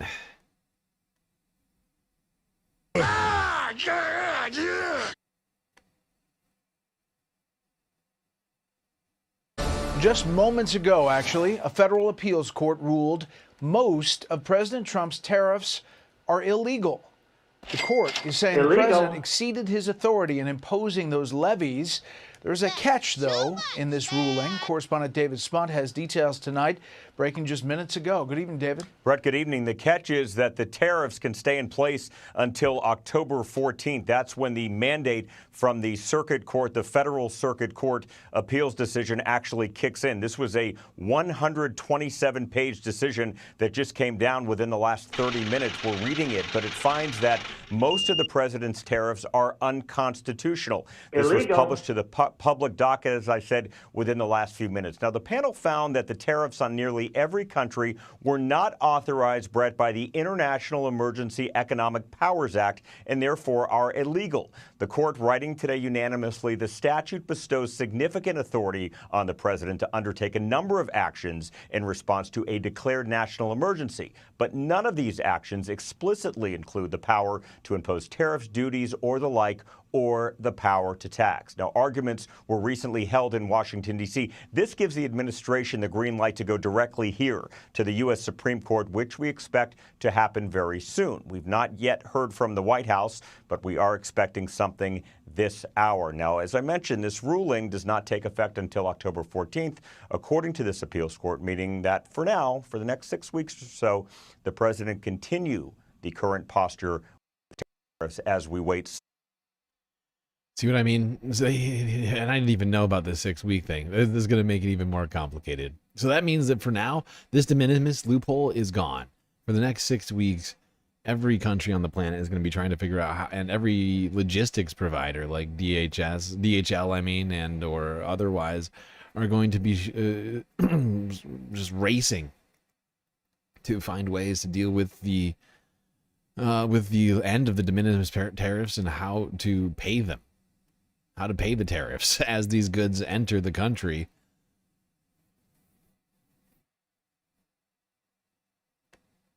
And that, that means that to some degree, packages are just not going to come to the United States anymore from other countries. People might think I'm being alarmist, but I mean, we literally just heard South Korea tell us that they're going to be months out from delivering small packages to the United States. And it's going to happen not just in South Korea, but all over the fucking place.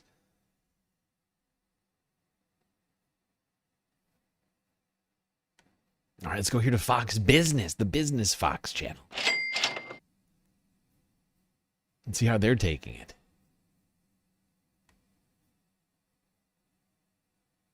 Fox Business Alert, a federal appeals court ruling moments ago that most of President Trump's Is this lady tariffs drunk? Court ruling. Fox Business Alert. Was it just me, or does it seem like she's had too many wines already tonight? Fox Business Alert, a federal appeals court ruling moments ago that most of President Trump's tariffs are not legal.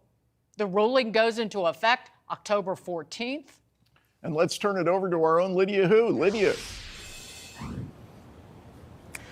Hi, good evening to you both, Dagan and James. This decision coming out just in about the last 30 minutes. It is decided by the Court of Appeals for the Federal Circuit and is being handed down on a per curiam basis, meaning not issued by any one particular judge, but on behalf of the entire panel, which in this case was 11 judges, which is unusual by most standards. Usually we would have a panel of 3 judges. That was really seen as a signal of just how critically important this case was to this judicial body. 11 judges deciding this case. And to your point, they decided that Trump's use of the IEEPA tariffs, the International Emergency Economic Powers Act, used to implement the fentanyl tariffs as well as the universal reciprocal tariffs, is not permitted by IEEPA. So they are affirming the lower court that initially decided that, and they are giving until October 14th for this decision to go into place. That means for now, Dagan and James, those tariffs will still remain in place. Okay. Well, there we go. We get it. For now, the tariffs are still here. They're not going anywhere. And they're going to rush this to the shadow docket. I mean, if they're not knocking on the door of the Supreme Court Monday morning, I would be fucking shocked. They're going to get this thing on the shadow docket so fast. And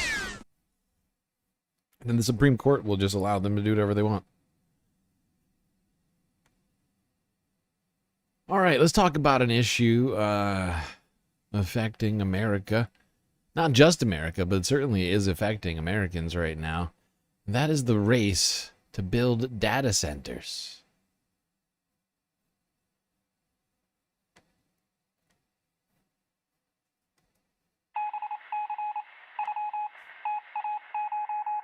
When I've noticed my electric bill gone up, I started asking my neighbors, is your bill also going up? And they had no idea that this was happening.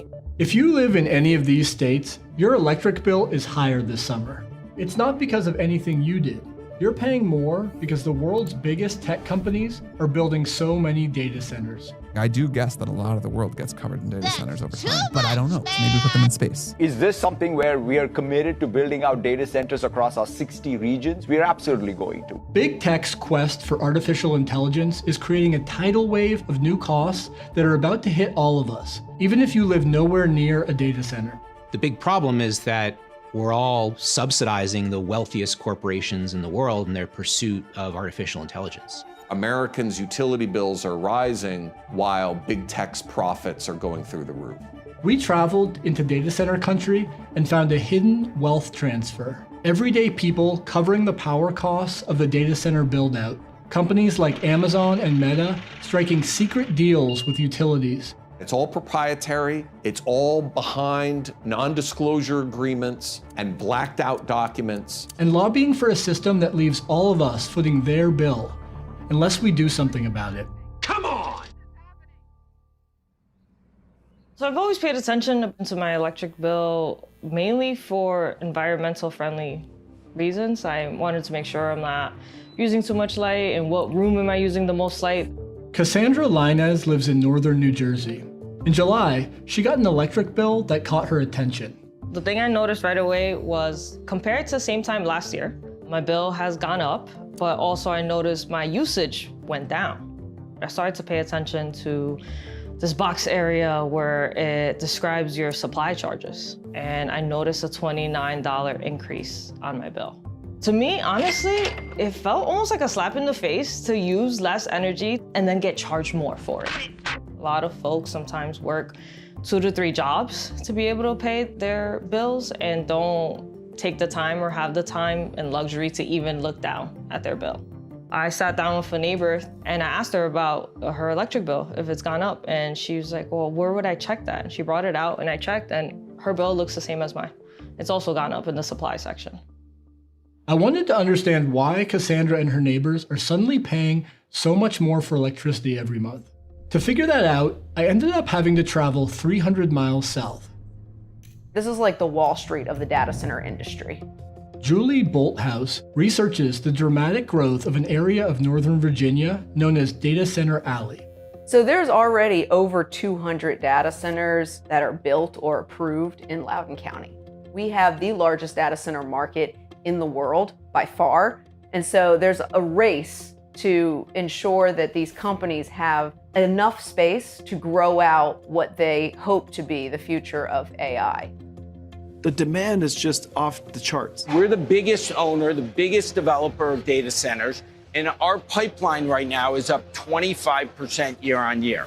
Between 2021 and 2024, the number of data centers nationwide nearly doubled. And that's because companies like Amazon, Meta, Microsoft, and Google have decided to invest billions on technology that requires an enormous amount of computing power.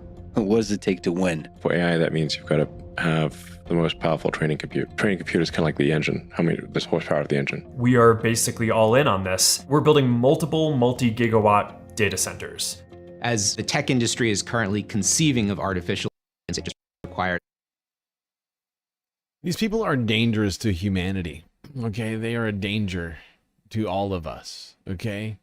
The power that they have concentrated through their wealth is allowing them to do things that are literally dragging us into a fucking dystopia. And potentially, I mean, let's not forget that not only is this costing Americans a whole boatload more money, this is also destroying the planet. Because much of this energy is still being created by fossil fuels, and so they are contributing to global warming with every single one of these fucking things. As the tech industry is currently conceiving of artificial intelligence, it just requires a massive amount of energy-intensive, power-hungry computer chips. Ari Pesco wrote a recent report about how data centers are affecting energy markets. We've seen announcements from Meta and from OpenAI that they intend to develop 5 gigawatt data center campuses. I mean, just to, I guess, put this in perspective, I think a gigawatt, it's like around the size of like a meaningful nuclear power plant only going towards training a model. These AI development companies want to get these gigawatt-sized facilities online. They want many of them around the country, and they want to do it within the next few years.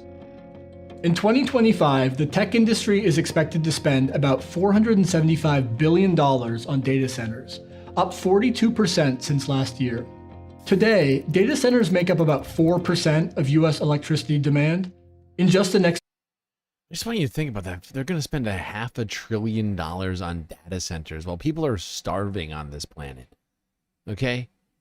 Like, that is, like, literally, like, what is that? Like $60 per person on the planet just for these data centers. Think about that. Think about how many people could be fed and housed with the money that's being used for this power grab. 3 years, that's expected to triple. The United States has never generated more electricity in our history than we are today. The problem is that data centers are bursting through the envelope of energy demand, and we're seeing record energy demand almost entirely being driven by data centers. Tyson Slocum works on energy and utility issues at Public Citizen. And so let's take an example in the world's largest power market. It's called PJM. It covers 13 US states from Illinois to Washington, D.C. About 65 million Americans live within its footprint. Many factors determine what we pay for electricity, but to understand how data centers are making it more expensive, it's important to know that the price that utility companies pay for power is set in regional markets.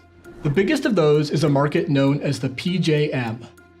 They had a big, what's known as a capacity auction last year. Last year's capacity auction broke all records. And what happened last summer in the auction is the prices went up by 800%, a massive increase in costs. David Lapp represents ratepayers in Maryland, another PJM state. He explained, "This is so perverse. This is so fucking perverse. Auctioning off something that we need as a society to the highest bidder." That when utilities have to pay a higher capacity price, they pass it on to consumers in the form of supply charges. According to the PJM's independent monitor, data centers were responsible for 63% of last year's price increase. We saw customers with bills $900, over $1,000. It's unfathomable that they are having to pay higher rates to support wealthy corporations building data centers. And it's not just PJM. We're seeing this happen across the country. We're seeing data center loads from coast to coast. It's affecting every energy market. One way to start addressing this supply and demand problem would be to bring new power supply to the grid. But then the big question is, who's going to pay for that new infrastructure? The way the system currently works, we all pay for it. So the utility business model is more than 100 years old, and it was designed to spread electricity service at the beginning of the 20th century. The basic idea is that utility builds something and you socialize the costs to all of the ratepayers that have no choice but to take that utility's service. The cost of new infrastructure mostly shows up on another part of your electric bill, sometimes called delivery charges. Utility companies are allowed to set those charges high enough to recoup every dollar they spent building, plus a regulated rate of profit, usually around 10%. So this is a huge profit opportunity. This growth in demand is a great excuse to build the sort of infrastructure that they're very comfortable building. If you look at sort of any of the earnings calls that these companies do, they're touting data center growth in their region. To lure data centers to their service areas, utilities have started cutting direct deals with big tech. One way the utilities might attract new data center customers is by offering them a good deal on electricity. This is a competition between utilities to attract these data centers. Ari and his team looked at nearly 50. This is why we should have nationalized the utilities long ago. Because this is disgusting.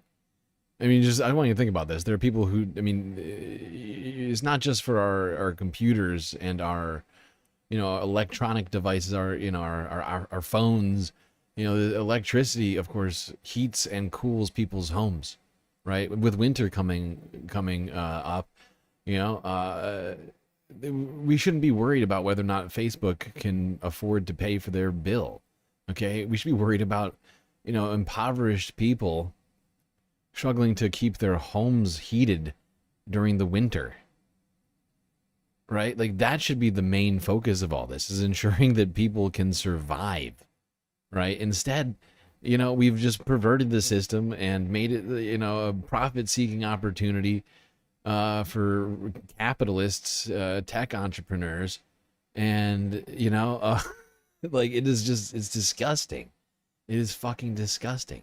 Making sweetheart deals to charge these fucking data centers less per kilowatt hour than we do regular consumers. That should be a crime. It should be illegal. Illegal. Regulatory proceedings across the country about utility rates for data centers. What they found is that the deals between tech companies and utilities are typically hidden from the public, and there's good reason to believe we should be concerned about that. The concern with these deals is that the data center may be underpaying, that it's not covering the cost that the utility is incurring to provide service to that data center. And there's going to be a shortfall for the utility, and it's going to look to the rest of us, to ordinary ratepayers, to make up that difference. And so our rates will go up in order to finance a sweetheart deal for a data center. One recent example is happening right now in Louisiana with a data center being developed by Meta. Yeah, and it's not like these data centers are like these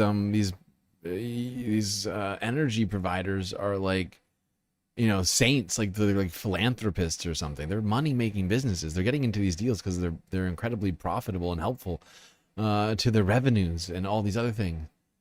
And when it comes time to pay the bills, they just jack up your rates. Last year, a utility company in Louisiana proposed to spend $3 billion on a new power plant to meet electricity demand from a Meta data center. The full terms of its deal with Meta are secret, but redacted regulatory filings have revealed that the public is on the hook for Meta's power plant. Meta has signed a 15-year deal, and it only obligates them to pay for about half of that $3 to $4 billion of infrastructure, which means that there's a big risk that everyone else in Louisiana will get stuck with the rest of that bill. I believe deeply in building personal superintelligence for everyone. And at Meta, we have the resources to build the massive infrastructure required and the ability to deliver new technology to billions of people. Meta saw an opportunity to negotiate a massive data center deal without the public having any input. And to this day, there is still massive amounts of detail about that Meta AI complex that the people of Louisiana have no information about. In Virginia, the utility company Dominion Energy has proposed to build 6. Honestly, we should fucking seize these fucking things and sell them off for fucking parts. These fucking criminals. New power plants to meet data center demand, the first at a cost of $4.5 billion. According to one estimate, only 30% of that will be paid for by the customer class that includes data centers. At Dominion Energy, we know power is personal. Residential customers will pay about half the cost, despite the fact that residential demand for electricity has flatlined. Dominion projects that average residential electric bills will more than double to $315 a month in the next 15 years, primarily due to data centers. We should not be having to pay the bill for the infrastructure that is supporting private companies that are making a ton of money off of this infrastructure. They're not building AI just because it's fun to build AI. They're building AI because it's making them money. The right way to do it is to make sure that the data centers pay for every penny of this infrastructure. In Maryland this year, ratepayers and advocates came together to try to address this problem and passed a state bill that creates a new customer class for data centers. So what this legislation does, and it's an important step forward, is it says these data centers don't fit within any of those customer classes, and we need a new customer class for large loads. Once you have a ratepayer class, then you can actually specifically charge that class for infrastructure that's being built for them, and you can isolate them from other ratepayers. Isolating these data centers is an important first step, and a number of states are taking that step. The Oregon legislature also passed a law this spring that isolates data centers from other ratepayers. But taking that step in other states will not be easy because big tech companies have other plans. A group called the Data Center Coalition is opposing these efforts at state capitals across the country. It's a membership organization made up of Amazon, Meta, Google, Microsoft, and dozens of other data center operators. And it claims that its members are already paying their fair share for power. We hear the data centers say we welcome paying those costs, but we're not seeing them advocate for reforms where they really take on those costs. The Data Center Coalition. Look, we want to pay the cost. We're just not willing to do anything to actually make that come to fruition. Corporate public relations, right? They're not paying their fair share. The numbers don't lie. In the last few years, the Data Center Coalition has raised millions of dollars from its corporate members. In Virginia last year, its PAC gave over $2 million to state legislators. The investment paid off this spring when state leaders voted down several bills that would have regulated data centers. Big tech is literally the wealthiest, most profitable industry in the world. They have the capacity to pull out their pocketbooks and cover their costs associated with this data center expansion. Exactly. Instead, the American people. They can afford to shell out $500 billion to build out new data centers over the next 10 years or whatever it is. They have the money to pay for it. They have the money to pay for this energy that they're going to use. It is fucking disgusting. Honestly, I genuinely believe any of these data centers that are playing these games should have their assets confiscated by the federal government or the state governments. I don't care which one.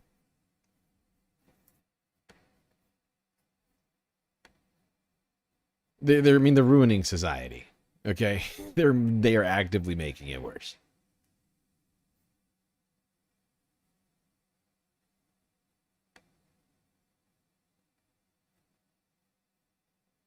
Okay, let's see.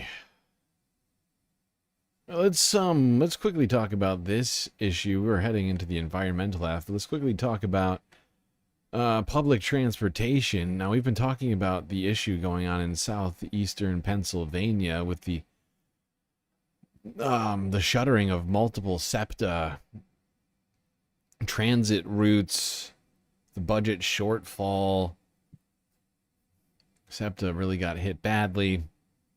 People's commutes suddenly turning into a freaking nightmare, costing them just multiple factors more than they were paying before to get where they needed to go, school, work, etc.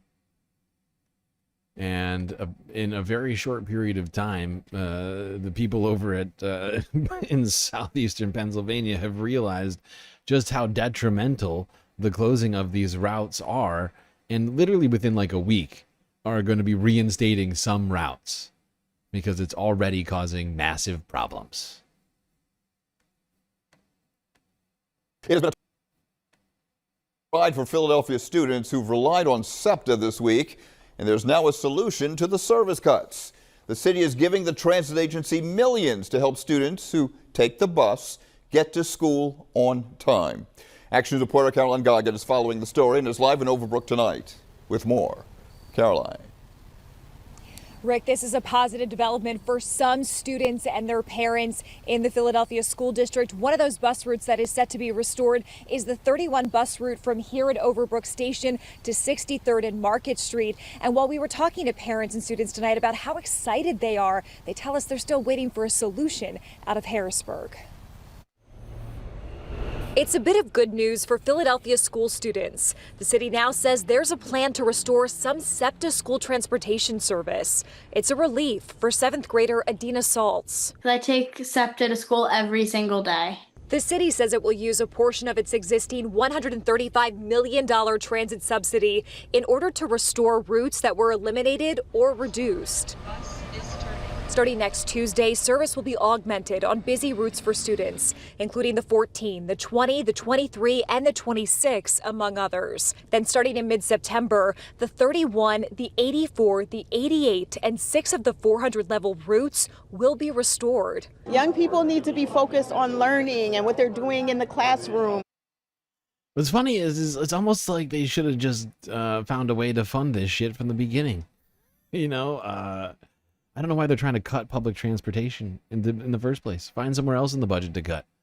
Tax a couple more billionaires, a couple more percent. You know, like, this is idiotic.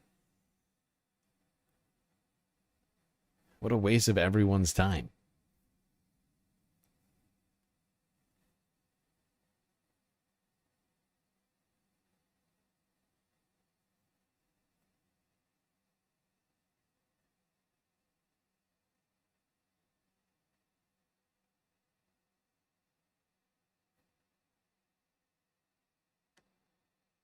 Okay, you know, I think we'll take a quick break here, but we'll be right back after these brief space messages. Oh, also, I forgot to end the goal. I should end this goal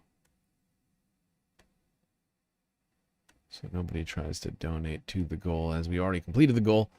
You know what? For fun, I'm gonna make a confetti-based goal.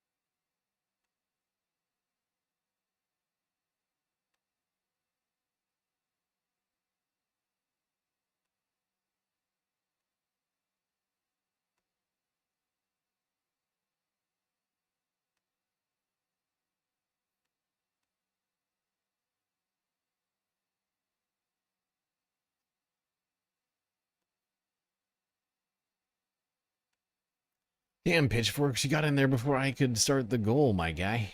You're killing me. Either way, thank you for the super chat. Back from my cousin's birthday dinner and scrolling Instagram and all caps, I don't even care if it is true. Is Donald Trump's DEA's idea is trending on Twitter, and the tweets almost make up for the last 12 years? I don't know what you're referring to. I don't know what you're referring to right now. Also, you got in there before I could start the confetti goal that I was going to start.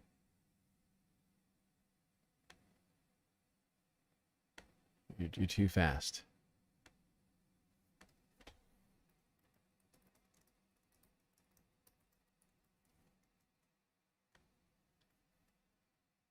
So yeah, I've made a confetti-based goal in chat, just for fun.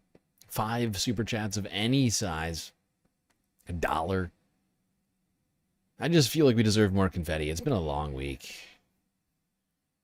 Okay, chat, that's gonna be it for the second half. Don't worry, though, we'll be right back after these brief messages.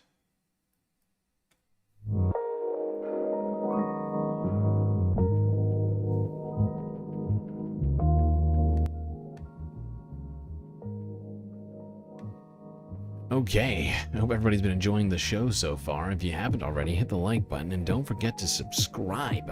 Hit the bell icon too, so that you can make sure you don't miss a single episode of this spacecast.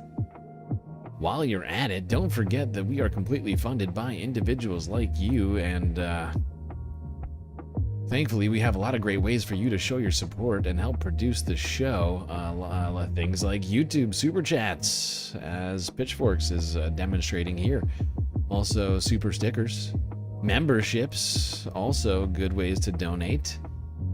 Got Cash App and PayPal, of course, if you prefer your money go directly to funding the stream rather than the bottom line of YouTube. But of course, the very best way to get the most space benefits for your earned dollars is to go on to Patreon and become a Galactic patron for the low, low price of 10 cents a day. That's right, $3 a month will get you access to a bunch of very sweet, sweet space benefits unseen by the rest of the goddamn Milky Way galaxy. Get an avatar on the stream, shout-outs at the end, and much, much more. Also, Pitchforks Dragon getting the confetti goal started. I am matching Pitchforks when he had my back from last time. Awesome. Thank you. Thank you, Donald. Much appreciated. Yes, I do remember Pitchforks bestowing a super chat on your behalf on a previous stream. Way to pay it forward.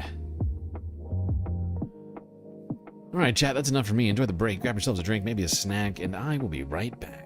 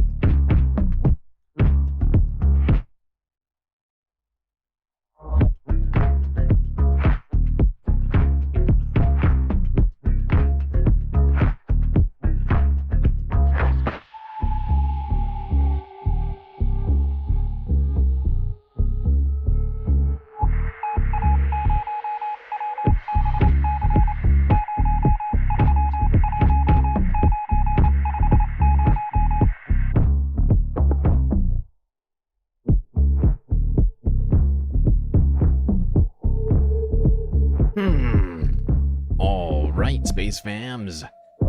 You know what that sound means. That means it's the end of the second break and the beginning of the third half. So you've got little time to get yourself back to your seats and prepared for the beginning of the third half. Better get moving, Space Fams.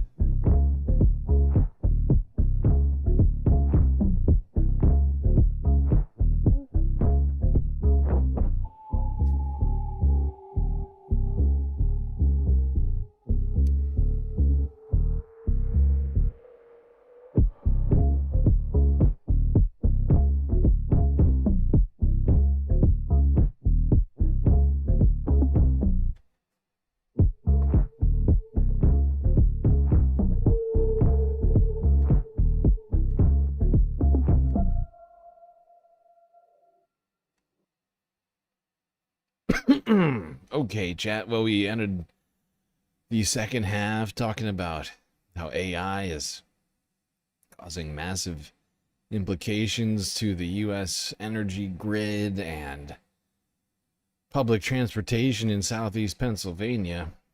Now, this week was the 20-year anniversary, I guess. There's another word for, I can't remember, I cannot think of right now. That's less celebratory than anniversary. For some reason I can't think of it. But the 20-year anniversary of Hurricane Katrina. Everybody's been talking about it. So we might as well do that too. Here's Democracy Now! From 14 hours ago. To discuss about the well, we spend the rest of the hour looking at the... Noreen, please hold. What was I saying? Ah, yes, let's go to Democracy Now! And discuss a documentary which is attempting to reckon with the aftermath of Hurricane Katrina.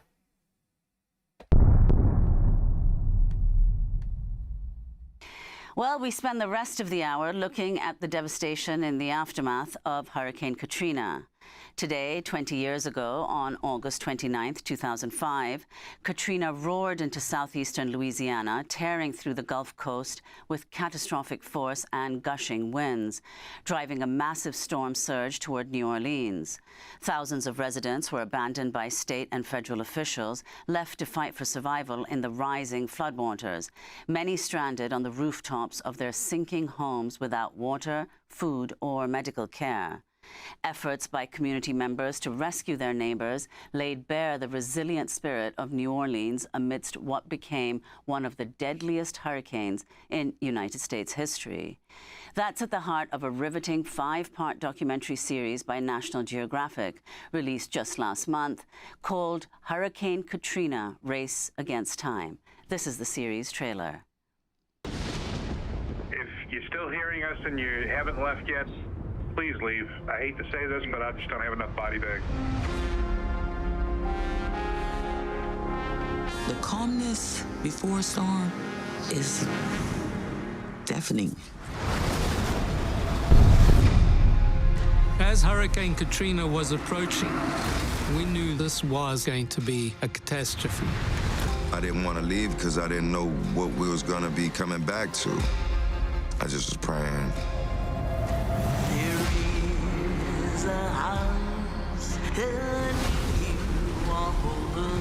People won't realize how big Katrina was. It's too big to turn. It's gonna hit us.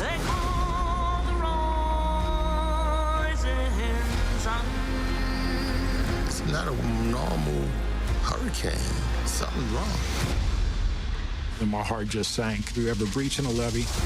We have rain inside the Superdome. I repeat, rain inside the dome. In 3 minutes, it went from the ground to the roof. A lot of people suffered, and a lot of people suffered needlessly. Just let me know y'all living, you heard me? People coming out of one bad situation, but they didn't know they was coming to another hell. We expected FEMA to come in, but there was no help. I told the guys, go find whatever boat you can find. We went and did what we had to do to try to save people's lives. This community was not wanting to go out and just loot. There was people trying to survive. You got a governor. What is they doing? Sincerely, bro. That's not something you ever want to do, is tell the troops to shoot civilians. Governor, that's your people. they just let us down. To them, we wasn't even human no more. But people from New Orleans, we knew how to survive. And this is supposed to be the greatest country on the planet. In order to prevent something, you got to understand why it happened in the first place. Man, I feel like we got to watch this whole documentary on stream. To prevent something, you got to understand why it happened in the first place. There is a house underneath For more, we're joined by Tracy A. Curry, the Academy Award-nominated director of this acclaimed new documentary series by National Geographic, Hurricane Katrina, Race Against Time. All episodes are now streaming on Disney Plus and Hulu. Tracy Curry is also the co-director and producer of the Oscar-nominated documentary Attica with legendary filmmaker Stanley Nelson. Tracy, welcome to Democracy Now! It is truly astounding, this documentary series. I watched it on Hulu just a few days ago. It was a beautiful day in New York. By the end of it, I thought it was raining. I thought the waters were rising. This inexorable move toward disaster. You have captured something like I've seen no one else capture it. And I wanted you to start off by talking about the systemic failure. This isn't just a natural disaster of the rising waters. This is an absolutely catastrophic government failure. If you can talk about, well, everything leading up to it and the level that racism played in the response to those who suffered and died, almost 2,000 people.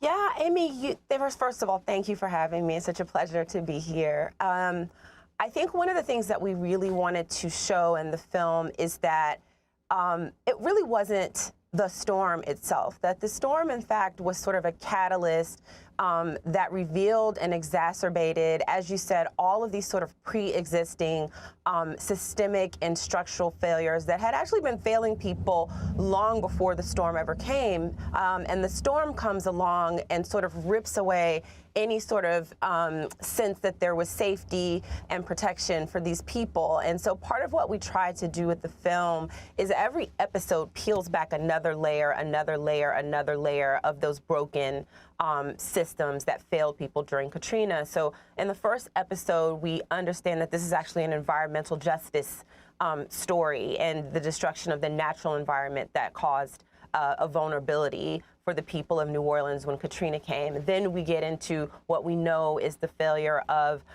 the man-made barrier, the levee system that the Army Corps, that the government was responsible for building in a way that made it vulnerable to the floods. Then we sort of pull back the media systems and institutions and how those failed people. And then we kind of pull back the state violence that people were subjected to. And from there, we sort of get into the story about housing policy and again, pre-existing racial disparities in housing policy really informed who was able to come back and recover and restore their lives after the storm. So really, we go into all of these many, many levels of systemic and institutional failures that, again, pre-existed the storm, but the storm comes along and exposes and exacerbates all those things to create, as we hear Malik Rahim say, a disaster that became a catastrophe. Well, your film, Tracy, is not only very, very informative, of course, and powerful, it's also absolutely beautifully filmed and compiled. So let's go. We'd like to show another clip from the documentary. Again, the title is Hurricane Katrina, Race Against Time. In this... Oh, God.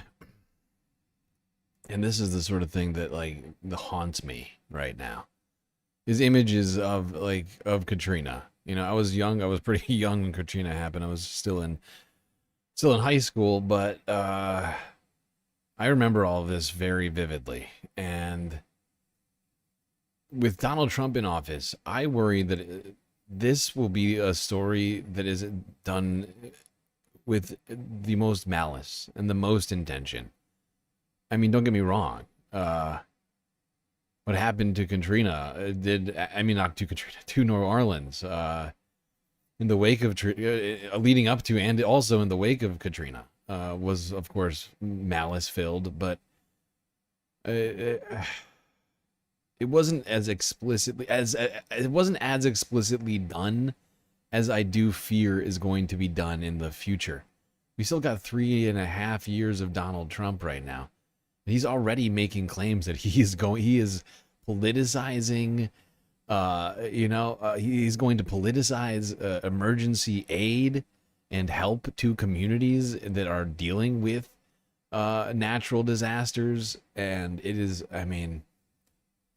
oh my God. Pitchforks, Dragon.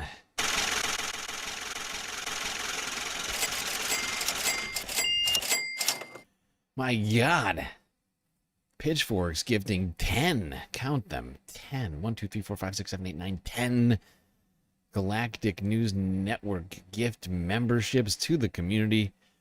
Incredible generosity. Let's see who got them. Nights and Days, Dax V. Jacobson, Art Vandelay of Vandelay Industries, Emily S., Jenny Loves Cats, Kindness for the Win, The Lucky Minute, Piney, M-P-I-N-Y, and Chuck, L88.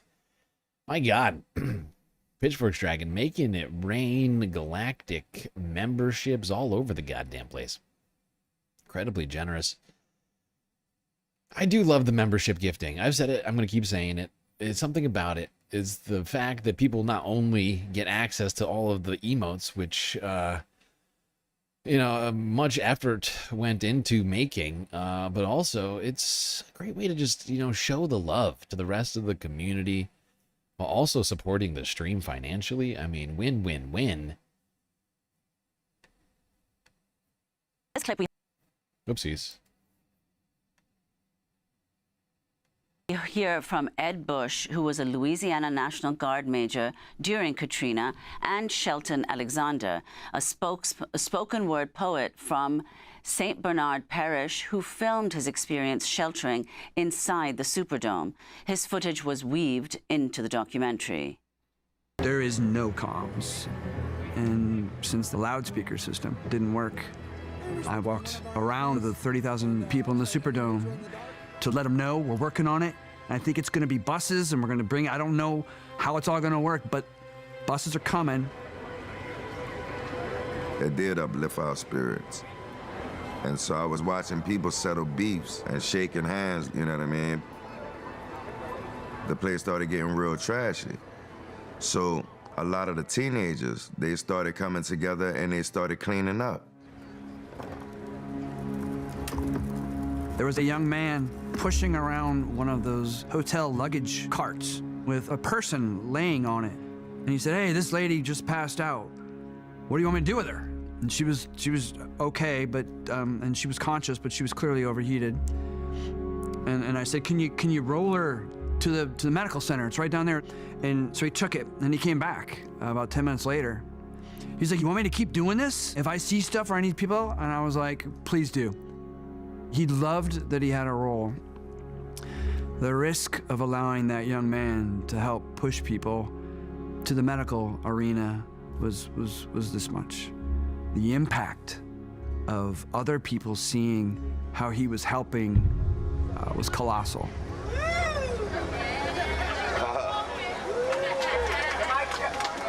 I gather around for service, please do it, Phil. We'll start in a couple of minutes. Gather around. The National Guard chaplain will talk to us and he'll say, "What are your concerns right now? What are you thinking?" And people just, would say, "My loved ones." I know, your loved ones. Look, one of the things we want to focus in on is, as bad as it is, we can rebuild a house. I have no home to go to either. Everything I have has been destroyed. I'm wearing what I have. So we're all in the same boat. But you know what? All of my family is okay. And that is important. And that's why we need to pray. But yeah. New Orleans is a city that prays. And I thought he did a great job, and he, as a man of God, stood up there and he spoke to us and he made us feel better. Even though we are uncomfortable, we give thanks that God sent this angel down to comfort us. A lot of people started feeling like, you know, now we chosen at this point in time. Amen. Amen. We in this thing together, and before we get it even worse, we're gonna get out of here. That's a clip from the docuseries Hurricane Katrina: Race Against Time. The film also features stories from Katrina survivors like hairdresser Lynette Bouette. This is Bouette in her own words from the documentary. And so I wanted to come back into the community and do what I had to do. And I was not going to stop until I got back. You know, like when you get down to the ground like this and you start listening to the human stories around natural disasters, hurricanes, whatever, the fact that anybody could think about politicizing aid for people who are literally in some cases in the worst position they've ever been in their lives, people who have no home, whose homes have been destroyed, whose all of their things have gone, you know, floating down the fucking river, who have perhaps missing family members of their family who have maybe died. And Donald Trump wants to politicize aid. That's what we're living in right now. I think that's something we just have to remember while we're talking about this, is that Donald Trump wants to condition aid to states. He's already said it preemptively before it ever even happened. You know, that if you don't do what I want you to do, well, you're gonna have to find a way to solve these situations on your own. It's disgusting. It's anti-American. So I wanted to come back into the community and do what I had to do. And I was not going to stop until I got back to where I intended to be back in 2005. Every penny I have made since Katrina has gone into me getting back into my salon and my property. It's mine. And like I told the people that rode home, you will have to pry 'em out of my wrinkled up little brown hands to get it. So, Tracy Curry, those are a couple of clips from your docuseries. So if you could tell us some of the personal stories, the interviews you do with survivors, Malik Rahim, who Democracy Now! Has also, Amy Goodman has also spoken to at length, and others, the personal stories you got of the hurricane and how people survived. Well, one of the things that I and the producers that I work with learned early on, we made some early visits to New Orleans before we ever started filming anything, really just to listen and hear what people had to say. And one of those conversations was with General Russell Honore, who you see in the film, who sort of comes in and finally begins to kind of wrangle things so things start moving. And one of the things that he told us, and General Honore knows Katrina better than most, is that his understanding is of what Katrina was, is that it's what you experienced, where you were, where you stood in it at the time. And so that really informed our understanding that there isn't just a Katrina story, there are many Katrina stories, as many Katrina stories as there are Katrina survivors. And so what we really set out to do was to collect as many different parts and pieces of that story as we possibly could to begin to make something that felt like a whole telling of what happened and to center the experience of those stories and the people that lived it. And so we really set out to understand what it was to be in the Superdome, as we heard the clip with Shelton and Ed, what it was to be trapped in your attic. And we spoke to Lucretia Phillips. You played the clip from Ms. Lynette Boutte, who was stranded on the interstate highway. We spoke to someone who was inside of the convention center. We spoke, as you mentioned, to Malik Rahim, who, while he was across the river in a part of the city that did not flood, was experiencing racialized violence.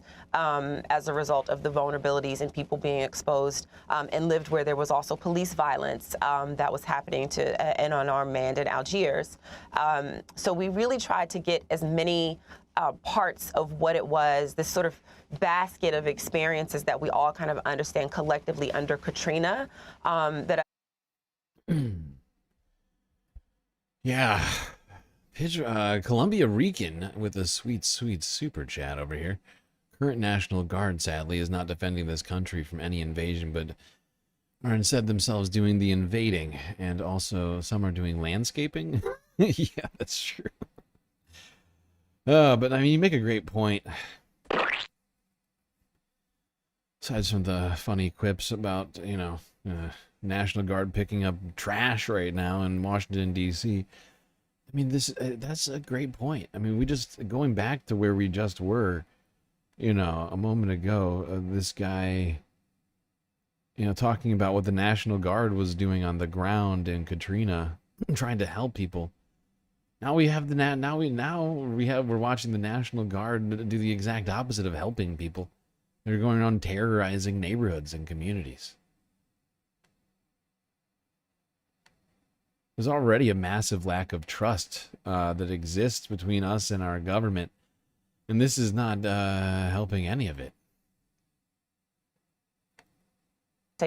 Was with General Russell Honore, who you see in the film, who sort of comes in and finally begins to kind of wrangle things so things start moving. And one of the things that he told us, and General Honore knows Katrina better than most, is that his understanding is of what Katrina was, is that it's what you experienced, where you were, where you stood in it at the time. And so that really informed our understanding that there isn't just a Katrina story, there are many Katrina stories, as many Katrina stories as there are Katrina survivors. And so what we really set out to do was to collect as many different parts and pieces of that story as we possibly could to begin to make something that felt like a whole telling of what happened and to center the experience of those stories and the people that lived it. And so we really set out to understand what it was to be in the Superdome, as we heard the clip with Shelton and Ed, what it was to be trapped in your attic. And we spoke to Lucretia Phillips.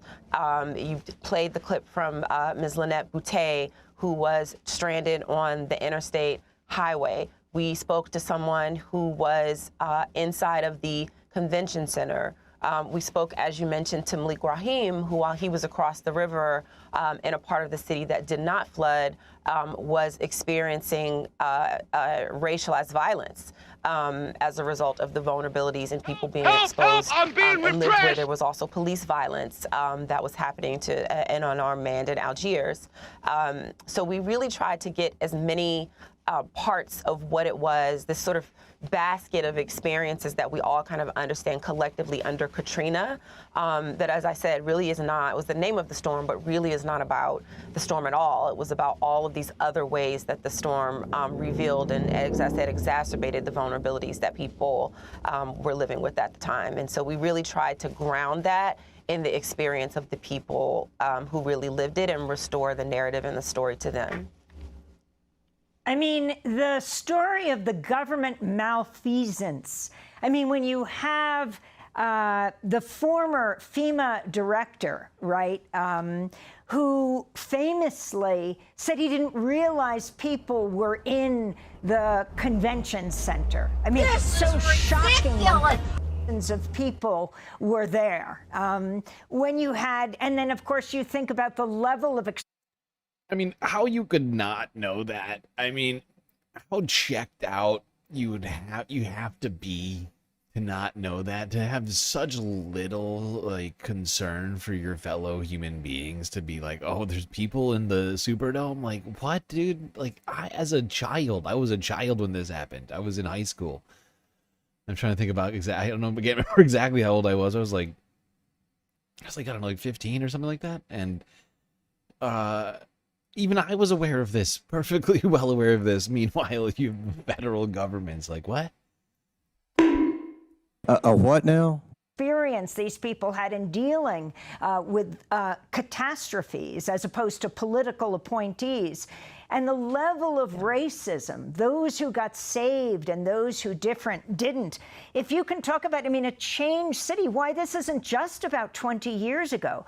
The demographics change with so many African Americans left New Orleans. People didn't even know where they were going. As they got on planes, they wouldn't even be told that it became a whiter city. All the teachers fired at the beginning. It was so astounding. And then it becomes a prototype for the charter school system in the United States, an entire charter system replacing the public schools, Tracy. Yeah, and one of the things, I'm really glad that you mentioned that thing about the public school, because there's so many levels and layers to which Katrina transformed the city irreparably. And one of the things about the firing of the public school teachers is that when you think about who made up a large population of those teachers, it was Black women. And I spoke to someone who we didn't end up putting in the film, but she was one of those teachers. And now 20 years later, when she should be living comfortably in her retirement, she's still having to work because her pension that she would have gotten as a retired teacher was cut in half when the school system was thrown out, as were the... Yeah, her talking like this right now has got me thinking all sorts of stuff. Because, this lines up with, the Trump agenda is so big, and it feels like, you know how they're always talking about the great replacement theory? That's basically what happened, but in reverse in Louisiana, and it just feels like, like Donald Trump is going to attempt to use any sort of opportunities to do exactly stuff like this. Get the charter schools in there, privatize all of the infrastructure and everything else. It's terrifying to think about. The teachers. And so there are just all these levels and layers that were not necessarily apparent at the time to the ways that Katrina has just really transformed people's lives. We spoke, as I said, to Malik, who I know you guys know well, at Democracy Now!, started this organization, Common Ground, that was doing environmental remediation work in healthcare. Another person in our series, Alice Kraft, while living in a FEMA trailer, started a health clinic for people in the lower Ninth Ward. And one of the things they tell us is that there was a huge mental health crisis.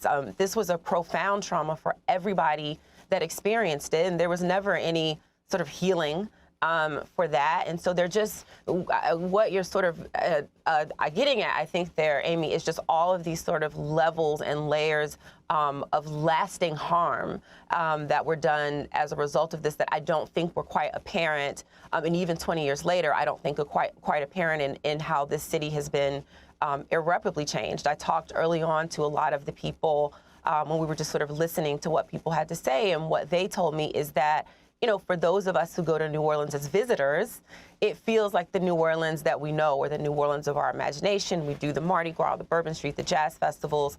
But for them, which is to say the people who are of this place and lived it, they experienced this bifurcated experience of New Orleans that they describe as before Katrina and after Katrina. And so much of what that after was like is that these very close ties of kinship and community that really defined life in New Orleans for the people lived there were rent apart by Katrina in a way that was never knit together. People were kind of called refugees, and there was all this sort of othering language that was used to describe them. But really what they were was internally displaced people. And many of those people never, ever, ever came back. So. Mm-hmm. And this is one aspect of the climate crisis that we've been talking about for a while now, is that internal displacements are going to be ticking up. The more and more the climate changes, the more the internal refugees. That means people within their own countries are suddenly without homes and forced to relocate due to changing environment. That's going to increase before actual country to country refugees start. You've already seen some countries going underwater in the South Pacific, but this is a statistic that's not even kept track of as actual refugees, by the UN. right? The climate refugees is not an actual designation as of yet, but it will be. And it already should be. The numbers, I think, bear that out. It's already happening.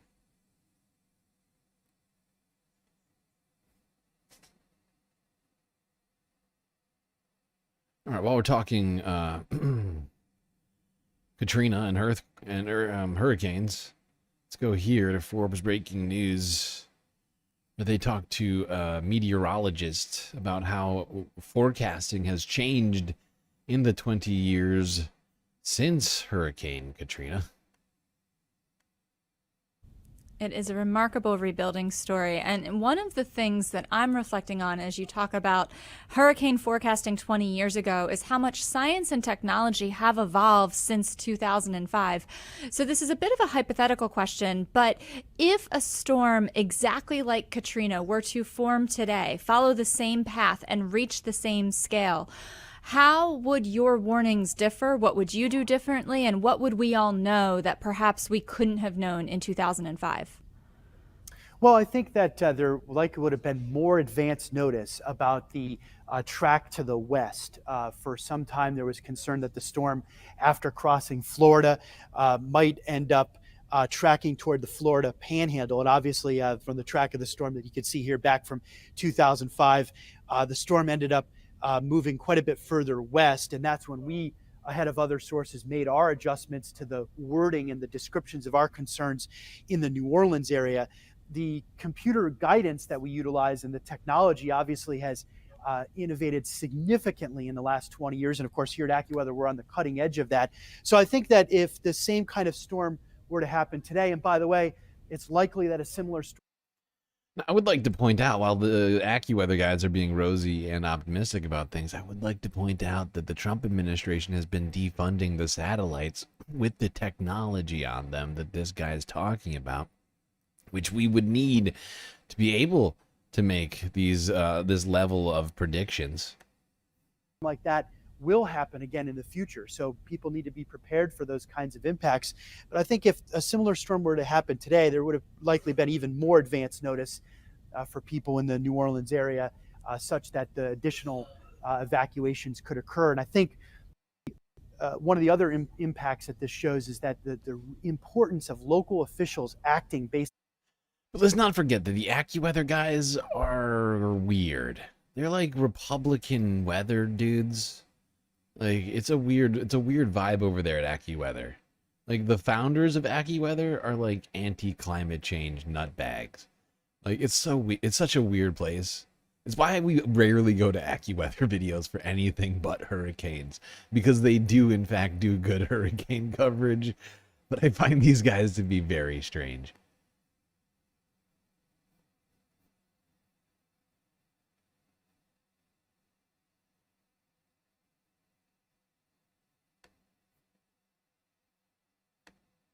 Okay.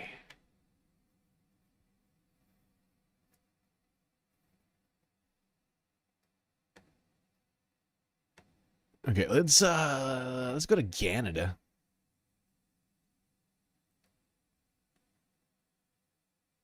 Talk about current weather conditions in British Columbia, as it's a very dry long weekend and officials are warning about wildfire conditions. Canada's had enough wildfires this year. They don't need any more.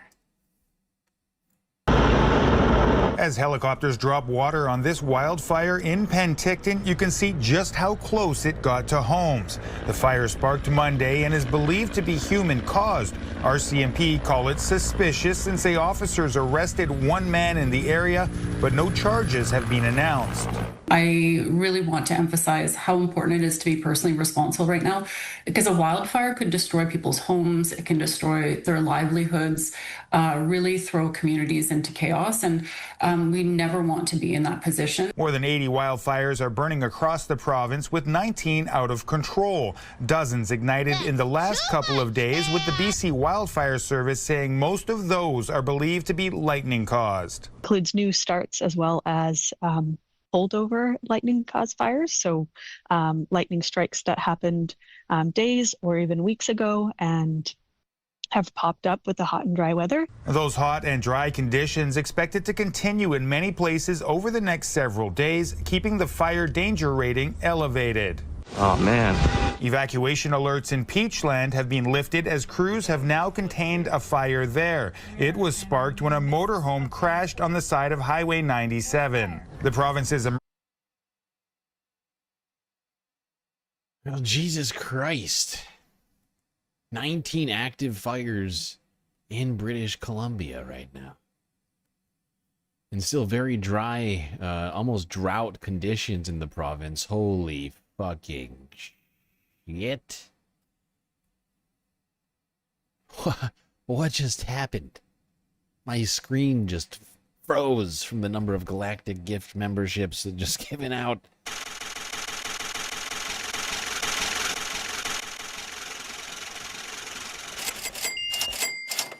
Holy shit, Pitchforks. Pitchforks Dragon just went balls to the wall with the goddamn membership giving gun. 20 gift memberships all at once? Are you insane? I feel like I'm taking crazy pills! Holy shit, Pitchforks. Making it rain memberships. Like, this is going to take me a minute to read out all of these people who just received memberships, but I have to. I have to do it. It's one of my obligations around here. All right, let's see. Who got the memberships? Matt M. Hero and Heron Johnson. Darth Bong. Summer Mud. Mary M. Old Anderson. Not to be confused with Young Anderson. Killer Tom. Shade Dragon. Chuck. RH. Grand Theft Autobot. At Spiritus. George Waters. Bad Lefty. D-Derb. Blunted Suspect. Boku. Which I think is JoJo. Sarah Layla, Arvin Trevino, Dark Sparkle, and Mordant Inky Cap. A lot of space fams in there. A lot of people in here are very frequent chatters. Well done, Pitchforks. I feel like just for that, we just deserve confetti, even though no goal has been accomplished. But, I mean, come on. What? Come on. Yeah, we deserve it. Jesus Christ. That is overwhelming. There's an overwhelming number of gift memberships right there, Pitchforks. Now, a bunch of gift memberships dropped off from last month. But I do feel... Oh, why have I done that? I clicked the wrong thing. Idiot. Whatever. Too far. I've gone too far. Anyway, a bunch of gift memberships or regular memberships fell off earlier this week. We lost a bunch of what do you call it? Progress on our memberships, but I gotta check to see where we're at. Okay, we've made it. Wow, we definitely made some progress back up. We are now 15 members away from being to the 19th tier, which would be where we're at, looking to get that 19th emote. Okay, we lost so much ground. Jeez, that gets us way closer to being able to get that 19th emote. We've been talking about it for months now, still haven't gotten there yet. Wow, I'm still overwhelmed by the incredible generosity from Pitchforks. My God, it's beautiful. And I've said it, and I'm going to say it again. I'm going to continue saying it. I love gifted memberships. They make me happy. They warm my heart. Because not only does that give people the ability to use our 18 emotes, which a great deal of effort went into making, but it also, it spreads the love to other people. To other space fams who enjoy the stream, who now get to, feel more galactic, and in some cases maybe it draws other people who aren't perhaps watching the stream to come and check it out. They may have subscribed randomly and don't watch the stream regularly, but now they have a membership. They're like, maybe they're thinking to themselves, well, maybe this is a good place to spend my time. I don't know. It's just such a great way to spread the space love. It makes me happy. Anyway, let's stay focused. Stay focused. I'm very distracted by that. Okay. By the way, I didn't even click it. I keep forgetting to do that because when you gift so many of them, it suddenly pushes the initial message all the way back up, and I forget to click. There's the message. Okay. Let's go on now down to Montana, where a creek which is rapidly drying is causing great alarm in one Montana community. First tonight on our live broadcast at 10 o'clock, a creek in western Montana known for its history and significance to wildlife and agriculture is showing signs of drying up. NBC Montana's Bowen West spoke with experts and explains why Lolo Creek is down to a trickle.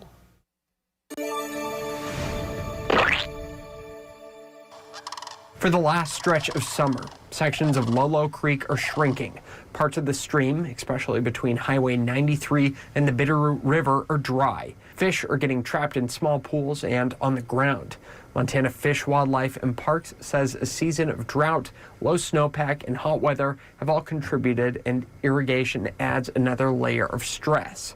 The community has faced this before.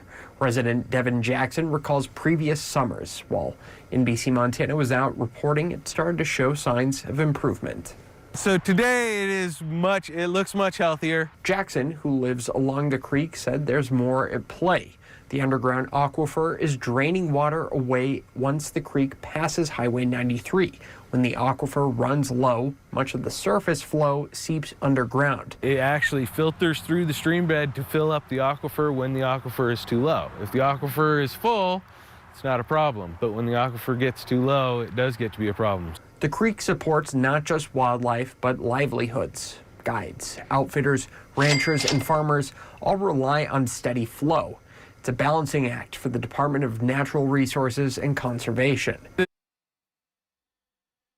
There we go. One Montana community on the brink of losing an important and vital source of water. Thankfully, it doesn't look like it's completely past saving, but many areas have been experiencing severe drought across the West. Now, back up in Canada, an algae bloom is causing alarm for multiple communities.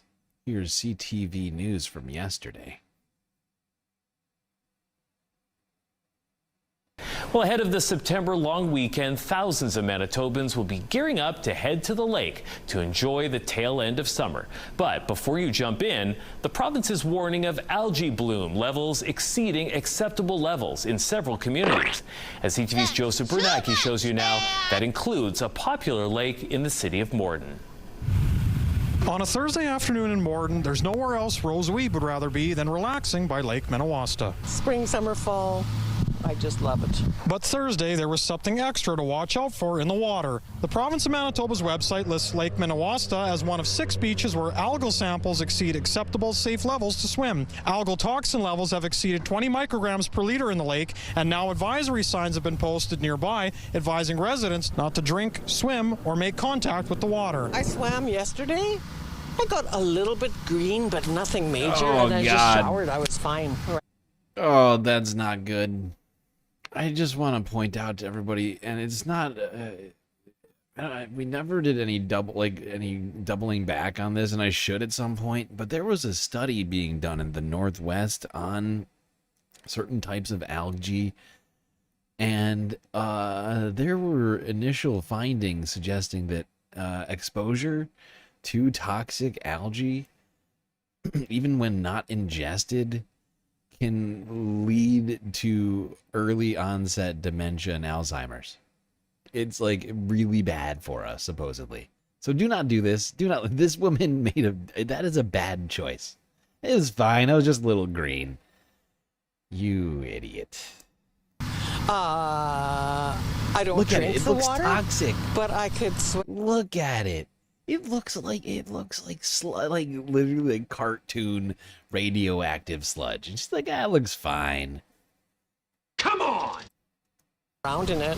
Weeb says this is the first time this year the water has been a murky green color, and overall she feels the lake hasn't been too badly hit by algal blooms. However, Morden Mayor Nancy Penner says after frequently warm weather, it's not the first time the lake has looked like this. Often at this time of year, the end of August, we get some heat, we get some temperature, we get nutrient load in the lake, and we get an algae bloom. The mayor says there's no concern for Morden residents drinking the treated water from the lake. That is the city's primary source of drinking water. She says the city wants help from the province to mitigate the growth of algal blooms. We are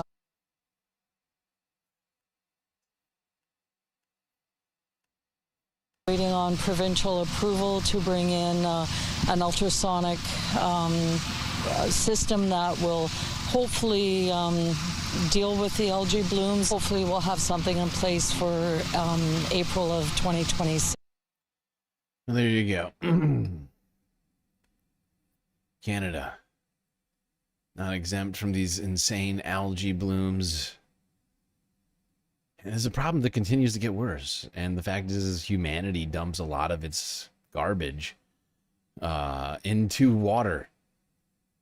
You know, in fact, in some way, it's actually an instinctual response. Like, this is a learned response over a long period of time because you hide your refuse in the water. Predators can't smell it.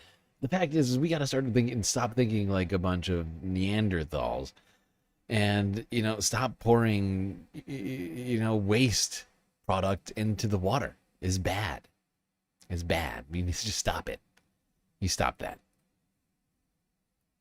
Awful, awful, awful. Weak, weak, weak.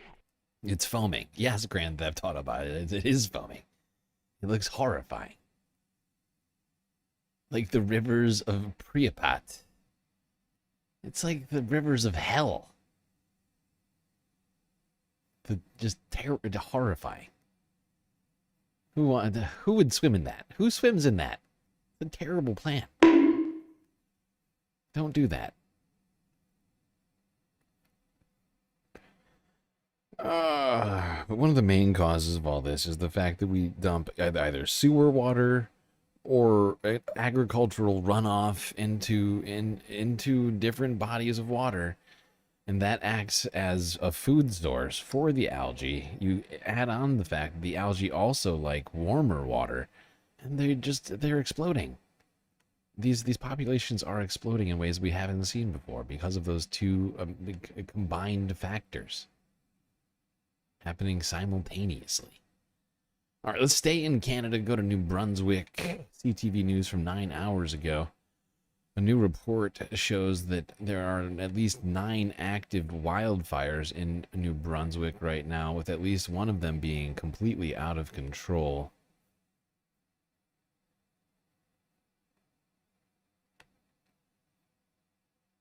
And to New Brunswick. Officials there say 9 active wildfires in the province, one of them classified as out of control. They say the Beaver Lake stream fire has burned through a little less than 5 square kilometers. All told, 25 square kilometers of New Brunswick scorched by wildfires so far this year. Meantime, the province has lifted most of its restrictions on Crown lands, although a burn ban does remain in place. All right, there was a quick clip. I mean, Canada's been on fire all year. They've been having one of the worst wildfire Europe's seasons. most active volcano is at it again. Here's a look at Mount Etna's latest eruption, offering Europe's most active volcano. Excuse me? No more talking. Europe's most active volcano. You are very rude. How rude. Okay, no, that last time was my fault. That was my fault. All right.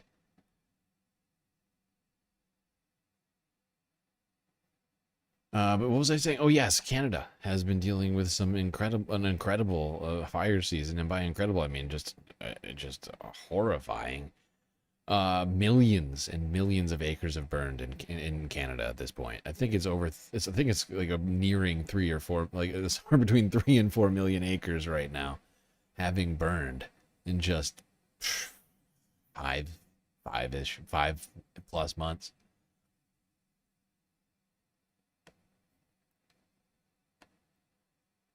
This is really a shocking figure when you think about it. It's like 600,000 acres a month.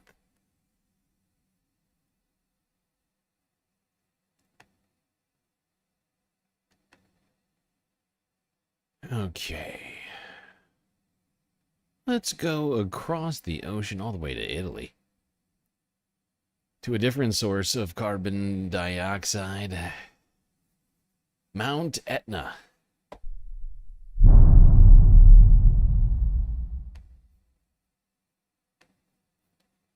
Europe's most active volcano is at it again. Here's a look at Mount Etna's latest eruption, offering a dramatic show for residents and visitors on the Italian island of Sicily this morning. Drone footage captured the streams of glowing lava oozing down the slopes. The eruption did force officials to close off sections of the landmark. Areas above 2,500 meters were put off limits after the automatic alert system noted increased volcanic activity.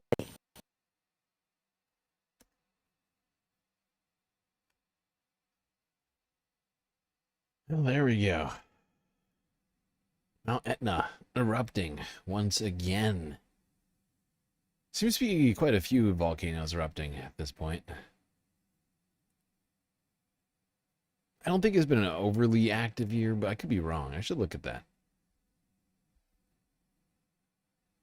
I've had a lot of stuff on my plate. Keeping up with, you know, statistics on volcanic activity has been gone by the wayside, I'm afraid. Okay, let's go here. This is actually our last environmental story of the day. I know it's sort of a short but sweet environmental environmental half, but I mean, it's been a bit. There's been a lot of stuff going on, and I could have chosen to do what I do oftentimes on weekending reports, where I pepper in a bunch of the, you know, extreme weather events from the week, and there were plenty of them. But the fact is we've got 100 videos without me doing that today, so do excuse my not having gone over all of the fires and floods that happened this week, which there were plenty of.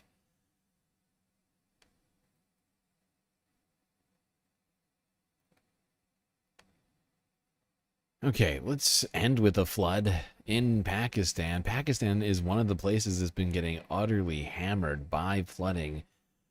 Monsoon rains in the Himalayas have been hitting both Pakistan and India, but Pakistan seems to be getting maybe the worst of it. It's hard to say, actually, because it really, so kind of evenly, they've been getting evenly obliterated by rains. That's the best way to put it right now. They're tied for terrible. And more flooding has forced more mass evacuations in Pakistan. Let's go here to TRT World from 12 hours ago. Look at this photo. This is ridiculous. This is ridiculous! Lahore is struggling against the fury of the Ravi River. Rescue operations are in full swing. Relentless monsoon rains and the release of water from India have brought the Ravi back to life for the first time since 1988. I appeal to those people of all those districts who are residing in or near the floodplains. Please, upon the administration's call, move to the nearest relief camps or safe locations. Entire communities across Punjab are submerged. Even holy sites are not spared. This is the shrine of Guru Nanak, the founder of Sikh religion in Narowal district. We were able to safely rescue all of our staff and visitors by yesterday evening. In total, around 100 employees, including religious and administrative staff, were evacuated without harm. 16 Sikh pilgrims from Nankana Sahib, along with their families, were also safely rescued and returned to their homes. Though the shrine is now safe, surrounding localities remain marooned. Our village near Kartarpur has been devastated. Many homes were washed away, people lost their cattle, and roads are destroyed. No boats or help were provided in the area. Families were trapped in their houses without any facilities. So far, more than 1.5 million people have been displaced. Over Jesus 1,600 villages and settlements Christ. across central and southern Punjab. 1.5 million people have been displaced in Pakistan.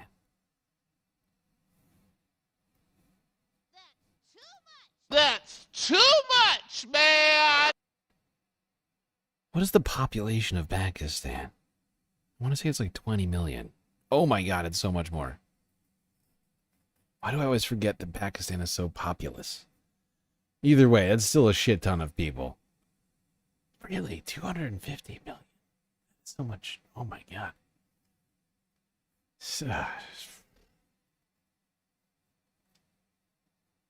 Still though, like that is like most people's cities sized a number of people just suddenly being in a different place that they don't intend to be.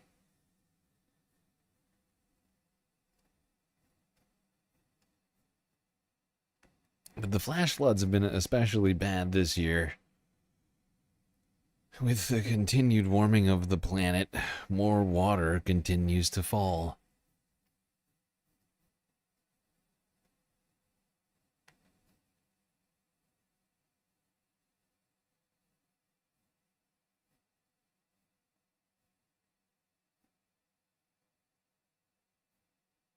Okay, yes. Everybody in chat telling me that Pakistan is huge. Yes, yes. For a second, my brain broke, okay? Look, I talk about so many countries every single day.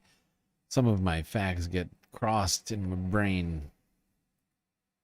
You know, I wish I was perfect recall having robot, but unfortunately I'm a human being with a brain, normal brain that remembers some things most of the time, not all things.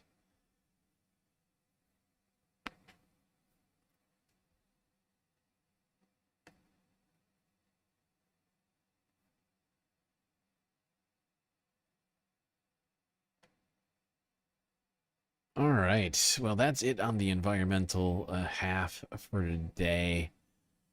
But we're going to continue on here in the third half. But before we get to the Earth news, let's do some space news.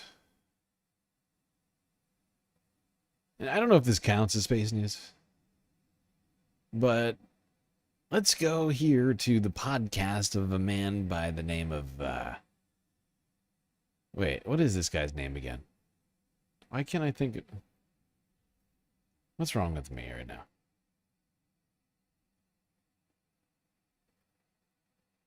Neil deGrasse Tyson. That's his name.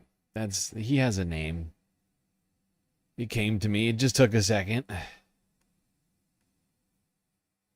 Aliens paying us a visit from another star system? Oh, right. I forgot to say. What's up with that? Hold on. So, yeah, he started it off there. I'll let him do it again. But we're going to talk about 3I, or Atlas. Something which there's a lot of debate about right now, whether or not it's a comet or something else.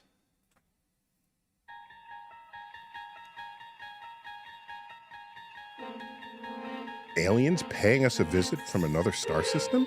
What's up with that?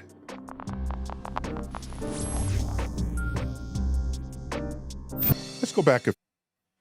My God, Pitchforks, it's like you don't want me to do this show, and all you want me to do is tell everybody about the memberships that they're about to get. Jesus Christ, my man, making it rain. Making it rain. More galactic memberships. I'm overwhelmed. Jerry McLean, first one to get the galactic membership. The real Mozart. Also getting a galactic membership. Kevin Anderson. Enjoy that membership, pal. Chef Bongi. Membership for you. The reference frame. Also you having a membership. Enjoy that. My God, Pitchforks. You are out of control today, and I'm loving it. The amount of space love that's being spread throughout the galaxy may be unprecedented at this moment. That gets us to 10 away from being at the 19th emote getting tier. I still haven't figured out a way to what to call it. Like, we're 10 or there's actually 11. Now I'm thinking about it. We're 11 galactic memberships away from getting to the step, the 19th step towards the 19th emote. That's what we'll call it. We'll call it the step. It is a step, in fact. Okay, Neil, tell us about this goddamn asteroid and or massive alien base. Please. For the love of God, Neil. 1,000 years. Consider that people try to understand the world around them. And in so doing, every time they got to a point that they didn't understand, in came the power of a god. Let's go back to ancient Greece. Storms rose up in the seas. Where did that come from? How? Why? Did they have meteorology? No. Did they understand barometric pressure? No. Did they know anything about the atmosphere? No. But they knew the will of Poseidon. Poseidon would be enraged by the behavior. Okay, hold on. Wait, oh my God. What the? Oh my God. Oh my God.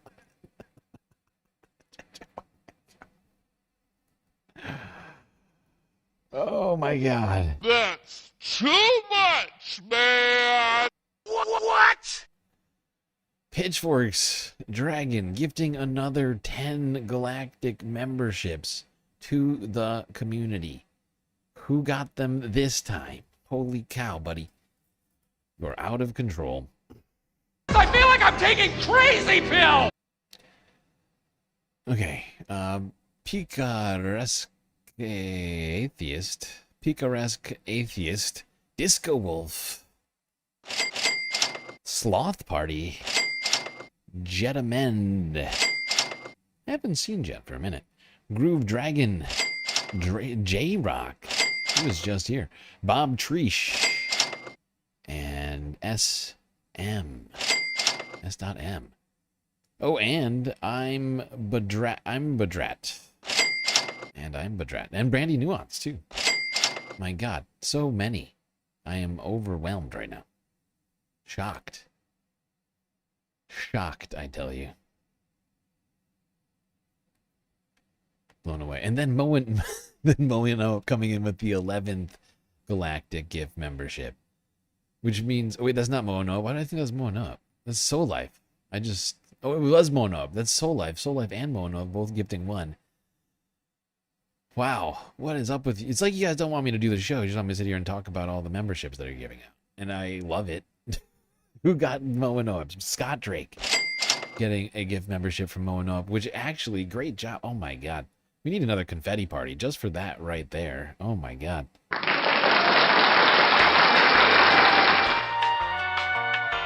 That's a confetti party right there. That puts us right there. We're on the 19th step right now. That's official, which means that we are now able to start working towards 19 emotes, something that Soul Life did immediately, if not sooner. Immediately, if not sooner. Here we go. One less to get to 19 emotes. My God, you people are on a roll today. Now I really feel like we are going to get that 19th emote. Like, it's going to happen. We've made it. We've made it past the cusp. Okay, and now we have... The fact is all of those memberships, they fell off at the end of the month. So we have like 3-ish weeks right now. We have like 3-ish weeks to get this done. To like make this happen. Okay, and I need to look at how many... I think it's 25. I think it's 25 to get there. But we are making it. We are making it happen, and I am overwhelmed. Okay, Soul Life not the only one gifting out things. Oh my God, super sticker from Sasha G, a celebrating pair. Look at that pair party. That is a precocious pair if I've ever seen them before. Orb Rumor gifting another pair-based sticker. with a supportive pair. A pair to tell me to keep it up. Boy, oh boy, I'm going to keep it up. Don't you worry. I'm going to be keeping it up all month. And you're all helping me out a great deal. I just want to point this out to you right now because I was in a real bind going into this week after having finally gotten the stream working. Things were in a real bad place, and we'd gone many, many days without a full stream, without a full goal completed. And I was looking at my future earnings in October being terrible.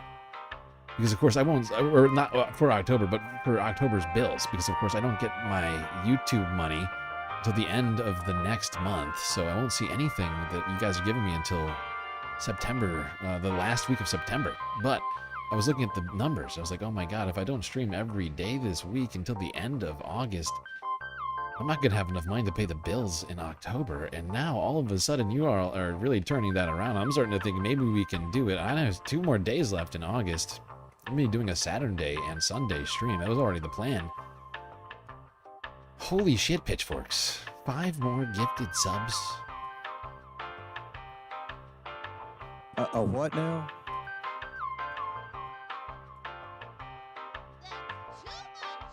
That's too much, man! Come on! My God. 5 more gifted subs from Pitchforks. I'm gonna keep the music going. Who got these ones? Dude Knight. I love that name. I don't think I've ever seen this guy chat, but fuck do I love that name. Dude Knight? Come on. It's a great name. Linda Almighty. Internet search Bible errors.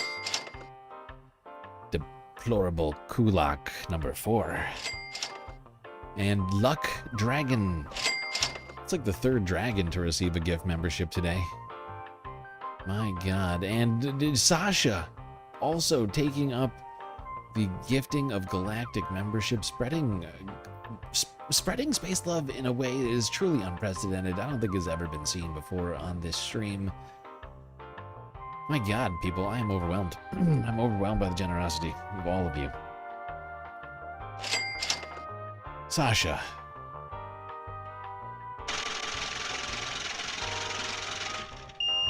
Who done getting a darn membership? Devious Chris. Good for Boaby. Who dat? Precious Gems of Asia. Tom Jones is back. Ooh, Tom Jones is back, huh? Okay, cool. And Aaron Soph. Holy cow. People. You're all incredible. Your generosity knows no bounds. None on Earth or in the solar system can attest to having more generosity than you, Space Fams. Holy Lord. Okay, I need to check something really quickly because of the fact that we just got all these gift memberships. I have to apprise myself of some information as to how far along we are right now. 2 minutes. Give me 2 seconds here to figure this out, Space Fams. 14 more members needed. Wow. Okay, that's what I thought. We were really close. We are 14. Count them. 1, 2, 3, 4, 5, 6, 7, 8, 9, 10, 11, 12, 13, and 14 memberships away from a 19th freaking emote. We have been so close in the past, and now I somehow feel like we are closer than ever. Incredible. And when going into tonight, I was like, boy, oh boy, we are down on memberships, and then this happens, and completely changes everything. The game has been changed, and you are the ones who changed that game, Space Fans. It is you. The game changers. Okay, alright, I'm going to end the confetti party. Jesus Christ. Let's do news. What do you say? News time? Space news? We were talking about potential something about aliens coming on a mothership. Jesus Christ. pitchforks. I was gonna do the news. Come on! Well, screw it. Fuck the news. Okay? Fuck, screw it. Screw the news. What's that? It's not like that's the point of this show. Pitchforks, gifting, 20, count them. 1, 2, 3, 4, 5, 6, 7, 8, 9, 10, 11, 12, 13, 14, 15, 16, 17, 18, 20.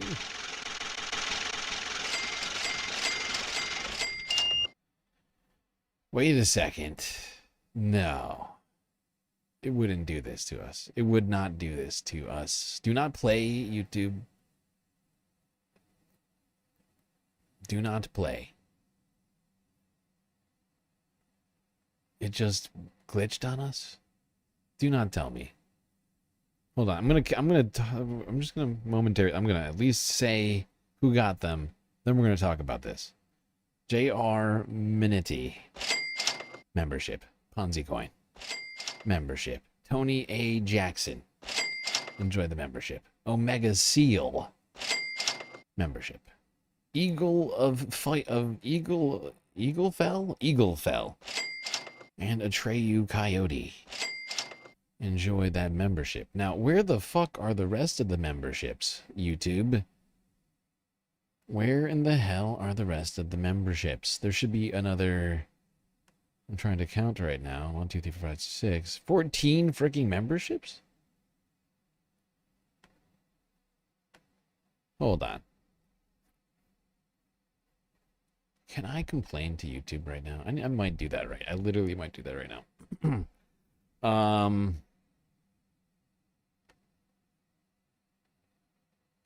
Yeah, hold on a second.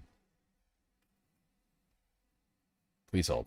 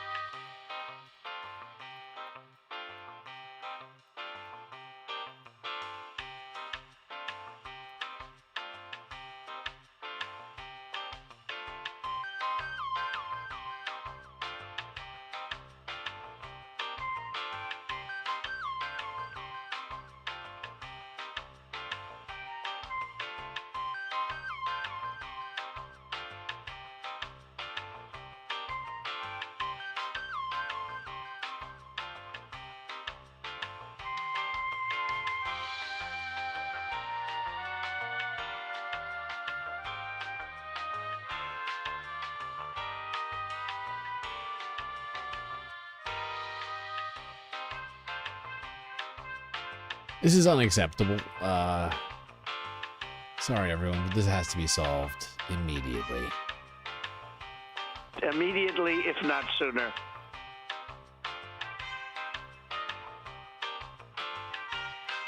And I have to take a screenshot. I'm sending feedback to YouTube right now.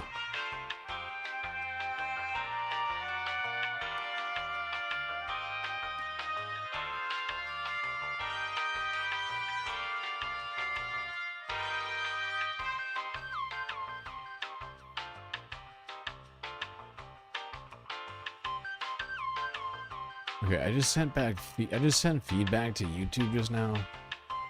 Everybody keep your eye out for those memberships. Let's hope they go through, because that's really frustrating. This happened to us already once before. It's like YouTube just doesn't want us to have 19 emotes. Like, for some reason, they're just like against it. Like, we have too many memberships for the channel. The fact is, and there's no way, like at one point people were saying we thought that maybe it was because not enough people had activated their membership ability to receive gift memberships, which I guess could be, but it's even less likely now, because the last time we were dealing this, we had less than 1,000 members, and now, 1,000 subscribers, and now we're almost at 1,100. So it just doesn't make any freaking sense. Yeah, YouTube said fuck you. Exactly, BCat. It's incredibly rude. How rude. It's incredibly rude. I almost feel like sending them two complaints. I'm gonna do it. I'm gonna send them 2 complaints because of how mad I am right now. I'm incredibly upset. This is just unacceptable to me. Like, all of this, and like to be here where we're at right now, where we clearly deserve deserve to have this, and now like, who knows what's going to happen? Why would I keep clicking that? Quit this. Quit clicking. Jesus Christ, these guys are a bunch of jokers. All right, I'm doing it twice. I don't care. I just need to. I just need to feel like I've done it twice. Like 2 people are gonna see this, even though who knows what's gonna actually happen with that.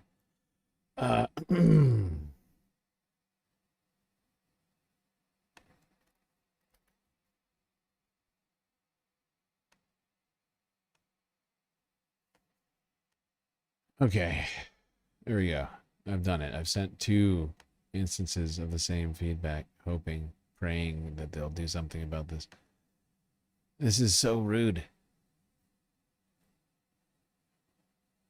They better start coming through. Like in 2 seconds, I better start like just seeing a flurry of gifted memberships. I'm going to lose my freaking mind, YouTube. Do you hear me? I will lose it. You need to hear me right now. I will freaking lose it. I'll go full Mecha Karen. In fact, I already need to go full Mecha Karen on the handle situation, which I haven't done. I might need to write down go full Mecha Karen on YouTube. Okay, well, that's sort of disappointing. Let me check something. I'm like sad. I'm like super sad right now. 'Cause I was like, I saw that gift from Pitchforks, so incredibly generous, and it got us. It should have gotten us well over by 8, if I'm counting it correctly. No, 6. It should have gotten us over by 6. To the 19th emote. And of course, everybody here knows, I think, that this is a timed situation. So every 24 hours they update how many memberships you have. And that is what your number of emotes, like the number of emotes your members get, is based upon. And if the next 24 hours later, if in 24 hours later a bunch of them fall off, people don't re-up their memberships, you don't get to update it. Oh my god, it's stuck. It says 8 more members needed for 19th emoji. This is such bullshit. This is complete garbage. I'm so mad at YouTube right now. Okay, I'm going to try and forget about this for the rest of the stream and hope and pray. Pray to Gary. Okay, everybody pray to Gary. I think that's our best mode, at least for now. I've already complained twice. Pray to Gary that they come through and that we can get that 19th emote tonight. Immediately, if not sooner. Because we deserve it. There's no way that there aren't 8 people out there who YouTube could give. I can see one person right now. Violet Quinlaw could be receiving one of those memberships. You literally you have a white name. You have a white name. You could be receiving that membership. Oh. Sammy doesn't have it either. Sammy didn't get one. Sammy, Violet didn't get one. Like what in the hell? What in the hell, YouTube?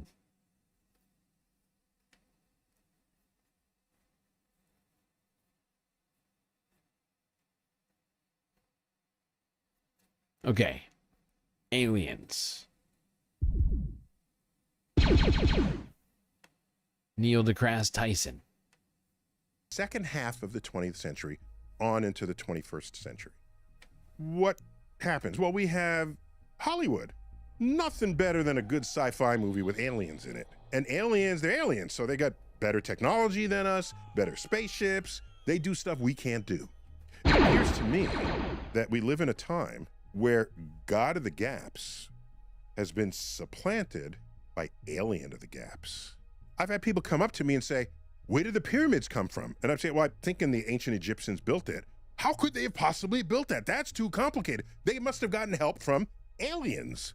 Alien of the Gaps. So this urge is strong. And I get it. And I feel it. And I want it to be true as well. I don't want to use it as a substitute for continuing to ask questions about what you're looking at. I don't want to use it as a substitute for the simple statement, I don't know what it is. That's powerful. If you don't know how to say, I don't know, that means you're going to walk through life requiring answers to everything. And you know something?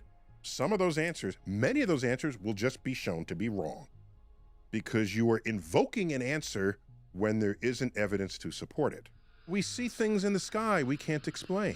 There's a light in the sky and it moves rapidly. I don't know what it is. Investigate it. Let's get more data. I'm all in.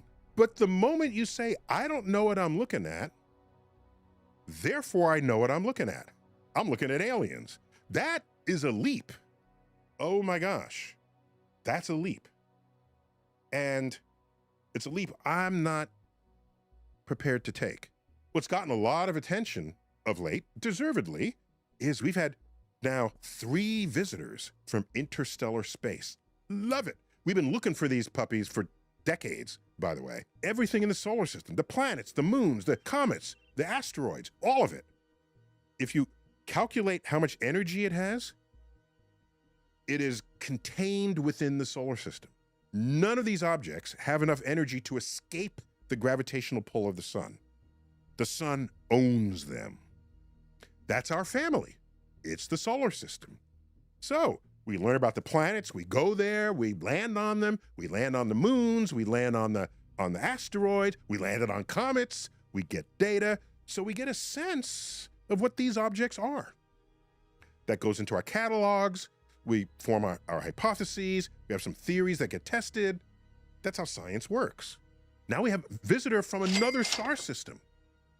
Again, we've been looking for these for decades. We expected it to show up at some point.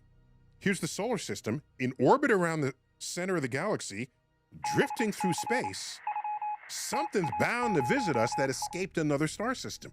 By the way, models for the formation of our solar system suggest that we might have been born with many more planets than 8.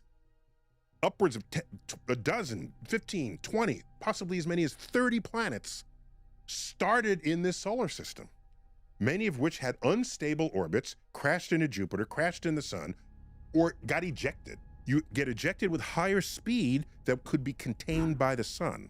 They're out there somewhere. We think that happens in every star system that formed. So some of that junk at some point is likely to pass through our star system, the solar system. Okay. So 3 objects have been found in the last decade, okay? 3 of them. And they've had some anomalous features. Fun. I love it. The first of these, Oumuamua, discovered with telescopes in Hawaii. That's a Hawaiian word for first scout, basically. So that... Hey, nice. One of them went through. Nice. Okay. Hopefully they'll continue to come through. That gets us down to 7 now. Now we're only 7 away. And there's like 14 sitting, so we only need half of those 14 to go through. Well, I mean, I want them all to go through. We only need half of them to go through to get the 19th emote. Okay, so 7 left. Let everybody keep praying to Gary. I think it's working.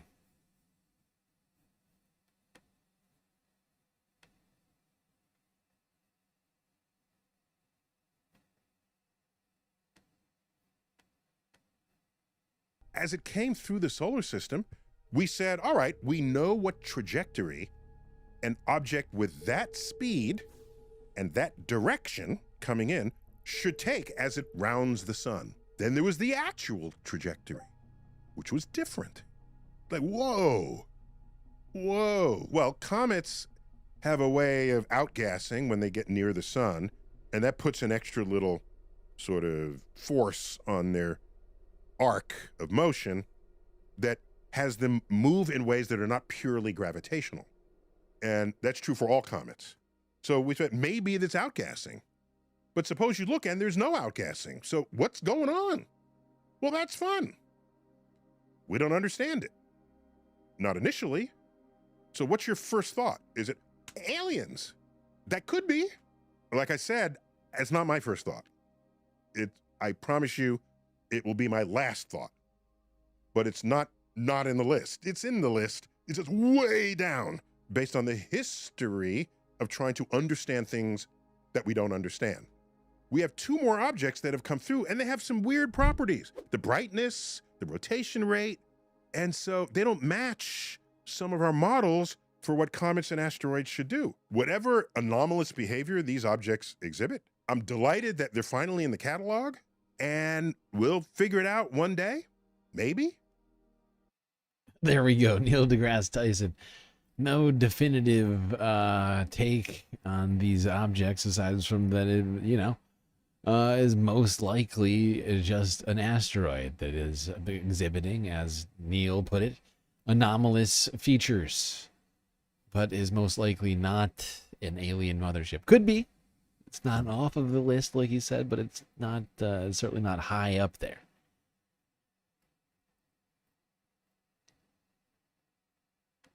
All right, is everybody praying to Gary for more galactic memberships to go through? By the way, everybody, if you do have a way to enable memberships, anybody who's listening that doesn't have that isn't sure whether or not they have memberships enabled, it's pretty easy. Just Google search it, and you can turn on memberships to make sure that you get one of those memberships.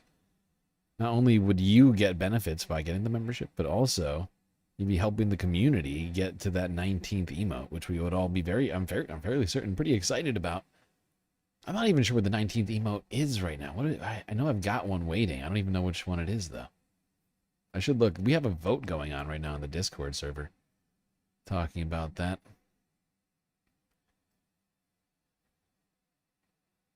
Yeah, you could vote on what the next emote is once we get there. We're gonna get there. We're basically there right now. I don't want to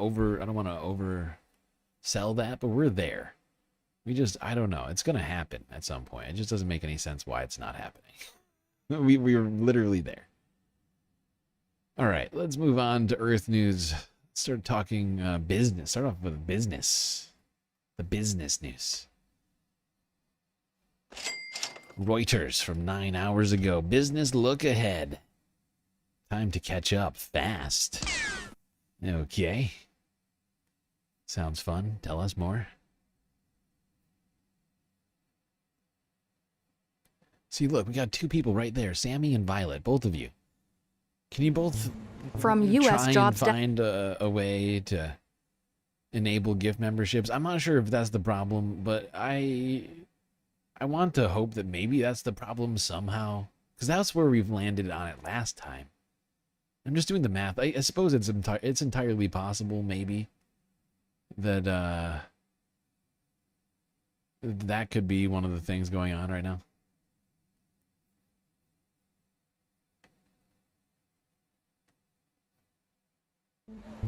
From U.S. jobs data to a high-level gathering in China, I know the mods know how to do this, so one of the mods is in chat if you can help explain it. From U.S. jobs data to a high-level gathering in China, these are the stories to watch in business and finance in the coming week. The U.S. jobs report due on Friday could cement expectations of an impending interest rate cut by the Federal Reserve. The August non-farm payrolls report is expected to show growth of 78,000 jobs, up from 73,000 in July, according to a Reuters poll. Fed Chair Jerome Powell signaled a possible cut at his Jackson Hole speech.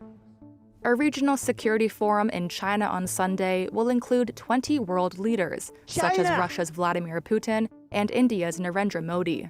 Their attendance at the Shanghai Cooperation Organization marks a powerful show of solidarity, as Trump seeks to double down on his vision of U.S. supremacy. Days later, Chinese President Xi Jinping hosts North Korea's Kim Jong-un at Beijing's Victory Day parade. Markets should pay attention as Xi looks to position China as a global force in a shifting geopolitical landscape. Summer is coming to an end, and markets sense it too. French markets sold off this week on political turbulence, as the Prime Minister has called a no-confidence vote for September 8th. While the Treasury curve steepened after Trump said he would fire Fed Governor Lisa Cook. The value of global mergers and acquisitions has hit highs not seen since the 2021 post-pandemic boom. By year-end, it could be near the $4 trillion in deals forecast by some dealmakers last year. Tariff-driven expansion, sector consolidation, and cross-border strategic alliances are some of the drivers. Yeah, a lot of things happening in the world of finance right now. Donald Trump causing a great deal of turmoil out there right now.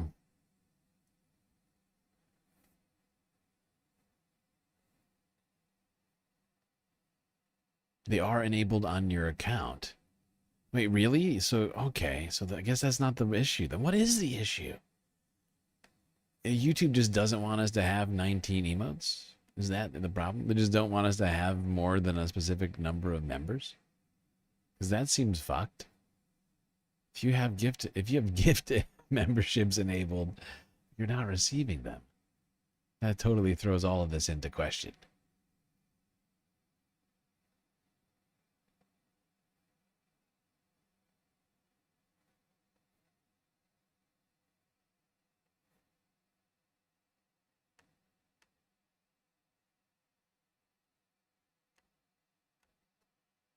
Okay, let's see, where are we? What do we got?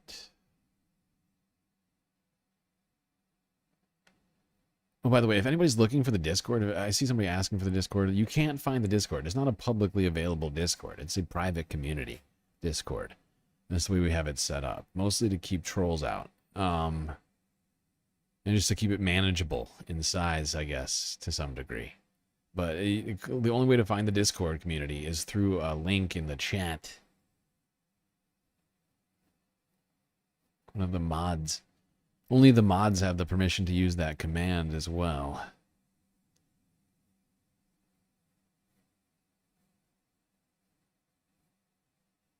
Oh, I'm still highly offended by our lack of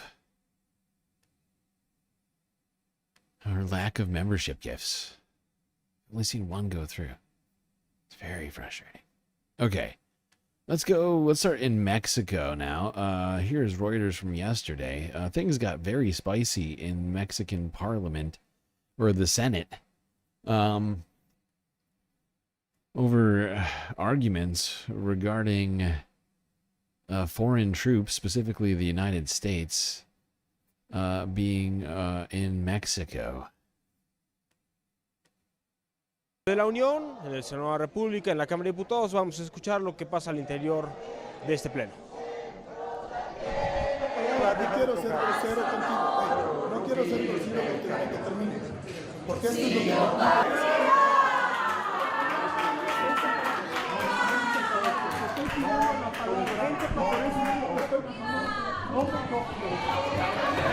...15 horas con 12, entonación del himno nacional mexicano a capela.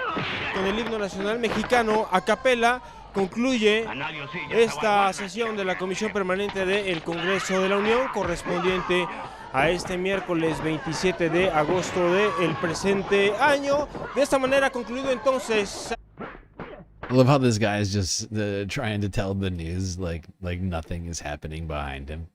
He's like there's an all-out brawl behind him, and he's just trying to keep it all. Oh God, just trying to keep it all together. It's hilarious to me. I don't know. That was one of the funnier pieces of news this week. Not gonna lie.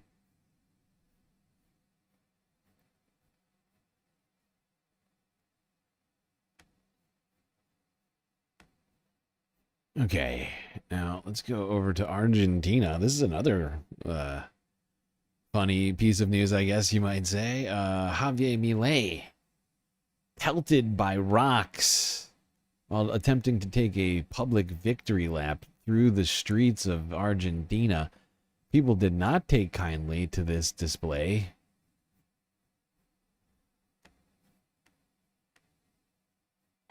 On Wednesday, Argentine President Javier Milei was campaigning for his party in a working-class suburb of Buenos Aires. Supporters followed his motorcade holding up banners and flags, and protesters held up handwritten signs. Rats, swindlers, lowlifes. When some began throwing bottles and rocks at him, the scene turned chaotic. Milei was rushed to safety by a security detail. We were all calmly waiting for Malay. I've lost my voice from shouting. We all came with the caravan and chunks of rubble started flying. It was serious. One hit me on the back, almost on the head. Later, the president's spokesperson wrote on X that no injuries resulted from the incident. Milay's sister, Katrina.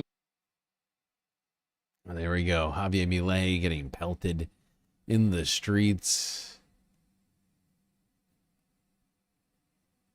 It is shocking how upset people are by his government's destruction of the government, of all of the social safety nets, and kicking thousands and thousands and thousands and thousands of people out of their jobs. I think it's in the hundreds of thousands at this point have been kicked out of their public sector jobs, or had their any number of governmental agencies closed. Shock that people somehow don't like that. Weird. Now let's go over here to Venezuela, where Nicolás Maduro was supervising over military exercises in the country after the U.S. deployed warships off of the coast of Venezuela.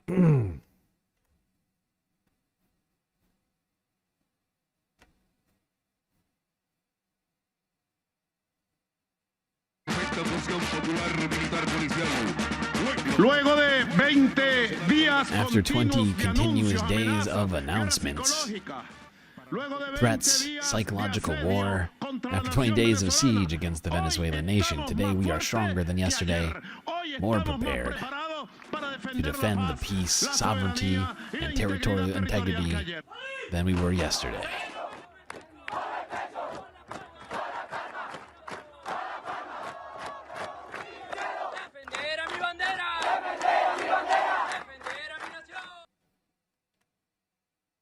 There you go, Nicolás Maduro getting troops amped up in Venezuela, with the United States threatening its territorial sovereignty right now. Donald Trump making threats, not just by putting those... Let's not forget that right before he positioned, and it's 3 warships, right? It's 3 battleships that got sent to Venezuela. Right before that, Donald Trump, the Trump administration, put out a bounty on Nicolás Maduro's head.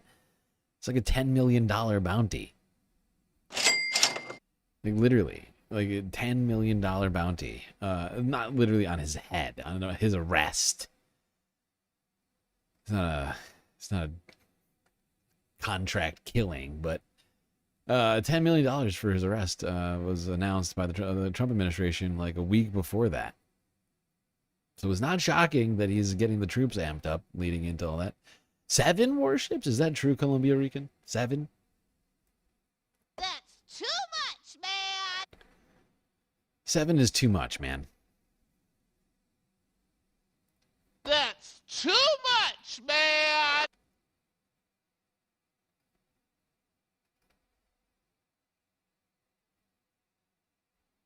All right, let's go to another nation that we have been meddling in the affairs of, Greenland/Denmark. Who Denmark, that specifically, summoned the U.S. envoy over recent details coming to light over U.S. influence operations and meddling in Greenland leading up to the visitation of J.D. Vance.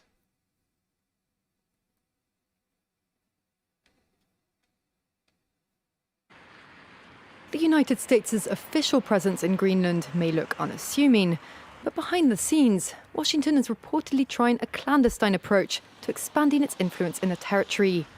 That's according to Danish public broadcaster DR, quoting unnamed government and security sources, who believe that at least 3 Americans with connections to Donald Trump have been carrying out covert influence operations to try and shape how people in Greenland think. It's important that we gain some insight into this so that our populations, both Greenland and Denmark, know what we are up against. This is inherently completely unacceptable, and therefore, in light of the information that has emerged, I've decided to summon the American chargé d'affaires. DR reports that the operation included compiling a list of US-friendly Greenlanders, collecting names of people opposed to Trump, and researching cases that could be used to cast Denmark in a bad light. DR said it had been unable to clarify whether the Americans were working under orders, but from threats of annexation to sending J.D. Vance and Trump Jr. to try and woo the locals, the US president has made no secret of the fact he wants the mineral-rich, strategically located Arctic island one way. I think it's pretty hilarious that anybody would include Charlie Kirk. Or is that tool? Sending J.D. Vance and Trump Jr. to try and woo. It's hilarious to me that anybody would think that sending Charlie Kirk anywhere to woo the locals as being a good plan. I mean, come on. Locals. The US president has made no secret of the fact he wants the mineral-rich, strategically located Arctic island one way or the other. We're working with everybody involved to try and get it. We must remember that it is Greenland itself that must decide what we want, what kind of future we choose, and the order of the partners we choose to work with. And the United States will always be one of them. But I think it is important to be increasingly sceptical the more we hear about attempts to influence us in Greenland. Denmark insists that Greenland will decide its future itself. According to a January poll, most of its people want to become independent, but do not wish to become part of the US. Yeah. But even if the influence operation didn't work, doesn't mean that the Trump administration didn't try a soft coup just now in Greenland. It's pretty fucked. Now, here's a piece of good news in England. In the UK, where a court has ruled on there was a stay order that was put in place last week on asylum seekers as it relates to them staying in hotels. Now a court has actually ruled that in fact those asylum seekers can stay in these hotels that they are staying in.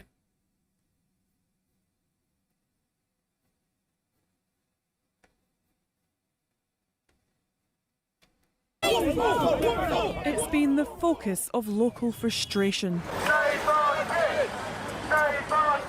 But there were more journalists than protesters in Epping this evening as an attempt to block asylum seekers from staying in a local hotel was overturned.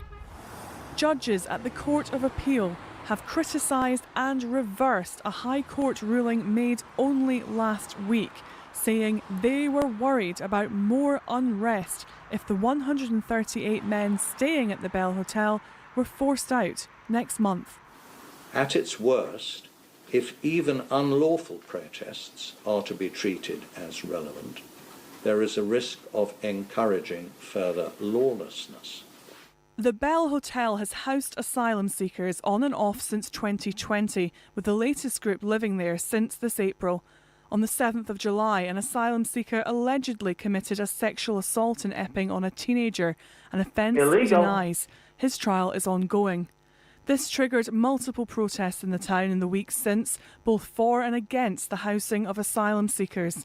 Last week, Epping Forest District Council went to court and won an interim injunction that said no asylum seekers could be housed at the hotel because its owners, Somani Hotels Limited, had not got the correct planning permission. After today's successful appeal by the Home Office, a reminder from a councillor outside court, this is not the end of this story. Jesus Where we Christ. had clarity and resolution, we now have doubt and confusion. However, this is not the end of the matter. Really? While the Court of Appeal has lifted the temporary injunction, the case for the final injunction is still to be heard. Oh my God, these Karens. These fucking Karens. Even though this order has come down does not mean that we cannot continue fighting. We mustn't forget. The war is not yet over. What a dick. Get over yourself, pal. have such an objection to the existence of immigrants. Maybe you shouldn't live in a country that immigrated all of its shit all over the place. I still find this whole thing to be utterly incredible. That British people, people in the UK, have such a aversion to the existence of brown people, immigrants coming from other countries to theirs, when for hundreds of years they exported Britishness regardless, even if nobody wanted it, right? For hundreds of years, British people were exporting Britishness all over the globe. Didn't ask anybody if they wanted it. In fact, many times did it against other people's will, and then took all their shit and came back. And then when those people wanted to come back and see their shit once in a while, we go to the British Museum and see their families, skull or something like that, or you can't be here. You're oppressing the British people by existing in the same borders as us.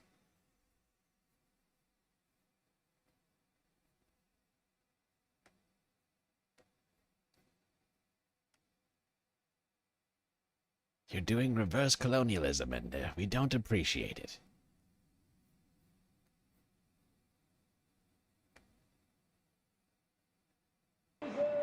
The British government on Friday won a court ruling that means asylum seekers will not have to be evicted from this hotel. Last week, London's High Court granted a temporary injunction to stop asylum seekers being housed in the Bell Hotel in Epping, Essex. But the Court of Appeals sided with the government and lifted the temporary injunction. The Bell Hotel had become a focal point of sometimes violent demonstrations after an Ethiopian asylum seeker living there was charged with sexual assault. While the court victory will ease the headache of immediate widespread hotel closures, it opens up Keir Starmer's government to accusations from his main political opponents that he is siding with asylum seekers over the fears of local communities. Conservative Party leader Kemi Badenoch put out a statement accusing Starmer of just that. But the government had argued the injunction to evict the asylum seekers would lead to further protests across the country. Exactly. And I think this is a completely reasonable and sensible ruling, right? These assholes are just going to chase them around the country. That's just going to increase chaos. And that is not what is needed in this moment. I think this was the right decision from the high court. Good news out of Britain doesn't happen too much lately. There it is, just a little teeny tiny bit of good news out of the UK. Okay, let's move on now.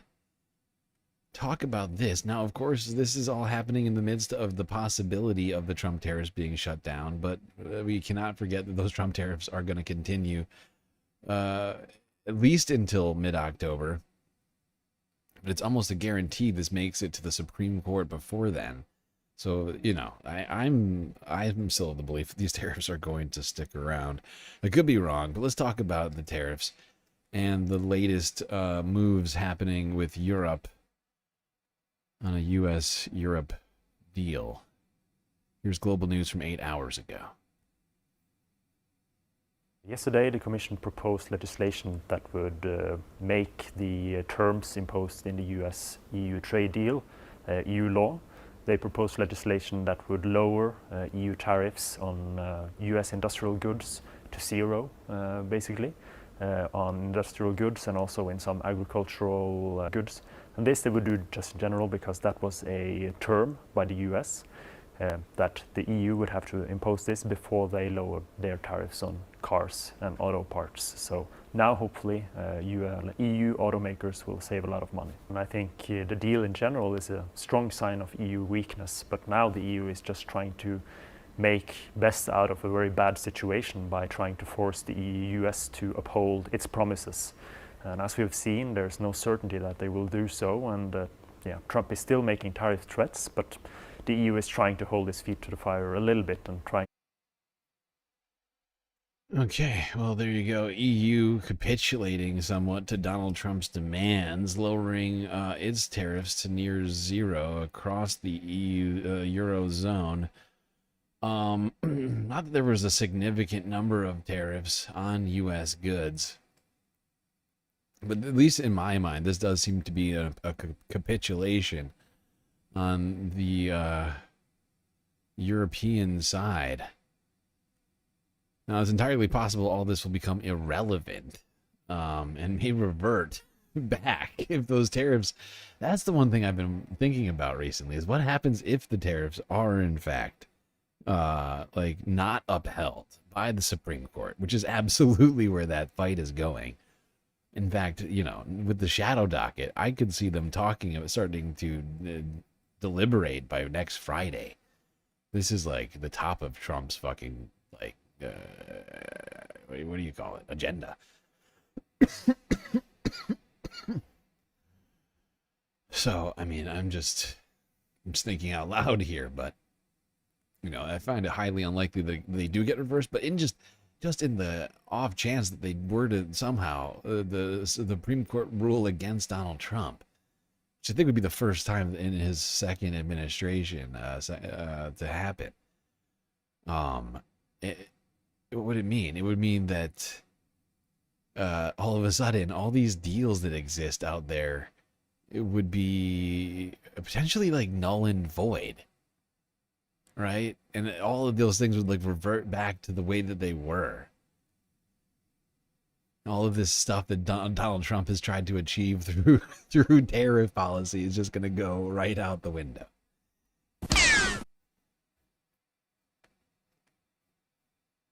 All right, let's go to Ukraine and Russia. That has been a situation that is continuing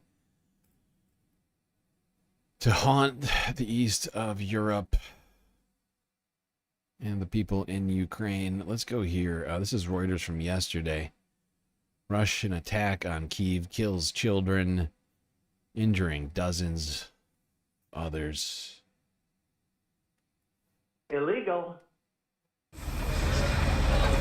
Russian forces launched a large-scale drone and missile attack on Kyiv, killing at least 15 people, including 4.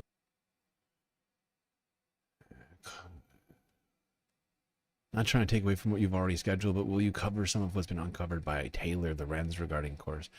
I already have one of those videos saved. I heard about this, but I have not yet looked into it. I know nothing about it. All I've seen are thumbnails and titles. But I have a couple of videos on that saved in my watch later list. I was thinking about doing it Saturday or Sunday. But thank you for the suggestion, Columbia Rican. That's a good one. And it's already on my list. So, yes, I can, and I'm going to. At least that's the plan. Children and injuring dozens on Thursday, Ukrainian officials said. Homes and buildings across 7 districts bore the brunt of the attack. Ukrainian President Volodymyr Zelensky said it showed Russia's answer to diplomacy amid efforts by US President Donald Trump to end the war. He called for new sanctions on Russia, which he said, quote, "You know what, I just realized I'm just distracted right now, but this is actually when I should be taking a break." I'm like not paying attention. I think I'm just thrown off by all of the emote stuff and the music, like the gifting that happened earlier today. By the way, has anybody seen any more gift subs go through? Any gift memberships? I mean, any gift memberships going through? I haven't, but just wondering. Everybody don't forget to keep praying to Gary that those subs, those memberships start going through. I'm very frustrated that they didn't, that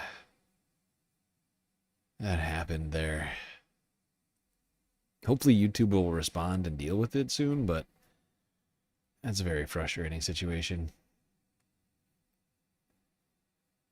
All right, we got to take a quick break. We are at 6 hours already, which means a third galactic intermission is necessary, as a requirement here. Every couple of hours, we need to take a break, you know, shake things off, move around a little bit, and whatever else you might need to do.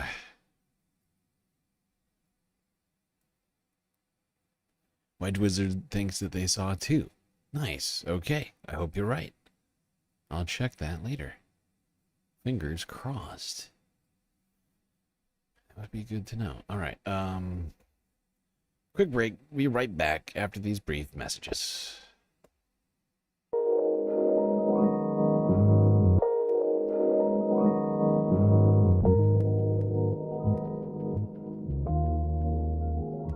Okay, I hope everybody's been enjoying the show so far. If you haven't already, hit the like button and don't forget to subscribe. Hit that bell icon too so you get the latest notifications. Otherwise, you might miss one of these streams. What? And you wouldn't want that. While you're at it, do also remember that we are completely funded by individuals like you. Lots of great ways, of course, for you to show your support. YouTube, Super Chats, Super Stickers, and memberships, Cash App, and PayPal. If you prefer your money go directly to funding the stream rather than the bottom line of Google. But of course, the very best way to get the most space benefits for your Earth dollars is to go onto Patreon and become a galactic patron for the low price of 10 cents a day. That's right, $3 a month will get you access to a bunch of sweet space benefits unseen by the rest of the goddamn Milky Way galaxy. So what are you waiting for, space fams? Go and become more galactic. Anyway, that's enough for me, chat. Enjoy the break. Grab yourselves a drink, maybe a snack, and I will be right back.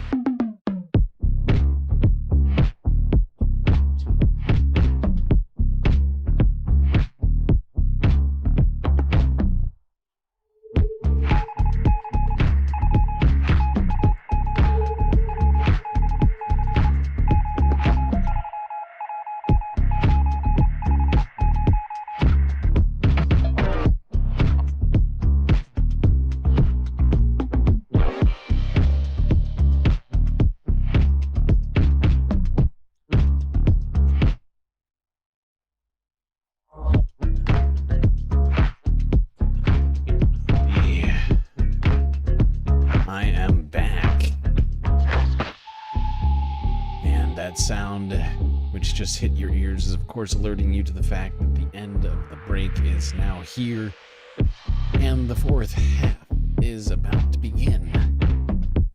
So you'd better get in your seats there, space fans, otherwise you're gonna miss it. Immediately, if not sooner.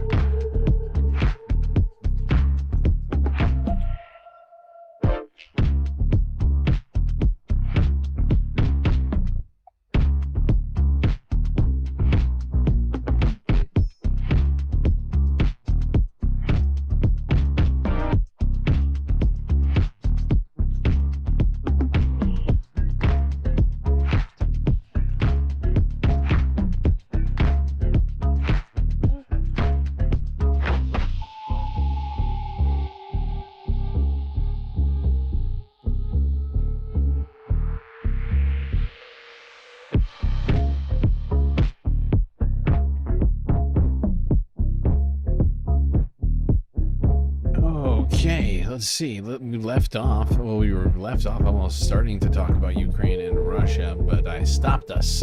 How rude. Yes, it's true, it was very rude, but I had to, because we had to take another break. Because we've gone 6 full hours of the Galactic Stream already today, and we still got a bunch more to talk about. Ukraine, Russia, Israel, Gaza, and things happening outside of those two conflicts, although they do seem to take up a lot of our time around here. Let's start it off here with Reuters from yesterday, where a Russian attack has killed, I think it was 2 or 3 children and injured dozens more. Yeah, let's go here. Russian forces launched a large-scale drone and missile attack on Kyiv, killing at least 15 people, including 4 children, and injuring dozens on Thursday, Ukrainian officials said. Homes and buildings across 7 districts bore the brunt of the attack. Ukrainian President Volodymyr Zelensky said it showed Russia's answer to diplomacy amid efforts by US President Donald Trump to end the war.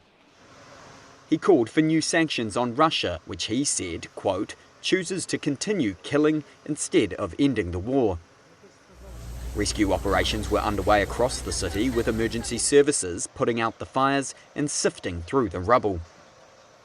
As the attack unfolded over 9 hours, some residents of the capital sheltered underground. The Ukrainian Air Force said it downed 563 of 598. Like, I gotta say, like, it's no Gaza. The attack unfolded over... It's no Gaza, but, I mean, kids having to live their lives like this, growing up, being afraid constantly, having to run away to bomb shelters all the time, that's not good either. Terrified, leaving their homes in many cases, you know, for safer areas, and then still to have this happen, I mean... In hours, some residents of the capital sheltered underground. The Ukrainian Air Force said it downed 563 of 598 drones and 26 of 31 missiles launched by Russia in a countrywide attack. Ukrainian officials said several high-rise apartment blocks have been hit, along with the headquarters of the European Union mission to Ukraine and the British Council. Critical infrastructure such as energy facilities and a railway hub in central Ukraine had also been struck. Russia's defense ministry said its attack hit military industrial facilities and military air bases. Moscow has regularly denied targeting civilians, but dozens have died in recent months during strikes on densely populated areas. Moscow's defense ministry said Russian air defense systems intercepted and destroyed a... Yeah, it's horrible. Now, according to reports, this was apparently the second largest missile and drone attack since the war began in 2022. Donald Trump remaining incredibly silent about this. Trump, silent. As of now, the President of the United States has not said a word after Putin launched one of his most powerful strikes against Ukraine. More than 20 people in Kyiv killed by hundreds of Russian missiles and drones. And as Trump was silent throughout the day, we did hear from the White House. This is what we heard. Perhaps both sides of this war are not ready to end it themselves. Whoa, both sides. Putin struck Ukraine overnight, hitting Ukraine with 598 drones and 31 missiles. This is not a both sides issue. Not last night, not tonight, and not since February 2022, when Putin invaded a sovereign country with the intent to topple its government and take it over and make it part of Russia. But maybe the both sides talk comes as a result of the fact that Trump has publicly given Putin space on his war. I believe Vladimir Putin wants to see it ended. He says he wants peace. He does. I believe Putin wants to do it. He does say he wants peace. He's saying a lot. He wants peace. He wants peace. President Putin wants peace. Here's the reality, though, just to say it in black and white. Putin clearly doesn't want peace. Yes, Aaron, you're actually right about something for once. Putin does not want peace. That's why he keeps sending missiles into Ukraine.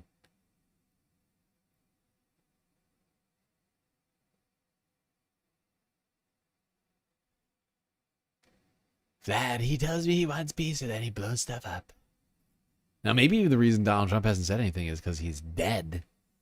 Something that I'm considering doing a impromptu stream dedicated solely to, perhaps after this stream, because it's news that I heard about while we started streaming that I feel like deserves its own video. But maybe Donald Trump's saying nothing because he's dead. People are speculating wildly all over the internet right now. What if? What if Supreme Leader Trump is only 7 months in and deceased? That would be, wow. What you talking about? Now, these attacks on Ukraine hit both EU and British offices in the country, apparently. According to France 24 English, this is from 18 hours ago. Well, the war in Ukraine is one major issue confronting Europe. Earlier on Thursday, Russia pounded Ukraine with deadly missiles and drone strikes. It was a sweeping attack. Ukraine said that Russia had launched its second largest attack since the full-scale invasion began 3.5 years ago. The strikes killed at least 23 civilians, including children. They also hit European Union and British Council buildings, prompting the EU and Britain to summon their Russian envoys. Support for Ukraine and its defense industry will be the most important topic when EU defense ministers meet this Friday in Copenhagen. For more on this, I'm joined by our international affairs editor, Oliver Ferry. Hello to you, Oliver. Needless to say, relations have not been great between... Does this channel support Ukraine? Yes, I support Ukraine defending itself. I support the United States upholding its obligations under the Budapest Accords from the 90s, back when Ukraine voluntarily de-armed its entire nuclear arsenal, which they had leading into that agreement. If it weren't for the Budapest Accords, Ukraine would have the largest nuclear arsenal in all of Europe right now. And they probably wouldn't be getting invaded. And it was honestly partially the United States and also partially the Russian government's obligation to not have what's happening happen right now. Russia literally signed that it wasn't just the United States and Ukraine who signed it. Russia signed it too. They said they weren't going to invade. And here we are. Russia and Ukraine's European allies. This is only going to exacerbate that. Yeah, Thursday's attacks on Kiev mark an escalation, even if it's probably not an intended one, due to the fact that offices belonging to both the European Union and the UK were struck. We don't really know if these were intentionally targeted, as Ukraine's Foreign Minister Andrei Sybiha suggests, but Russian attacks have, since the start of the war, been indiscriminate, and more importantly, there was quite a large loss of civilian life as well. Both the EU and UK have summoned the respective Russian diplomatic representatives, but the attack as a whole is the greater source of ire for Ukraine's European allies. The EU's foreign policy chief Kaja Kallas said it was a deliberate choice to escalate and mock peace efforts, especially there was, for the past month, Kiev was largely spared attacks, probably because Donald Trump had Vladimir Putin invited to Alaska in that time. And even Trump, who just 2 weeks ago was, pretty much parroting the Kremlin view, said he was not surprised by the attack. His chief envoy to Ukraine, Keith Kellogg, said that these egregious attacks threaten the peace that Donald Trump is pursuing. It's very much centering the US president there, which might suggest that Trump himself is taking it personally.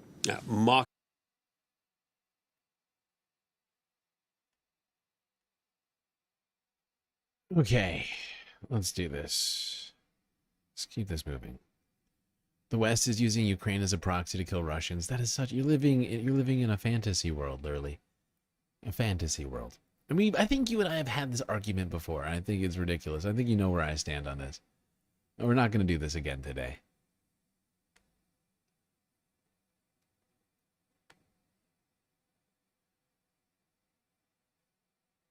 Now, there is a bit of an online, sort of offline scuffle going on between Vladimir Putin and Emmanuel Macron, the president of France,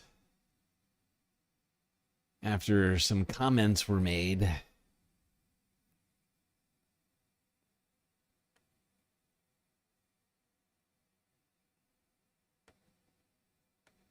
Мы видим постоянно какие-то... Now, this is the Ministry of Foreign Affairs in Russia. This is their representative speaking. We constantly see some strange statements from the French president regarding Russia. Sometimes they cross the line of not just reasonable but decent,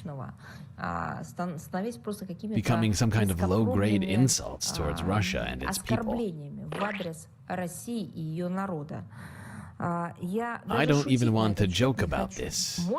Maybe it's a nervous reaction after the Russian-American summit. They were shouting that they wanted to be there too, to be invited, to be listened to, and so on. But it's unworthy of a head of state to speak about the country like that.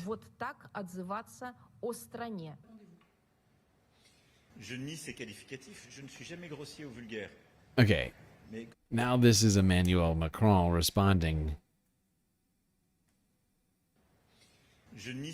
I deny these descriptions. I am never rude or vulgar. But when we say that there is an ogre at the gates of Europe, an image that has been adopted by many, I believe that it describes what Georgians, what Ukrainians, and many other nations feel very deeply.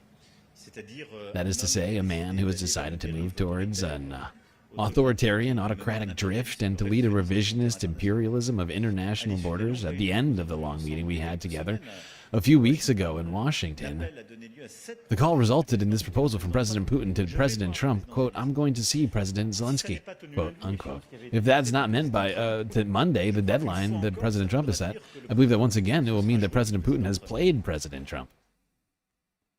There you go. The Russian Federation highly offended by Emmanuel Macron, calling Vladimir Putin an ogre.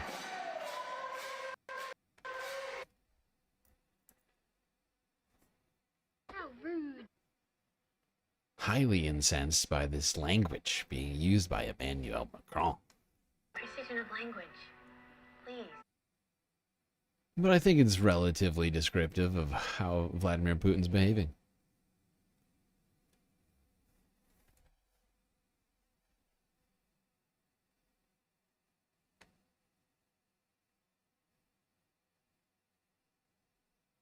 Okay, now let's switch topics over to Israel, Gaza.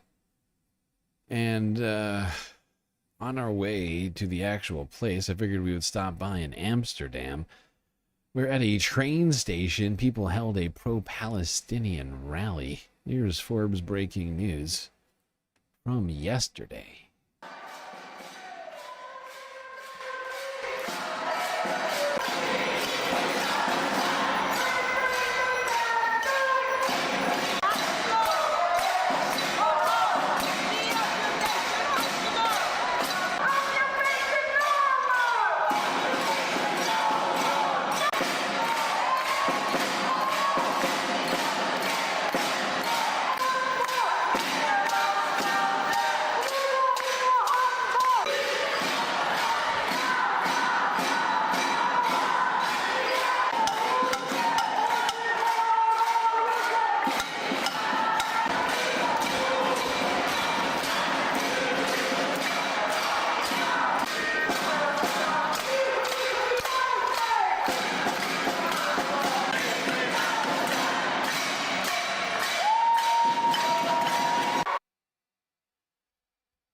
Now, there we have it.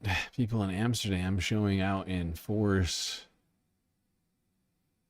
to protest the genocide in Palestine and doing a great job of it, honestly. I saw some really great stuff happening there. One lady had a pan which was painted the colors of the Palestinian flag, which she was using to bang on it. I thought that was a great use of crafting skills, if you ask me.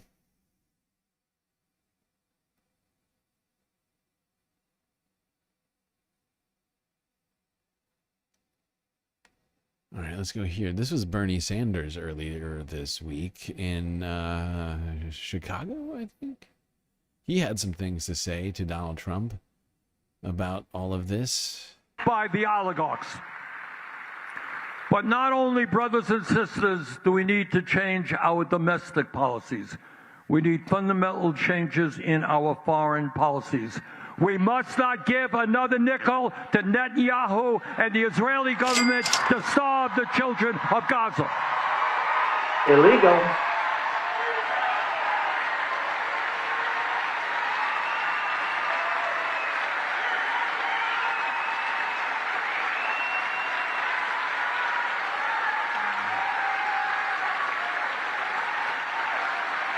I can tell you, I've gone all over this country. I've been all over this country, and I've talked to Democrats and progressives. I've talked to conservatives, Republicans, independents. The overwhelming majority of the American people do not believe that we should spend billions of U.S. taxpayer dollars to starve children in Gaza.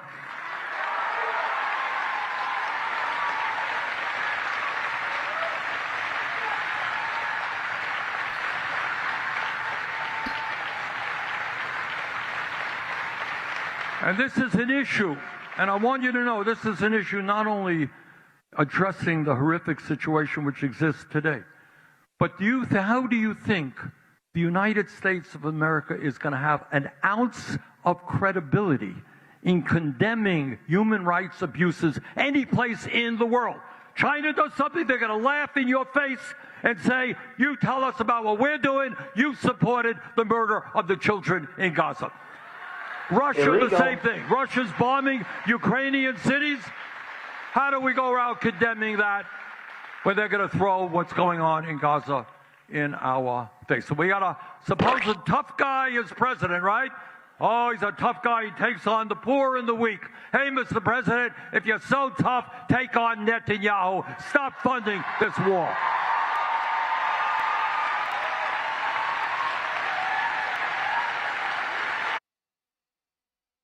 There we go, Bernie Sanders with a message to Donald Trump.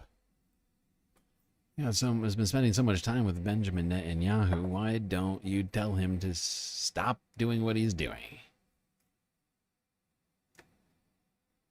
Now, let's go here to the United Nations.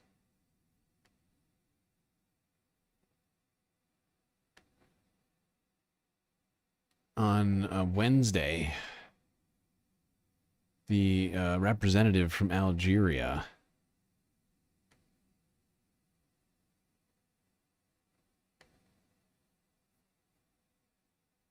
read a letter posted on X by one of the reporters who was killed by Israel earlier in its double tap strike on Nasser Hospital. Reality that the Israeli authorities want to conceal. This Monday, the day before yesterday, at Nasser Hospital, 5 more journalists were killed, were assassinated. Among them was Maryam Abu Daqqa, a young, a beautiful mother. She was 33 years. Her armor was her press vest. Her weapon, a camera.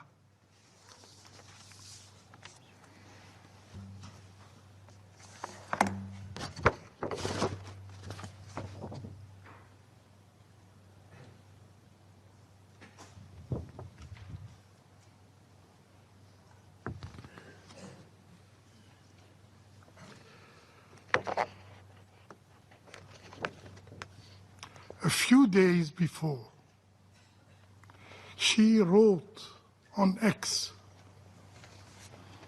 a letter to her 13-year-old. His name is Ghaid. In this letter, she left words that carry more weight than any official statement. And I quote,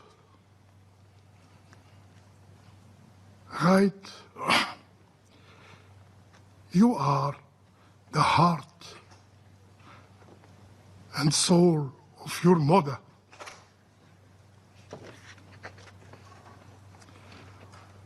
When I die, I want you to pray for me, not to cry for me. I want you never to forget me. I did everything to keep you happy and safe. And when you grow, when you marry,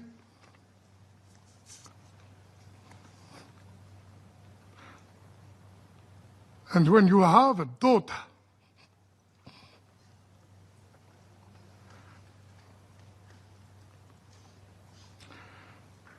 name her Maryam, after me.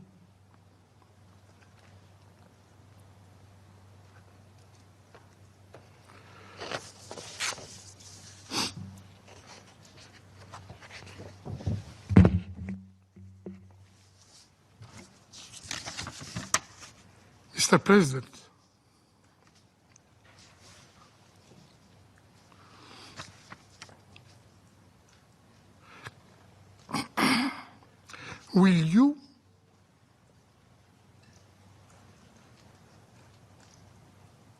will this council persist as a theater of lamentation,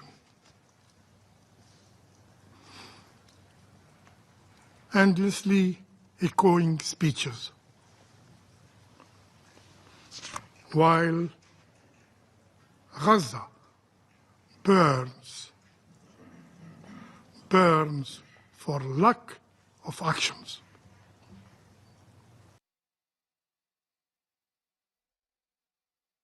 Yeah, that is horrifying.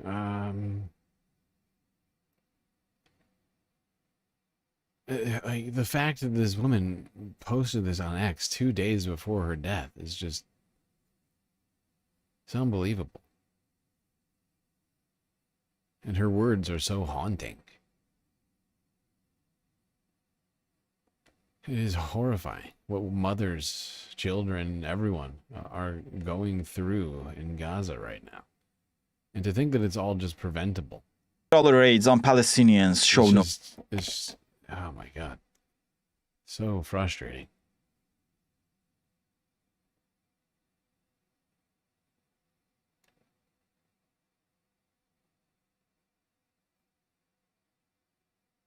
All right, let's go here now. TRT World. They go to the West Bank. Talk about the increased attacks happening on West Bank occupants. Redistricting Brandishing his gun wildly, an extremist Israeli settler, Yenon Levy, faces off with Palestinian villagers. He opens fire, with deadly consequences. The same scene filmed by the victim, standing well back from the crowd. Yenon Levy claims he's acting in self-defense, but it seems clear there's no threat to his life. Eyewitnesses, backed by comprehensive video evidence, say he's the only one who's armed. As he shoots, the cameraman falls to the ground. Villagers rush desperately towards him. He died a short while later. This is the man who was killed, Oda Hathalin, a prominent local activist who'd helped work on an Oscar-winning documentary. A month on, his dried blood remains on the spot where he died. Alongside an appeal for justice, few here in the occupied West Bank believe will be served. There are 4 of them now, and there are bases for more. And now, on land Yenon Levy helped prepare, in the middle of the night, settlers have installed 4 mobile homes. For more caravans. Tariq has lived here his whole life. Auda was his cousin. These caravans, that they are located now in the heart of the village. Few meters, you can see the community center, the family house there. This is clearly, the intention is to scare the people out of here. The small Bedouin village of al Khair has been the focus of non-violent resistance for years, under threat from Israeli demolition orders. All the while, the Israeli settlement of Carmel next door, illegal under international law, has been expanding. Illegal? It's Israel that sets the rules here. Just 24 hours after the shooting, the settler Yenon Levy was released from jail. More than a dozen Palestinian villagers, including Tariq, were kept in custody for days. If we have a case where we see the settler pull out his gun and shoot a Palestinian standing there doing nothing, we yet will see the Israeli police, the Israeli government, the Israeli legal system to find an excuse to take the settler out of this crime. And instead, Palestinians always like if a Palestinian even have a gun, he would be killed immediately. Since the October 7th attacks by Hamas, Immediately, thousands if of not Palestinians sooner. have been forced to flee their homes in the West Bank. Yep. It is apartheid. It is a completely different set of rules for one ethnic group and a whole other set for another. That is what the West Bank is.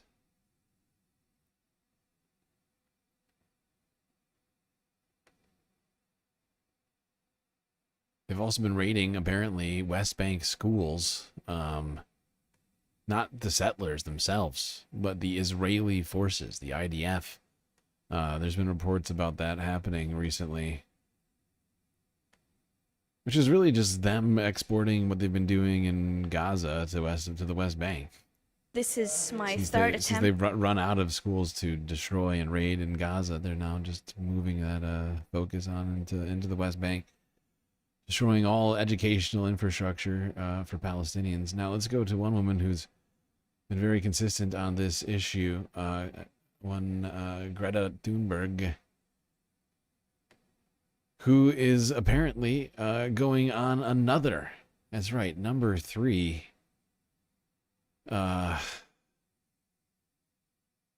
mission, setting sail for the shores of Gaza to bring aid to Palestinians. That's right, she doesn't give up. This is my third attempt to try to sail with humanitarian aid to break Israel's illegal siege on Gaza and open up a humanitarian corridor. But there have been 38 previous attempts just for the Freedom Flotilla Coalition, and now with the Global Sumud Flotilla, this is unprecedented. We are mobilizing people from all over the world with dozens of boats sailing from Barcelona first, and then more boats joining us from other ports around the Mediterranean Sea. And we are doing this because we are facing a genocide We are seeing people being deliberately deprived of their basic means to sustain life. Illegal. And this is a continuation of the suffocating oppression that Palestinians have been living under for decades. And we simply have no choice. If we have any sense of humanity left, we cannot just sit by and watch this unfolding. When our governments and those in power fail to step up, it falls on us as human beings to step up and take that responsibility, unfortunately. What we are trying to do with these missions is both to exercise our democratic rights, to use our voices to sail on international water, delivering humanitarian aid, opening up a humanitarian corridor, which is our right to do. We are just trying to uphold international law here. But we are also trying to send a very strong message of hope and solidarity to the people in Palestine, the people in Gaza, to say that the world has not forgotten about you. We have to keep going. We have to keep upholding our promise to the Palestinians that no matter what the odds are, we have to keep trying. The difficult moment. There we go. Here's Greta Thunberg announcing her plan for a third Gaza flotilla mission to break the blockade. Maybe this one will get through.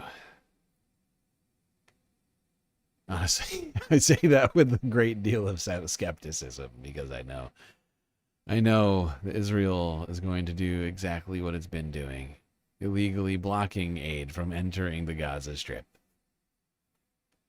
illegally detaining citizens in international waters, which it has no right to do.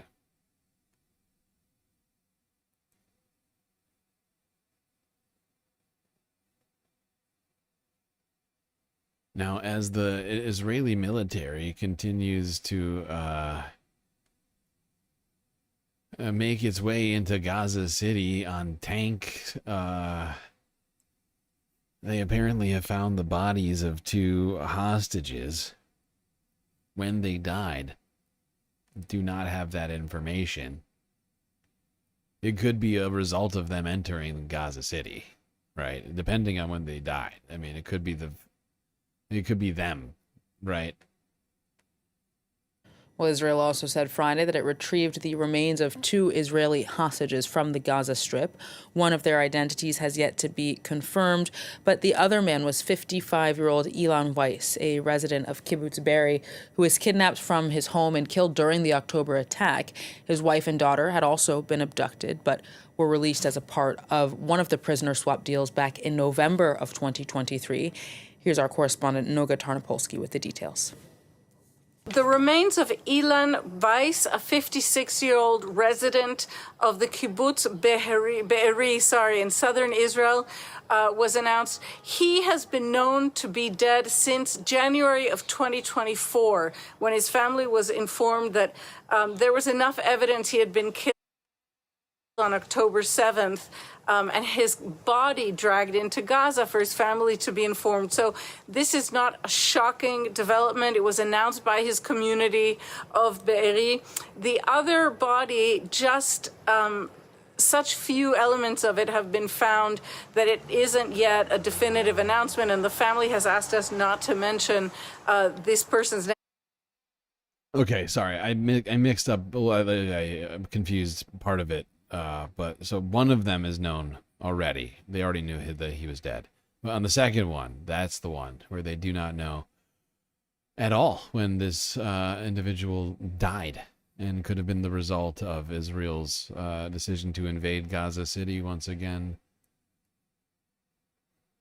And I mean, they're doing it full invasion. They called up 60,000 troops and brought, hundreds of tanks to the border in anticipation of this invasion into Gaza City. So who knows exactly what happened there. They are clearly just ignoring the fact right now that there is a ceasefire on the table, and the United States is saying and doing nothing about that. It's been 2 weeks now. It's been almost 2 full weeks since the ceasefire arrangement was agreed to by Hamas and announced. and nothing has been done. Israel hasn't even head faked towards dealing with the ceasefire. They just completely ignored it.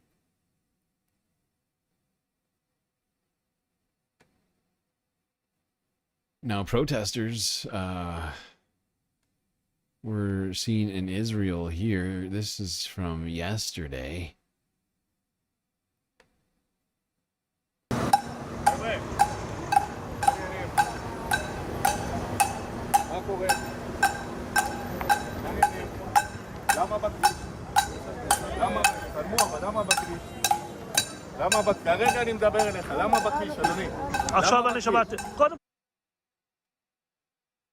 Oh, shocking. Police harassing people protesting in Israel? No way.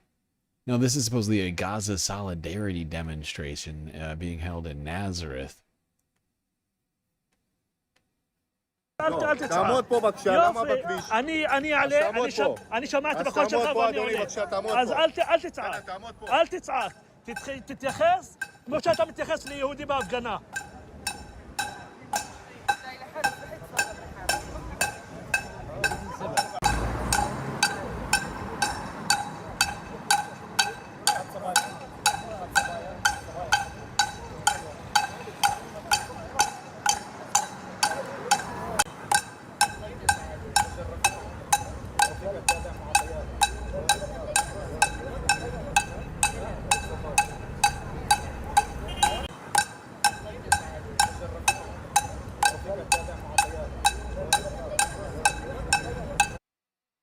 Okay. There we go. At least some people in Israel, although it's not nearly the same numbers as the other protests, here trying to show solidarity with Palestinians.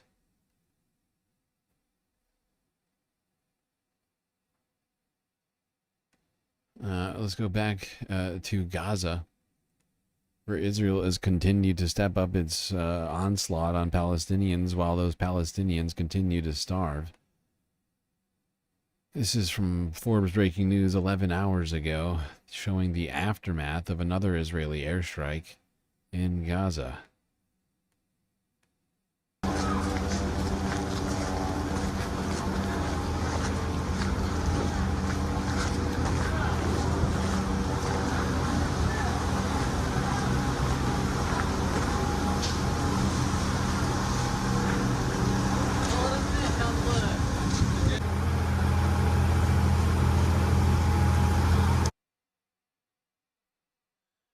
Wow, this area looks like it's like still not fully exploded. And of course they're going to destroy this part too.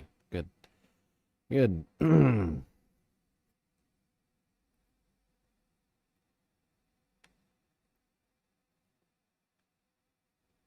Now, of course, like I mentioned, Palestinians are still literally starving. The United Nations declared a famine earlier this week, and I didn't even see extra trucks going through. Nobody, the United States and Israel seem to not give a shit. The UN declared a fucking famine.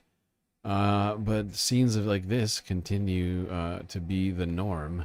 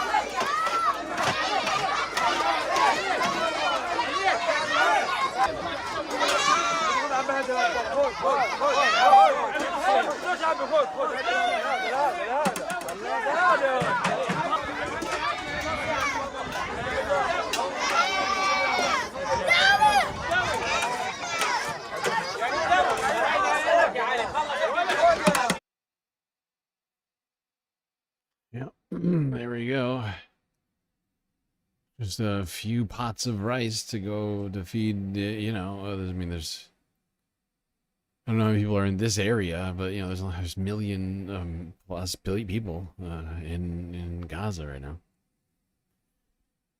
And even with all this going on, Israel continues, like I said, to step up its strikes, step up its military incursion. And they have declared all of Gaza City a war zone, combat zone, whatever they want to call it. It's a genocide zone is what it is. And this really completes the concentration camp element of all of this, because with Gaza City now declared, the entire city declared a war zone, it basically leaves Palestinians in Gaza a strip of land smaller than, it's like, it's tiny. Like, I'm trying to think of exactly how big it is right now, but it's like, oh my God. It's the size of Lower Manhattan or something.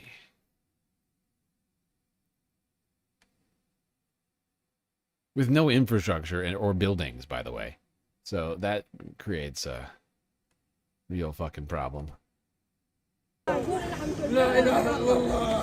Shock and mourning.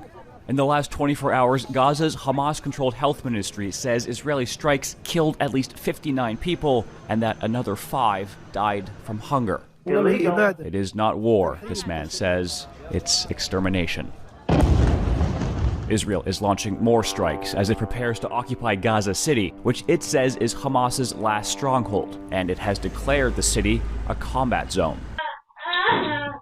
I want my mom. The country's government showed unreleased footage from Hamas's deadly October 7th attack. They took 255 innocent hostages to the underground dungeons of Gaza. Israeli Prime Minister Benjamin Netanyahu has stated his goal is to destroy Hamas and to get the remaining hostages back. IDF soldiers did bring home the remains of 2 hostages, of Ilan Weiss and someone the government did not identify. Civilians must be protected.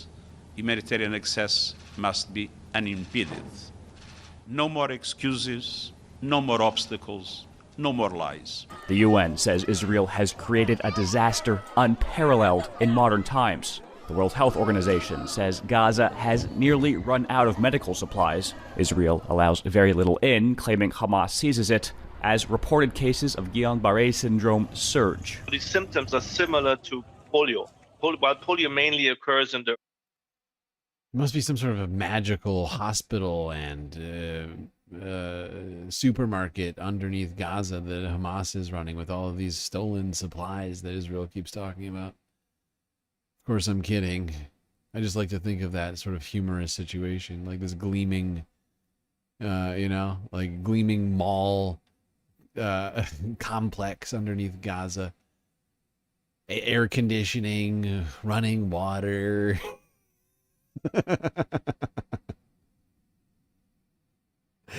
Electricity, all the things that the rest of Gaza doesn't have. I just like to pretend for a second in my mind to think about the humorousness of that.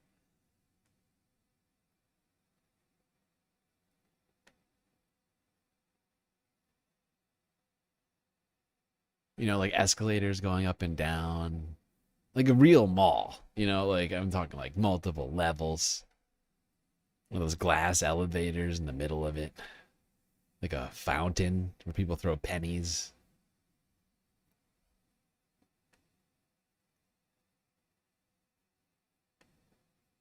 Just piles of food, just like to the ceiling. Full hospital running. Nobody there. Just stocked to the hilt. I mean, with all the aid that Israel said Hamas is supposedly stolen.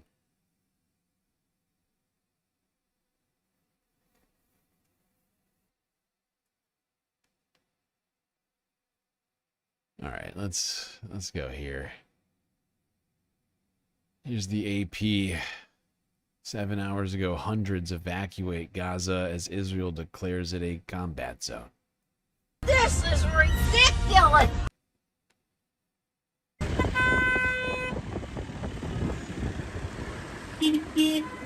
احنا زي زينا لا معنا مصاري ولا معنا اكل ولا معنا حاجه. We are being displaced. We have no food. We are thrown into the streets like a dog. We are not dogs. Dogs are better than us. We have no home or anything. We are in the streets. Wow, what a depressing statement. What a depressing fucking statement. We are not like dogs. Dogs are better than us. That is the most depressing statement I've heard all day. We have no homes or anything. We're in the streets. It's better for the person to die. Do you want to tell me to tell you about suffering? We suffer from water shortages, from shortages of main products, food. We are suffering from lack of flour. Now there's a new thing. Ants. We don't have cleaning products. We suffer from many things. We suffer that our children are ill.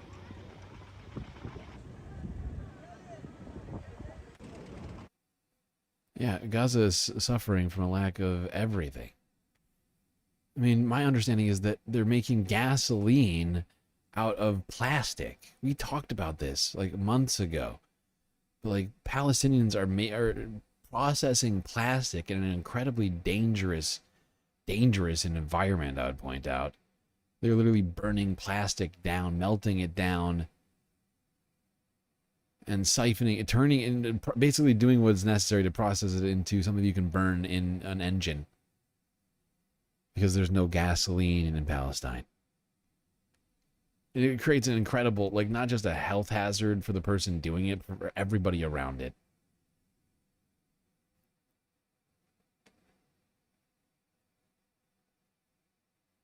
Cause like it's weird, like you see like moving cars, and you're like, oh right, the cars, like they're running on plastic, running on old plastic that they're burning. I mean, technically they come from the same thing originally, so it's a real act of ingenuity. It's also just a horrifying act of desperation. Now, earlier this week, Israel decided to strike Iran. Not Iran, sorry, Syria. Sorry, they've been bombing everybody in the Middle East, so it's hard to keep them straight. Israel decided to do a missile strike in Syria, which Syria did not take very kindly, and now tensions are on the rise between the two countries. Shock of shocks. Here's TRT World from 19 hours ago on this story. Syrian army positions recently hit by Israeli drones in the Damascus countryside, killing at least 6 soldiers. For many Syrians, the fall of Assad has brought a fragile sense of peace, but many now urge the international community to take decisive action to stop Israeli aggression. We strongly condemn Israeli actions. Israeli forces repeatedly violate international laws. Despite the UN knowing they are violating its codes of conduct, they are not doing anything about it. The incursions have led to a fear that unchecked Israeli assaults could destabilize a country still struggling to rebuild. Israel is a state that doesn't commit to conventions or pacts and continuously attempts to enforce its control over the region. It applies the logic of force. Its objective is to undermine the stability of Syria. Yep, Israel, since day one, since the fall of Assad, have taken that power vacuum to insert themselves into Syria on multiple occasions. Literally since day one, they've been striking Syria, and they're just continuing it. You know, when they get bored of fighting Lebanon or Palestinians or Iran, Syria, I mean, it's right next door. Might as well. It's fucking ridiculous. This is ridiculous! It's fucking ridiculous, and that sound shot is too loud. Yeah. And they're trying to destabilize that country because, you know, it's very conveniently located. They've already taken land from Syria. They might as, you know, like, the more that they destabilize Syria, the more likely that they'll be able to take more land. All right, let's move on from Israel. That's enough for today. Soul crushing. Yes, Jules T. I'm sorry for having crushed you. Crush your soul. I don't make the news. I just report it. I just curate it for everyone. And I try and get a balanced discussion in here, but I do know it does tap people out on their soul crushing meters. And I do feel bad. You don't think that I don't get tapped out over here. Believe me. There's things that we don't talk about sometimes just because I'm just so tapped out myself. I'm like, look, I can't take one more terrible story today. We're going to have to wait till tomorrow or something. That's just the state of the world. All right. Now, let's move it along. Move it on from Syria, and we're almost done with the Middle East. But before we leave, let's go here because apparently the United States the United Nations intends to reimpose sanctions on Iran. This is Al Jazeera from 20 hours ago. 10 years ago, world powers agreed to a landmark Iran nuclear deal called the Joint Comprehensive Plan of Action, or JCPOA, that gave Iran sweeping UN sanctions relief in exchange for Tehran's commitment to a peaceful nuclear program. But now European powers, France, the UK, and Germany, known collectively as the E3, are pulling back, enacting a so-called snapback mechanism that will trigger reimposing those sanctions. They include an arms embargo, restrictions on missile development, asset freezes, and travel bans for senior Iranian officials. The E3 announced their decision in a letter to the UN Security Council that reads in part, they believe Iran to be in significant non-performance of its commitments under the JCPOA and hereby invoke the process known as the snapback mechanism. Iran's actions stand in stark contrast to an exclusively peaceful use of its nuclear energy. Iran's accumulation of 60% highly enriched uranium has no credible civilian justification. There you go. United Nations coming after Iran for their nuclear enrichment program. With the the ending of the JCPOA and everything else that's going on, they see this as an opportunity to penalize Iran for its nuclear activities, which I find sort of fascinating because it's not like, it's just so what's the word, like haphazardly applied. So much of this stuff, like, why aren't they going after Israel for their nuclear program? They're not supposed to have nukes, but they do. They keep lying and saying that they don't, but they do. So, what about that? But whatever, it's fine. Let's not apply. let's not apply international law evenly. Let's do it in an uneven and piecemeal fashion. That's much better.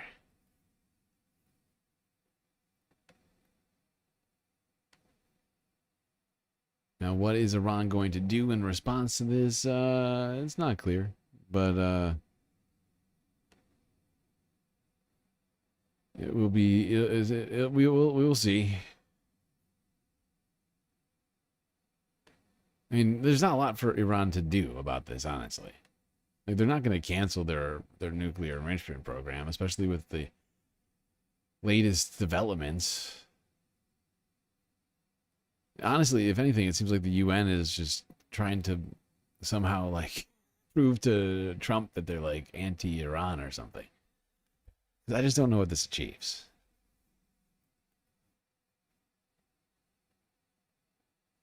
All right, let's go here. Here's a story that we've been covering for, I think, a week and a half now or so. If you haven't noticed, there's been an addition to the news desk over here, to the opening screen. A little flag, as you can see back there. Little flag flying in solidarity. But also, in a way, also because I too feel We need a revolution here. But this is as a result of the protests that's been happening in Indonesia, which are, in recent days, picking up pace. People are becoming more and more upset. Starting to feel a little bit like what happened in Bangladesh earlier this year. Or last year, sorry. They have been flying the one-piece Jolly Roger flag as a sign of their discontent with their government. Let's talk about what has been going on there in recent days. This first one is from Al Jazeera 22 hours ago. Indonesians rising up, anger over lawmakers' perks amid economic hardship. This is almost the exact same thing that happened in Bangladesh. Well, I'm joined now live by Abigail Lemuria, the co-founder of WhatsApp Indonesia, a digital media platform that unpacks Indonesian politics, and she's joining us live from Jakarta. Abigail, we've seen these protests from workers, from students. We also saw those huge protests earlier this month in Pati in central Java. Is there a sense that there's growing frustration in Indonesia at the economic situation beyond the benefits that these politicians were receiving? Yeah, absolutely. I think what happened has been a culmination of months of not only economic but also political frustration all over the country. As you said before, we are in the middle of worsening economy, collapsing job market, where thousands has been laid off. And instead of compassion, these people are continuously met with indifference and even sometimes tone-deaf and insulting responses. And so I think beyond economic hardship, what really angers the people are the arrogancy. God damn, did you see that? You see that truck on fire being just sort of making oh my God. Look at with indifference and even sometimes tone deaf and insulting responses. And so I think beyond economic hardship, what really angers the people are the arrogancy they are seeing from their leaders. Indonesians are going off right now. So, for example, the finance minister openly questioned whether raising salaries for honorary teacher who earns well below minimum wage should be a burden that the state budget should bear. Meanwhile, House of Representative members collect thousands of dollars in benefits every month. We've seen representatives call protester literally idiots for protesting. And when confronted, one member, when confronted with a TV news anchor with the gap between the benefit they're taking with the minimum wage salary that the people earn, they literally said, do not compare us to commoners. And on top of this, I don't know why, but a lot of the House of Representative members are making dancing. That is incredibly rude. Do not compare us to commoners. How rude. Holy shit. There's some elitist jargon for you. Do not compare us to the commoners, you silly fool. They literally said, do not compare us to commoners. And on top of this, I don't know why, but a lot of the House of Representative members are making dancing videos, somewhat like mocking the people while all of this is happening. And so, like what we're seeing in Pati, I think a lot of the people said that that's not a good response to people in the streets rioting, protesting vehemently. To post TikToks making fun of them, not a good idea. Not a good strategy. If anything, that's just going to inflame tension. That's just going to make people angrier. It's like, oh, really? You think it's funny? Okay.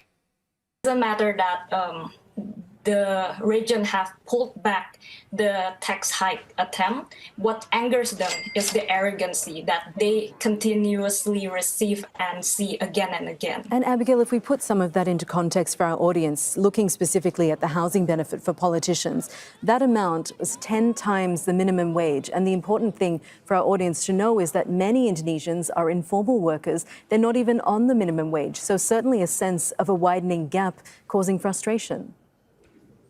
Yeah, so to give you a better picture, so the recent benefit hike that the House of Representatives are getting is around $6,000 or even more in total. that is included in like housing benefit and other stuff. So they can take home around 6,000 or even more USD per month. Meanwhile, average Indonesian's minimum wage is $340, and My God, that's incredibly unequal. Meanwhile, average Indonesians' minimum wage is $340. And like you said, most Indonesians earn way below that because most of them are informal workers, and because formal work is very hard to come by recently. And all of this is happening while the government also claims to be doing efficiency. So they are cutting a lot of budgets from a lot of programs because they say they need to do efficiency for the state budget. But meanwhile, they're hiking the House of Representatives benefit to that crazy amount. And so it's no wonder that the people are angry at this. And Abigail, earlier we heard from the police chief who apologized over the death of a motorbike taxi driver who was killed when a police vehicle hit him. Of course, that has also sparked anger about police brutality in Indonesia. Yeah, absolutely. I mean, police brutality in Indonesia, unfortunately, is not something new. So there has been protests in Indonesia, and whether it be peaceful protests or whatnot, it has been met continuously with police brutality and excessive violence. And unfortunately, from what I've seen, there has been little to no accountability that's been done. So. And now you'll see just how I won that championship.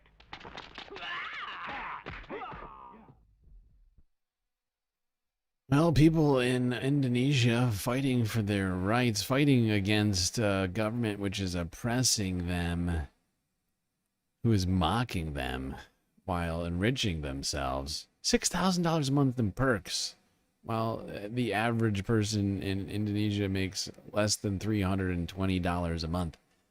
It's insane. That's basically double what most people are making a year. Right, you do that math. If you're making $300 a month, that means you're making $3,600 a year. Meanwhile, you have these lawmakers gifting themselves thousands of dollars a month, and then making fun of you for being upset about it.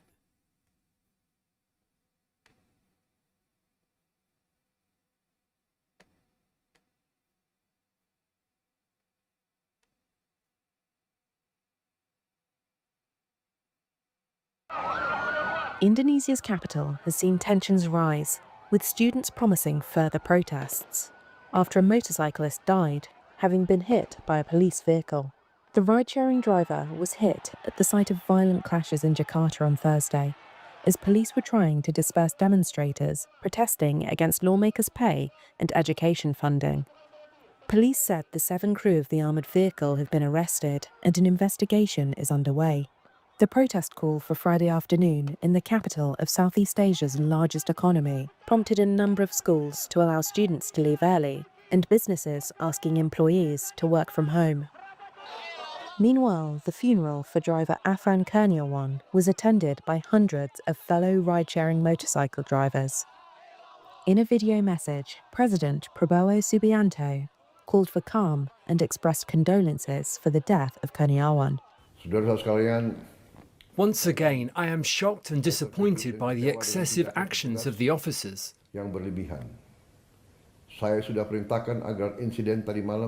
I have ordered a thorough and transparent investigation into last night's incident, and the officers involved must be held accountable. If it is found that they acted beyond the bounds of proprietary and applicable regulations, we will take the strongest possible action in accordance with the law. On Monday, hundreds of demonstrators tried to break into the Indonesian parliament in a protest against what they called excessive pay and perks for legislators.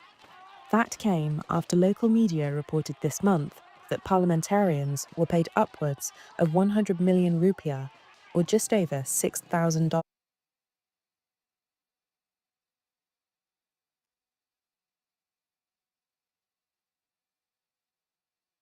Okay.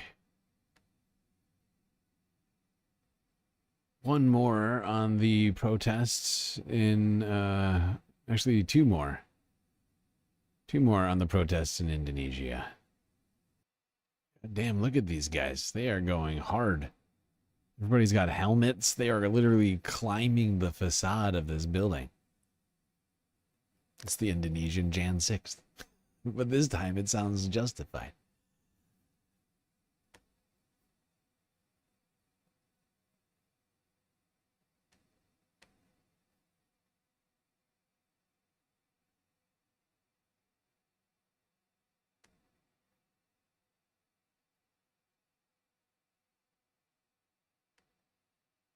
This flag from the Japanese anime One Piece is being seen all over Indonesia. It decorates everything from vehicles to flagpoles across the archipelago. For many, it's a response to President Prabowo Subianto's call for Indonesians to fly the national red and white flag ahead of the country's Independence Day on August 17th. Instead, some have raised this flag as a symbol of their discontent. They say the One Piece flag represents the spirit of resistance against injustice that persists in the country. Not everyone is happy about this. Some lawmakers and police say this could amount to treason and is a threat to national security. Bendera One Piece yang itu kaitannya dengan teman-teman komunitas-komunitas dan itu bagian dari ekspresi kreativitas, sekali lagi itu tidak ada masalah. Tapi jangan ini dibawa atau dibentur-benturkan kepada ini disandingkan. Okay, there we go. Just a quick explanation of the use of the One Piece flag there. Now, let's we are almost done tonight. My God. 7 hours in. This is early. I thought this was going to take longer tonight. We had 100 videos to get through. We are at the penultimate video, everyone. Great job for making it this far. Let's go to China, where we are going to end our stream tonight. China! And talk about a new supercharged hard drive which Chinese company Huawei has unveiled to the world, which is intended for use with AI infrastructures. Could be game-changing. Huawei on Wednesday has launched a self-developed AI solid-state drive to handle the massive growth of artificial intelligence in China, where daily token usage has jumped to 30 trillion a day, more than 300 times. More than 300 times higher than 18 months ago. This product has a capacity of 245 terabytes. It can store more than 200 2K HD movies, so its capacity is extremely large. About 2 to 4 times that of similar products on the market. In terms of hardware design, it achieves this doubling of capacity through a 32-layer circuit board stack. Our memory expansion technology can increase read-write bandwidth by 110%, while reducing overall energy consumption by 72%. Together with Huawei's new UCM software, which boosted AI speed by 22 times. God damn it, how am I supposed to read it that fast? By 22 times by linking small, fast GPU memories with big, slow SSDs. It now adds the hardware power to handle massive data like a 671B parameter model. God damn it. 671B parameter model needing 13.4 terabits of memory.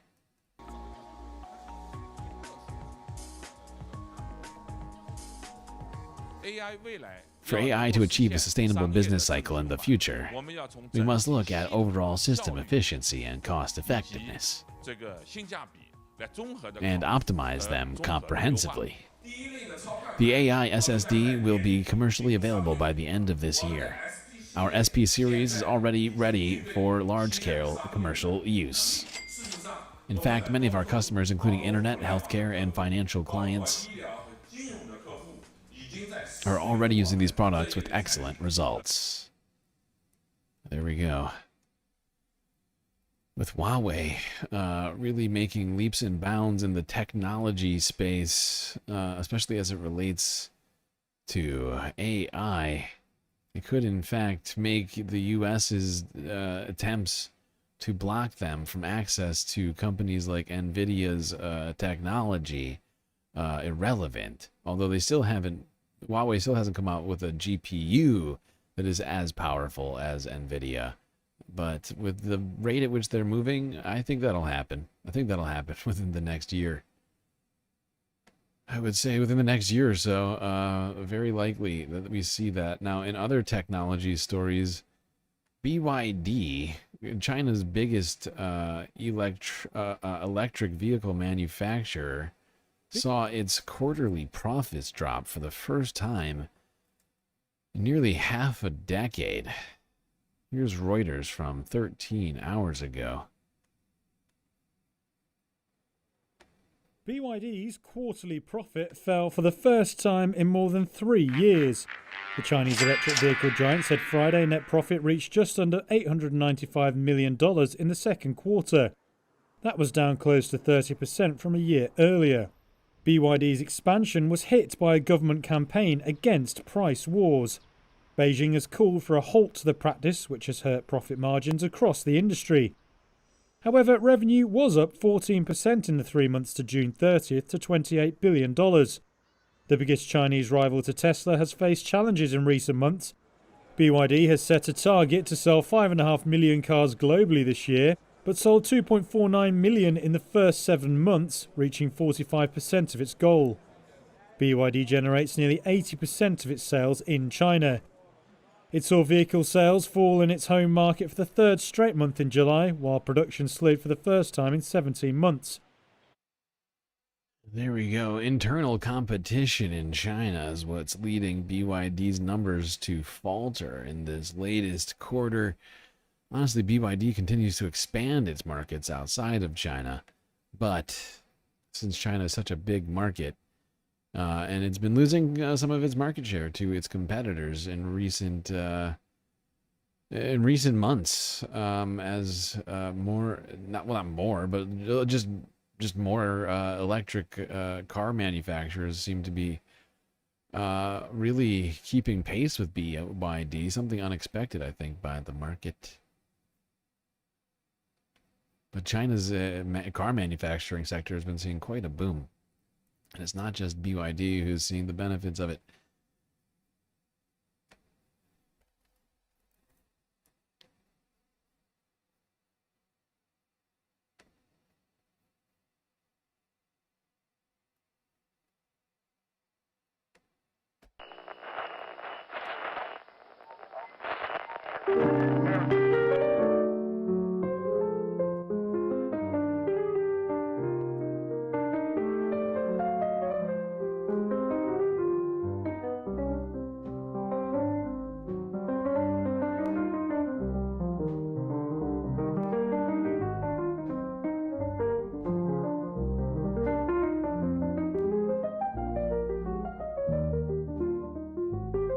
Well, we've gone through another stream.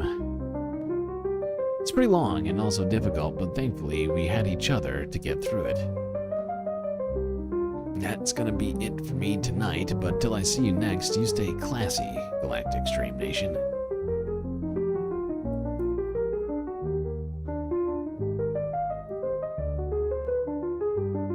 Can't forget this.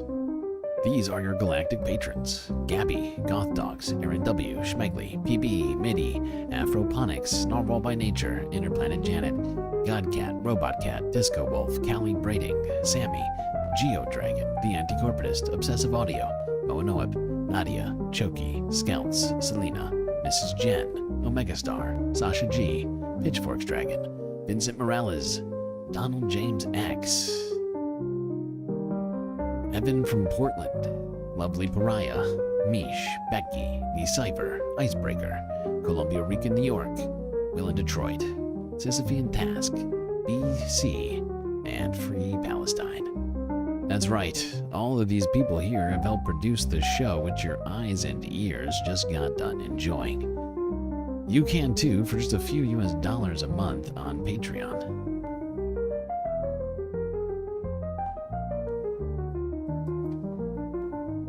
Just want to remind everybody that we're going to be doing a stream on Saturday and Sunday, so stay tuned for that.